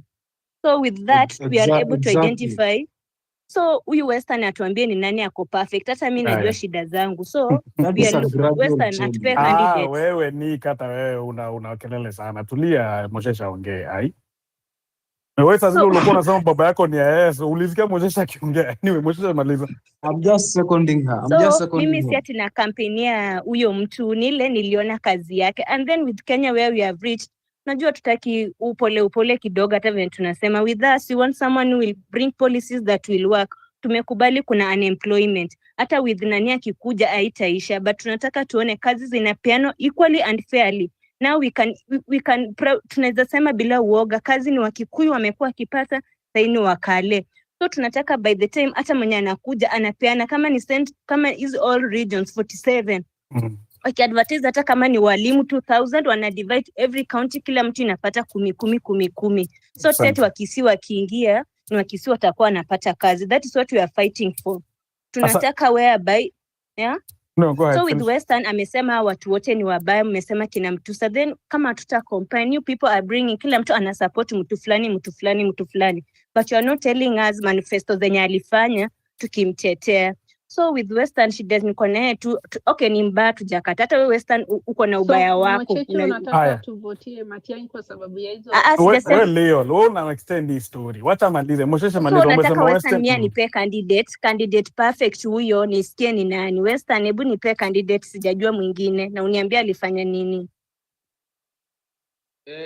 Jadala, I think work is cut out for progressive forces in Kenya. That's why, Jadala, when I tell you, when you're honest, you're always vindicated almost immediately. Work is cut out for people who are invested in a transformed Kenya. Because, Jadala, if you're a warrior, let's even go to traditional African societies. Right. If you're a warrior, your exploits must be celebrated in a foreign nation. You lead your troops into a foreign nation and you conquer, come back home as a warrior. Take that to a modern state as it is now. If you're a president, you're a cabinet minister, you kill your own people, you're like a pig that has turned against its own piglets. Like a dog that is feasting on its own young ones.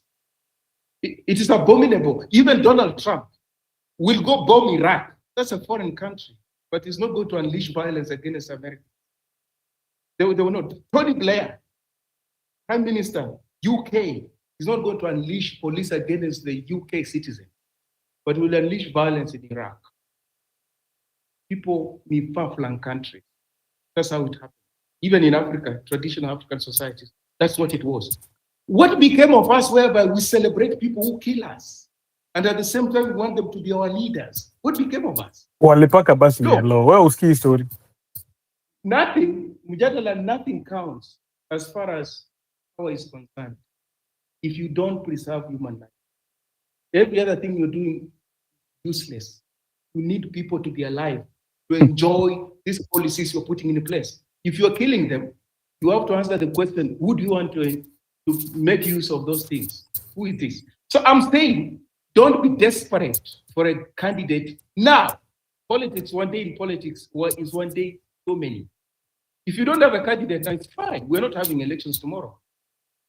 We're not having elections next week. Don't be in a hurry. Don't. Focus on issues in question. What I'm seeing is cynicism. People have given up for Kenya, and therefore anybody and anything can work. So if you can support Matiang'i for president, next time people are on the streets protesting against extrajudicial executions by the police, please stay at home. Don't join them. Because it's schizophrenic to behave like that. There's no logic, no sense in that. I hear it. Asante sana. Moshesha amechukua minutes zangu 10. Haya, Academia, uko na 40 seconds. Please ulize Western swali lingine. Mjadala kwa urafiki yetu unaniongeza kidogo. Unajua hii mambo ya backdoor tunapenda sisi wa Kenya, hatutaacha. Hapana, tumeambiwa lazima tujichunge saa hii na Western. Yeah, my last minute you donate. You know, when Western is present, you always give him the last to close, and then the bosses like yourself. So you will allow him to close. Now, Mjadala, when you see a former president being very active in politics in terms of consolidating the party, there's a problem. That's Uhuru Kenyatta, straight to the eye. I don't want to explain that. Willy Mutunga, Justice Emeritus, Maraga, we are with him. So Willy Mutunga did his 8 years, left, then joined us on the street to fight for what he could have done as a CJ. Maraga left judiciary the other day. He is now on the street being tear gassed with us for the things that he saw when Willy Mutunga was there and he joined there. So these are the things we want. Now moving forward, we want Kenya whereby if you feel something is wrong, law allows you to resign. People should resign, come to the street and tell us the reason why they have resigned. We will even know the reason why they have resigned, and then we fight. But if you serve in a position, you complete your years with all atrocities and so many other things, then you come out and you start telling us, we want now to rectify these things because you can now see them physically. No, that's not the way to build a nation. So Maraga is my candidate, a good friend of mine, but I wouldn't want a former Chief Justice, that is the highest you can go in judiciary, to come from that office, then be tear gassed by the same people that he was presiding over their cases. There must be something wrong. We have to deal with that. If you see a former justice coming to the street in a society like, I don't know what you can call it, but there must be there's something fundamentally wrong, and we have to deal with it decisively and end this thing, because it will be a trend. Kobe will leave, then Kobe will also join us on the street. We don't want such a thing. We want people serve. When their term ends, they can serve in other capacities, but not joining to actually agitate for what they are presiding over. We can't do that. That is why I have a problem with Matiang'i. He's telling us today that extrajudicial killings. No, we cannot work like that. Thank you. Asante sana. Wes, Anthony. Thank you. You know, there's a story of a guy with a funny name, and actually describes himself as a scrappy kid with a funny name. His name was Barack Obama. And if you ever want to know what young people can do to a nation once they capture the imagination of a nation, is just look at the candidacy of Barack Obama from Senate to the presidency. It was propelled by the young people. And when Obama gave his commencement speech for the Democratic Party, he captured the imagination of America. That this guy who we don't know, who half of America cannot pronounce his name, wants to be president. And it was so crazy, his own wife didn't believe he could make it. So when young people say, we want a new Kenya, we want to redefine how things are done, and the reason we disqualify every candidate that has been mentioned on this space is because each one of them comes with experience. The only name we could put here that would not have baggage is if we young people came up with our own candidate and believed in that candidate. Young Kenyans captured the imagination of this country. They captured the soul of this nation. And in extension, they captured the imagination of the planet, of the whole world. People looked at Kenya and said, wow, now there is a group of young people who believe that Africa can be different. And I'll ask young people, don't give up on that dream. Because twice now, young people have showed that they can reimagine leadership. They did it with Barack, and they have done it right here in Africa with Traore, a 38-year-old guy. So we might not have the experience of being presidents or being politicians. But as an entrepreneur, I'll tell you, the reason entrepreneurs change the world is because we take on things and always people will tell us we have no experience. Those were the words that were given to Elon Musk when he said he's going to put a rocket on the moon and bring it back to Earth. And the first man to walk on the moon asked him, how will you do that? You're not even an engineer. And he said, I don't need to be an engineer. I just need to know that I can put a rocket up there. So young people, believe that you can put a president on that seat. And if you don't get distracted that you lack experience, you have nothing to show for it, just know a scrappy kid with a funny name dreamed and he became. And that's what I'll ask you today. Just believe that you can and you will. Hey, asante sana. Wow. Kumbe Fazila hujachokozwa na chumbi mingi uko wise hivi.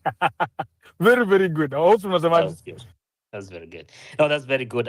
Yeah, now I agree with you where we are that we honestly need to wrap up, get to the point of having even Patrick speak, because I think some of us have to pick up kids.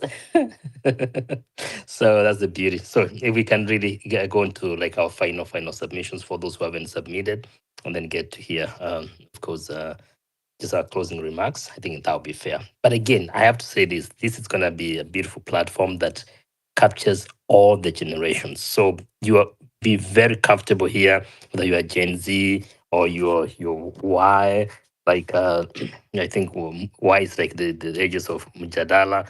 Gen Zs are like Leol, and those whatever's those of us up there. Wewe umeweka age category gani? Si useme na wazee, majenzi na wazee. Ni nini leo? Wewe tulia. No, Mjala can't even be. Msisahau dawa If za it's that, pressure. if it's that, no, the wise are like the aspiring president Patrick. Hapo sasa unajua ni level yao. Sasa sisi wengine ndio tutakuwa hiyo level ingine. So, but anyway, on a serious note, this needs to be a safe and comfortable platform where we can sit. Some of us, like today, I have appreciated being challenged, listened, and I've learned. And that's the beauty about this platform that God is giving us to build so that we can learn, listen to each other, but also be challenged by whether it's young, not so young, so that we can grow together. So if you can get the order of who is coming next, and then we just keep it 2 minutes, please, and then we can close. Correct. Ni Kibunja na Africa. Kibunja 2 minutes, Africa 2 minutes, alafu tupate Patrick. I appreciate that.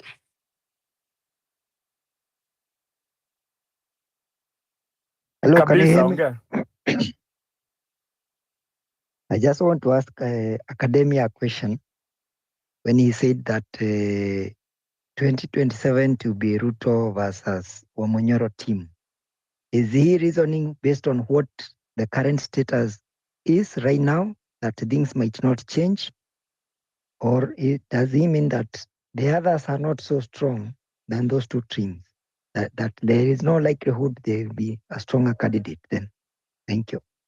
Academia, that's straightforward. Do you want to use the remaining minute? Yeah. Thank you.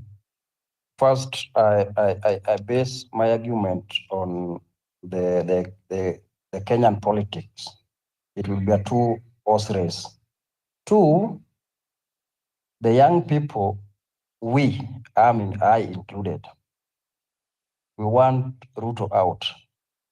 The same young people are telling me it is Wamunyoro who will give them, who will back the candidate. They need a political figure to get Ruto out. So they are backing Wamunyoro by their own admission. That is why I'm saying that. Because I go on the street and I hear them talk. On the spaces, they echo the same. So I'm convinced. And they have told us,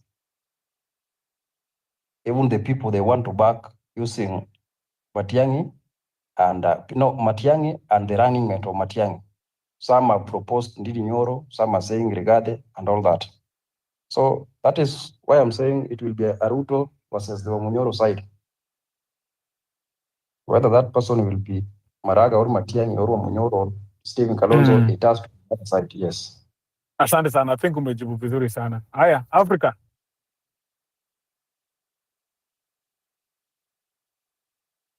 Africa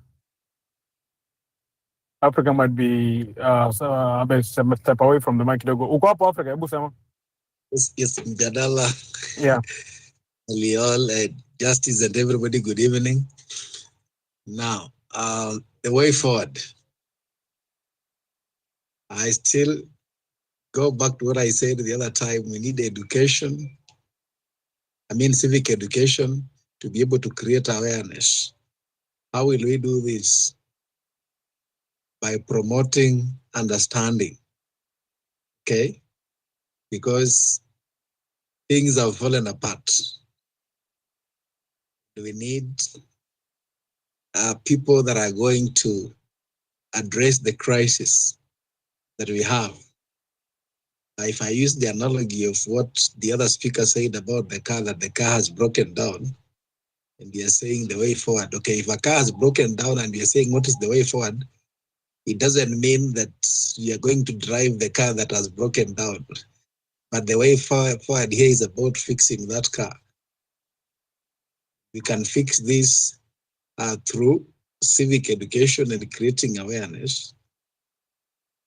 If we promote the understanding, like now what we are doing even in this space, we are trying to promote the understanding of different individuals, because when we come to these spaces, we have ideas, we have certain imaginations. And as we share, at the end of the day, there is something that we are going away with.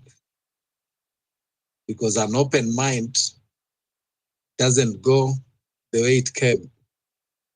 Open mind is always receptive, and there's something that we are going with even as we are analyzing. It might not be possible just to come and maybe discuss today and then come up with one name and say, now, this is what we are sticking to. So we have to promote the understanding. We have to explain once, and I mean every time, sharing with people what the problem is. Now, as much as the problem is the top leadership, the president has got issues, but the parliament is not doing what it's supposed to do. We have a dead parliament. We have a parliament of almost 400 people, and every day you only get around 50 guys in that particular house. Where are the rest? I want to challenge the young people, okay? I want to challenge the young people. We have got young people in parliament. In fact, when you look at some of the strategic positions in the parliament today, they are being held by the young people. And they have let us down on a serious note. So at the end of the day, to me, we are not going to solve this problem by just the young people, but we would want men and women of integrity, men and women of character. Age, being young does not mean that you are a person of integrity. We have got young men in that parliament who are already murderers. We have young men in that parliament who are so corrupt. Okay? So let's see these people, let's scan them beyond the age at the end of the day. And that's why, to me, I would still give an example, because, like, for example, somebody said a chief justice might not be suitable for a presidential candidate because he's trying to fix what he was supposed to fix. I don't think the governance problem that we have in this particular country is not judiciary, okay? So if the general governance problem was just about judiciary, then we would say that that guy failed. But there are things that this guy did. We saw him being very passionate about following the rule of law. We saw him being very passionate in terms of trying even to introduce this digitalization of their services within the judiciary. He was the person who came up with that, and that basically worked. So we can try this whole experienced man And I know that he might not let people down because he has done it before. Africa, Next, other than please wind up. Yes, next, other than promoting the understanding, we need to challenge the stereotypes. We can do this one through the media campaigns. Okay? By media campaigns, we need now to be able to organize ourselves such that at least we have got some of us going to the media houses to be able to share some of the things that we are sharing. Like we have got people in this platform probably who have got contacts of various people who are in charge of various programs within the media houses. So if we have got such a people, we should be able to find a way of sending some of us to be able to share some of the things that we are discussing here. We'll be able to reach out to many people. We'll be able to challenge the stereotypes and reconstruct the thinking of people. And then lastly, we need to encourage each other to embracing the national identity. Because I heard about this issue of tribalism every time, but I want to ask those of us who are here, when you are choosing an MCA in a village in Bungoma, in a village in Busia, in a village in Kilifi, is tribalism applied when this MCA is being elected? So embracing national identity can help us to be able to do away or to bring down this issue of tribalism, because I think tribalism might only probably appear at the top there. But all these other positions, most of them, you find you're electing people within regions where the tribe is just one. I hate to do this to you. You're giving very good point, plus, but I really need you to land. Yes. So let me land. Therefore, let us continue to engage with an open mind.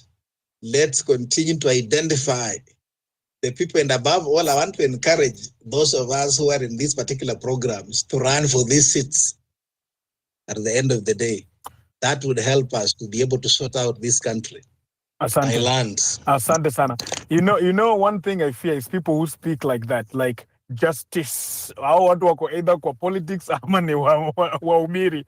Hao ndio wanaongea wametulia hivyo, na hiyo sina s yenye nasema hivyo, naogopa sana. Anyway, thank you very much, Jesse. One thing that you said that was very awesome is that kuna media contacts hapa, tushike hizo media contacts tueneze hii injili even in the media houses. Asante sana, but social media pia tufanye hiyo campaign. Now, right about now, I'd like to invite Patrick. Patrick, I was here earlier when you submitted about your candidate, ama your interest to vie. Now here's an opportunity for you to wrap up everything that you've been hearing today, but also just talk sera zako uze kidogo tukimalizia. We have about 10 minutes until the top of the hour. Take maybe 3/4 of those minutes and then tutafunga na host na quotes. Asante. Patrick.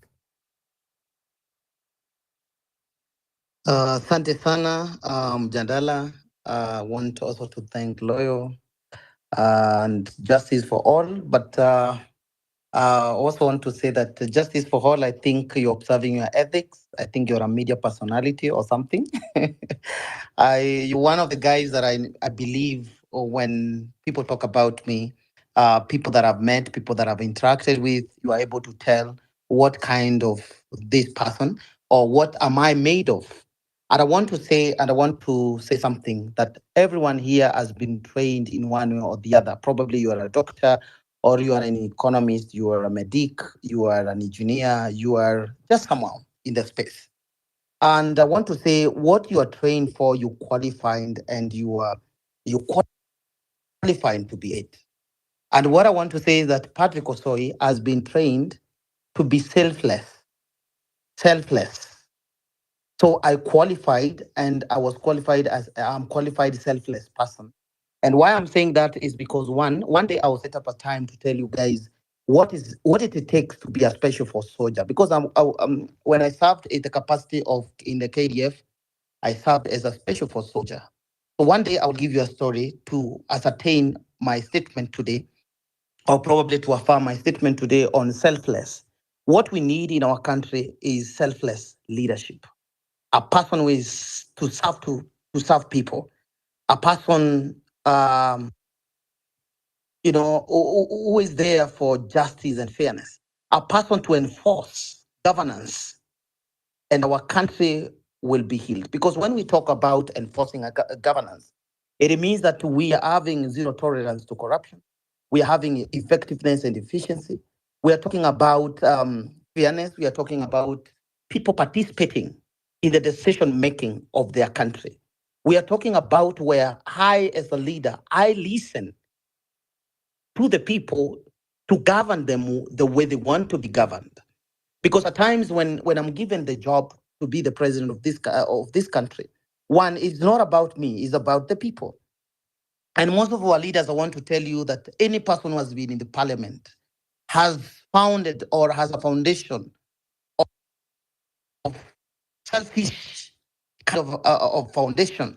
And that is why at your comfort area right now, I would want you to stick it to this.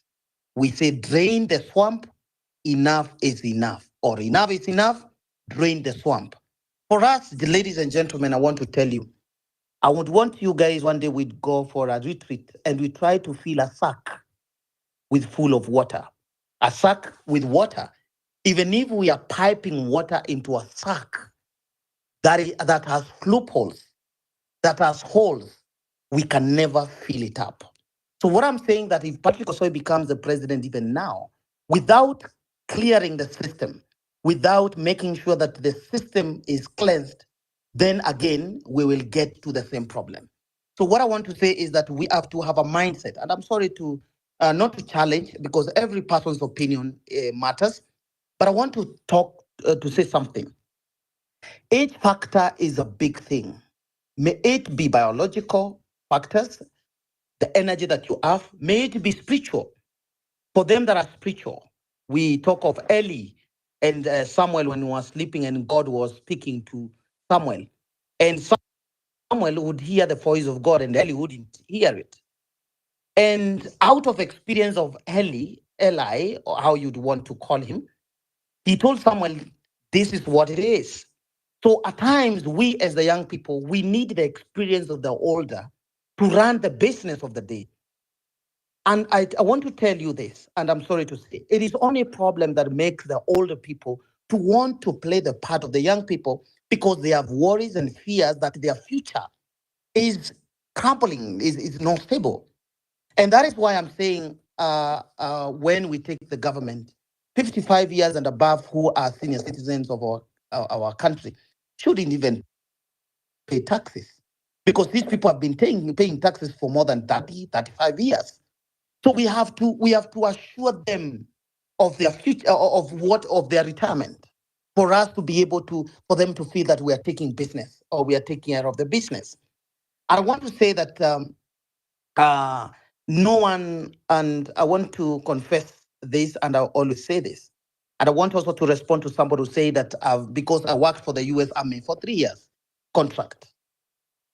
And Justice, you will tell us, when you work out of this country or when you go working in your organization, whoever is here, does that make you have that place as your home or do you normally go back home?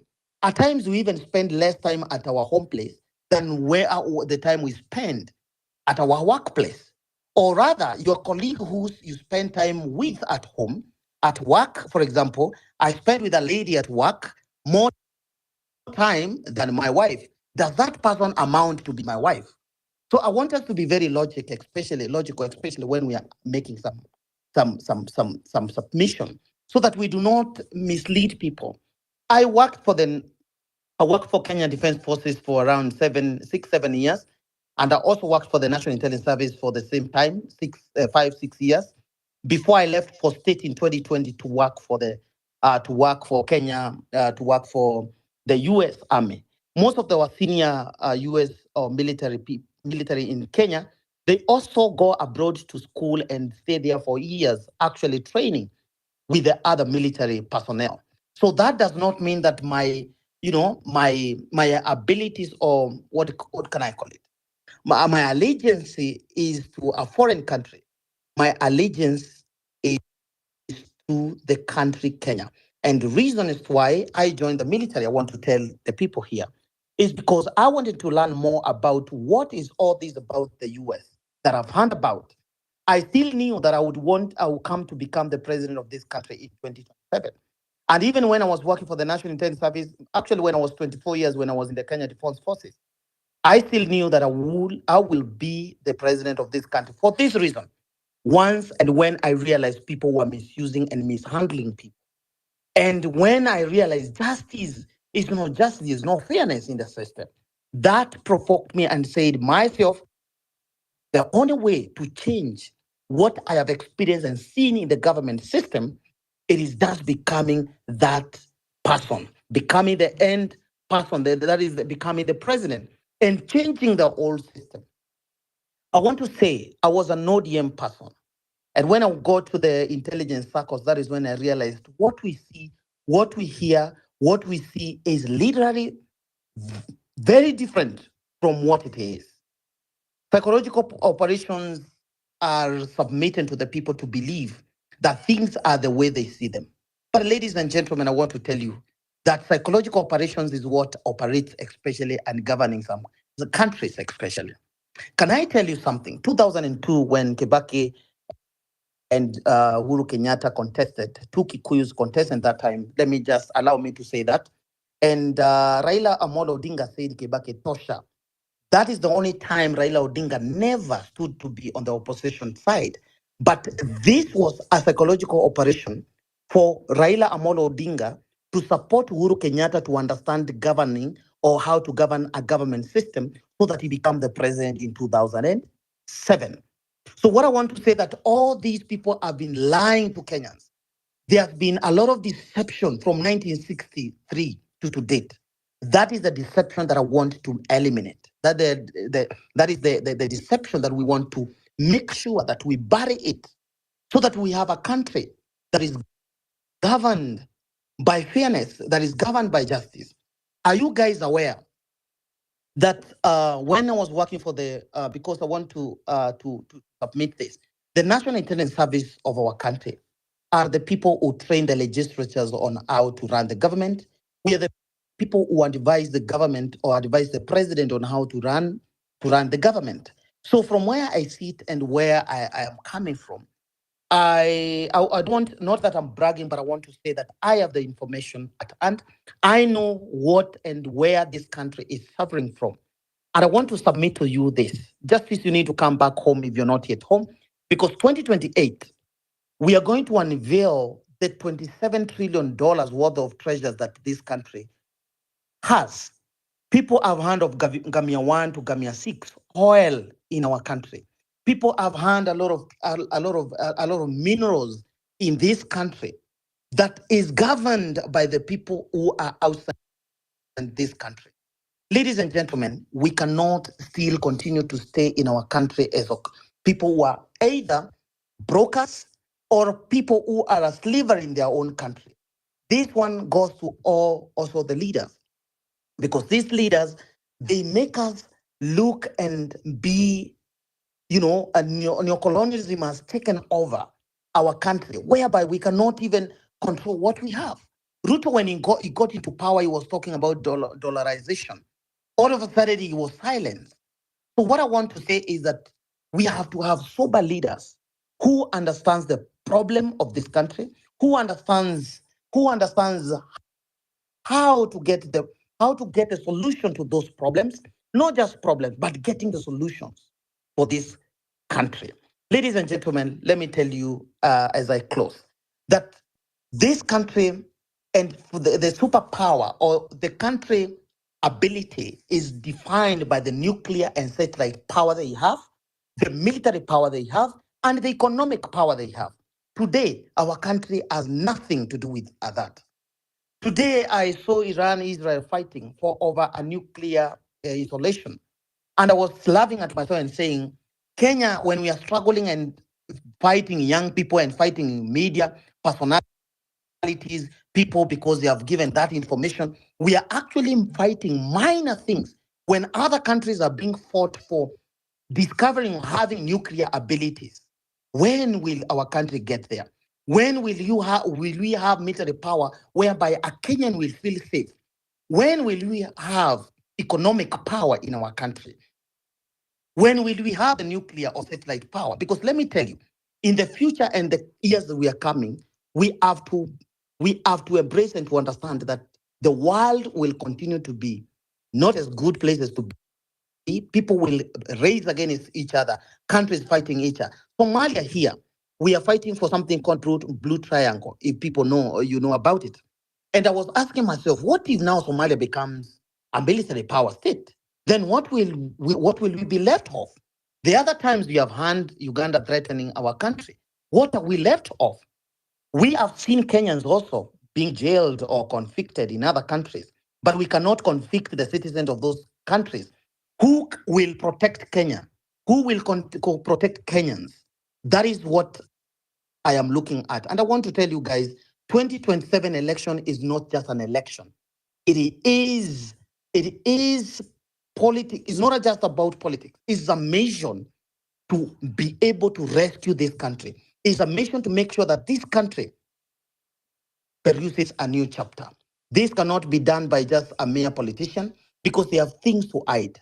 Because these people who have gotten into power and they have interacted with power, because of the foundation of this country, corruption, impunity, nepotism, they have experienced all those. None, I'm telling you, none is clean in matters of integrity, especially if they have served in various capacities in our government. And again, not challenging. If a pilot cannot fly when they are above 65 years, for example, or if the government of Kenya cannot allow you to work when you are 60 years, you are supposed to retire. What makes us to think that someone above 60 years will help us or rescue this country from what they're suffering from? I don't want to dispute the fact that those experiences, we need them as young people. And that is the happiness that a father can do to empower a son to achieve more than they achieve.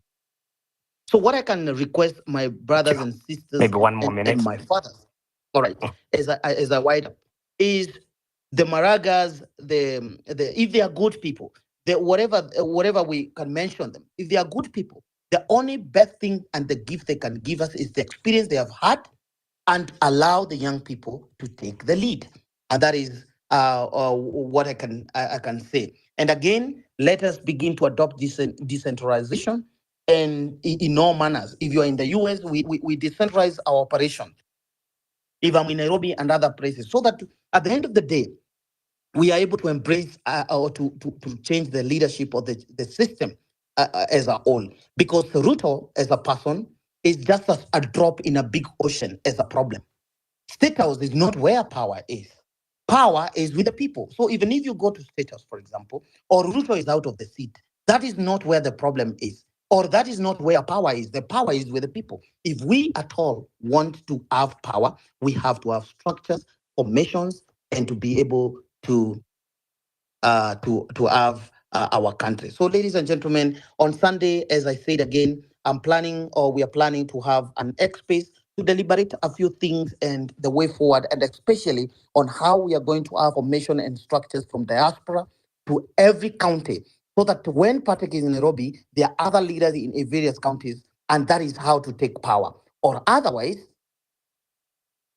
we will be caught up in the same predicament. Ladies and gentlemen, allow me to say again, next year, on 11th August, that is when we are supposed to have election according to our constitution and according to the provision of election in the fifth.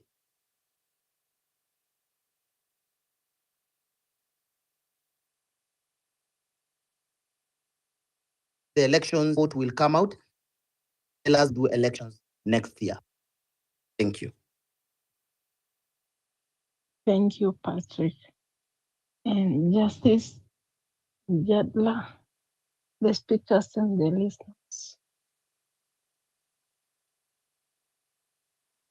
Appreciate it. Jara, are you there? Thanks, Leon. Jara, for your closing remark as we wind up. Thanks for everybody. And then I will close. Jara, go ahead. I know it was actually on the road, so you probably might have gotten to a place where there's no network. So we probably have to. Mjadla, can you hear us? Okay. I don't think he can hear us, but I want to say His mic is on. Yeah, but I know because of the network, he probably can't speak. I think he was driving somewhere where the tunnel that didn't have good network. But I did want to take this time to, on behalf of everybody here, to thank you for creating time, researching, putting in your due diligence to bring this discussion so strongly in a very mature and respectful way. Our hope is that in the coming days, we are going to build and even have a very special session with all the aspiring, candidates, so that we can get to interrogate them and work with them and get to listen to what's happening and what they have for the country. And bottom line, continue championing for justice for everybody. You have continued to prove that when we work together across the generations, we end up making a better country.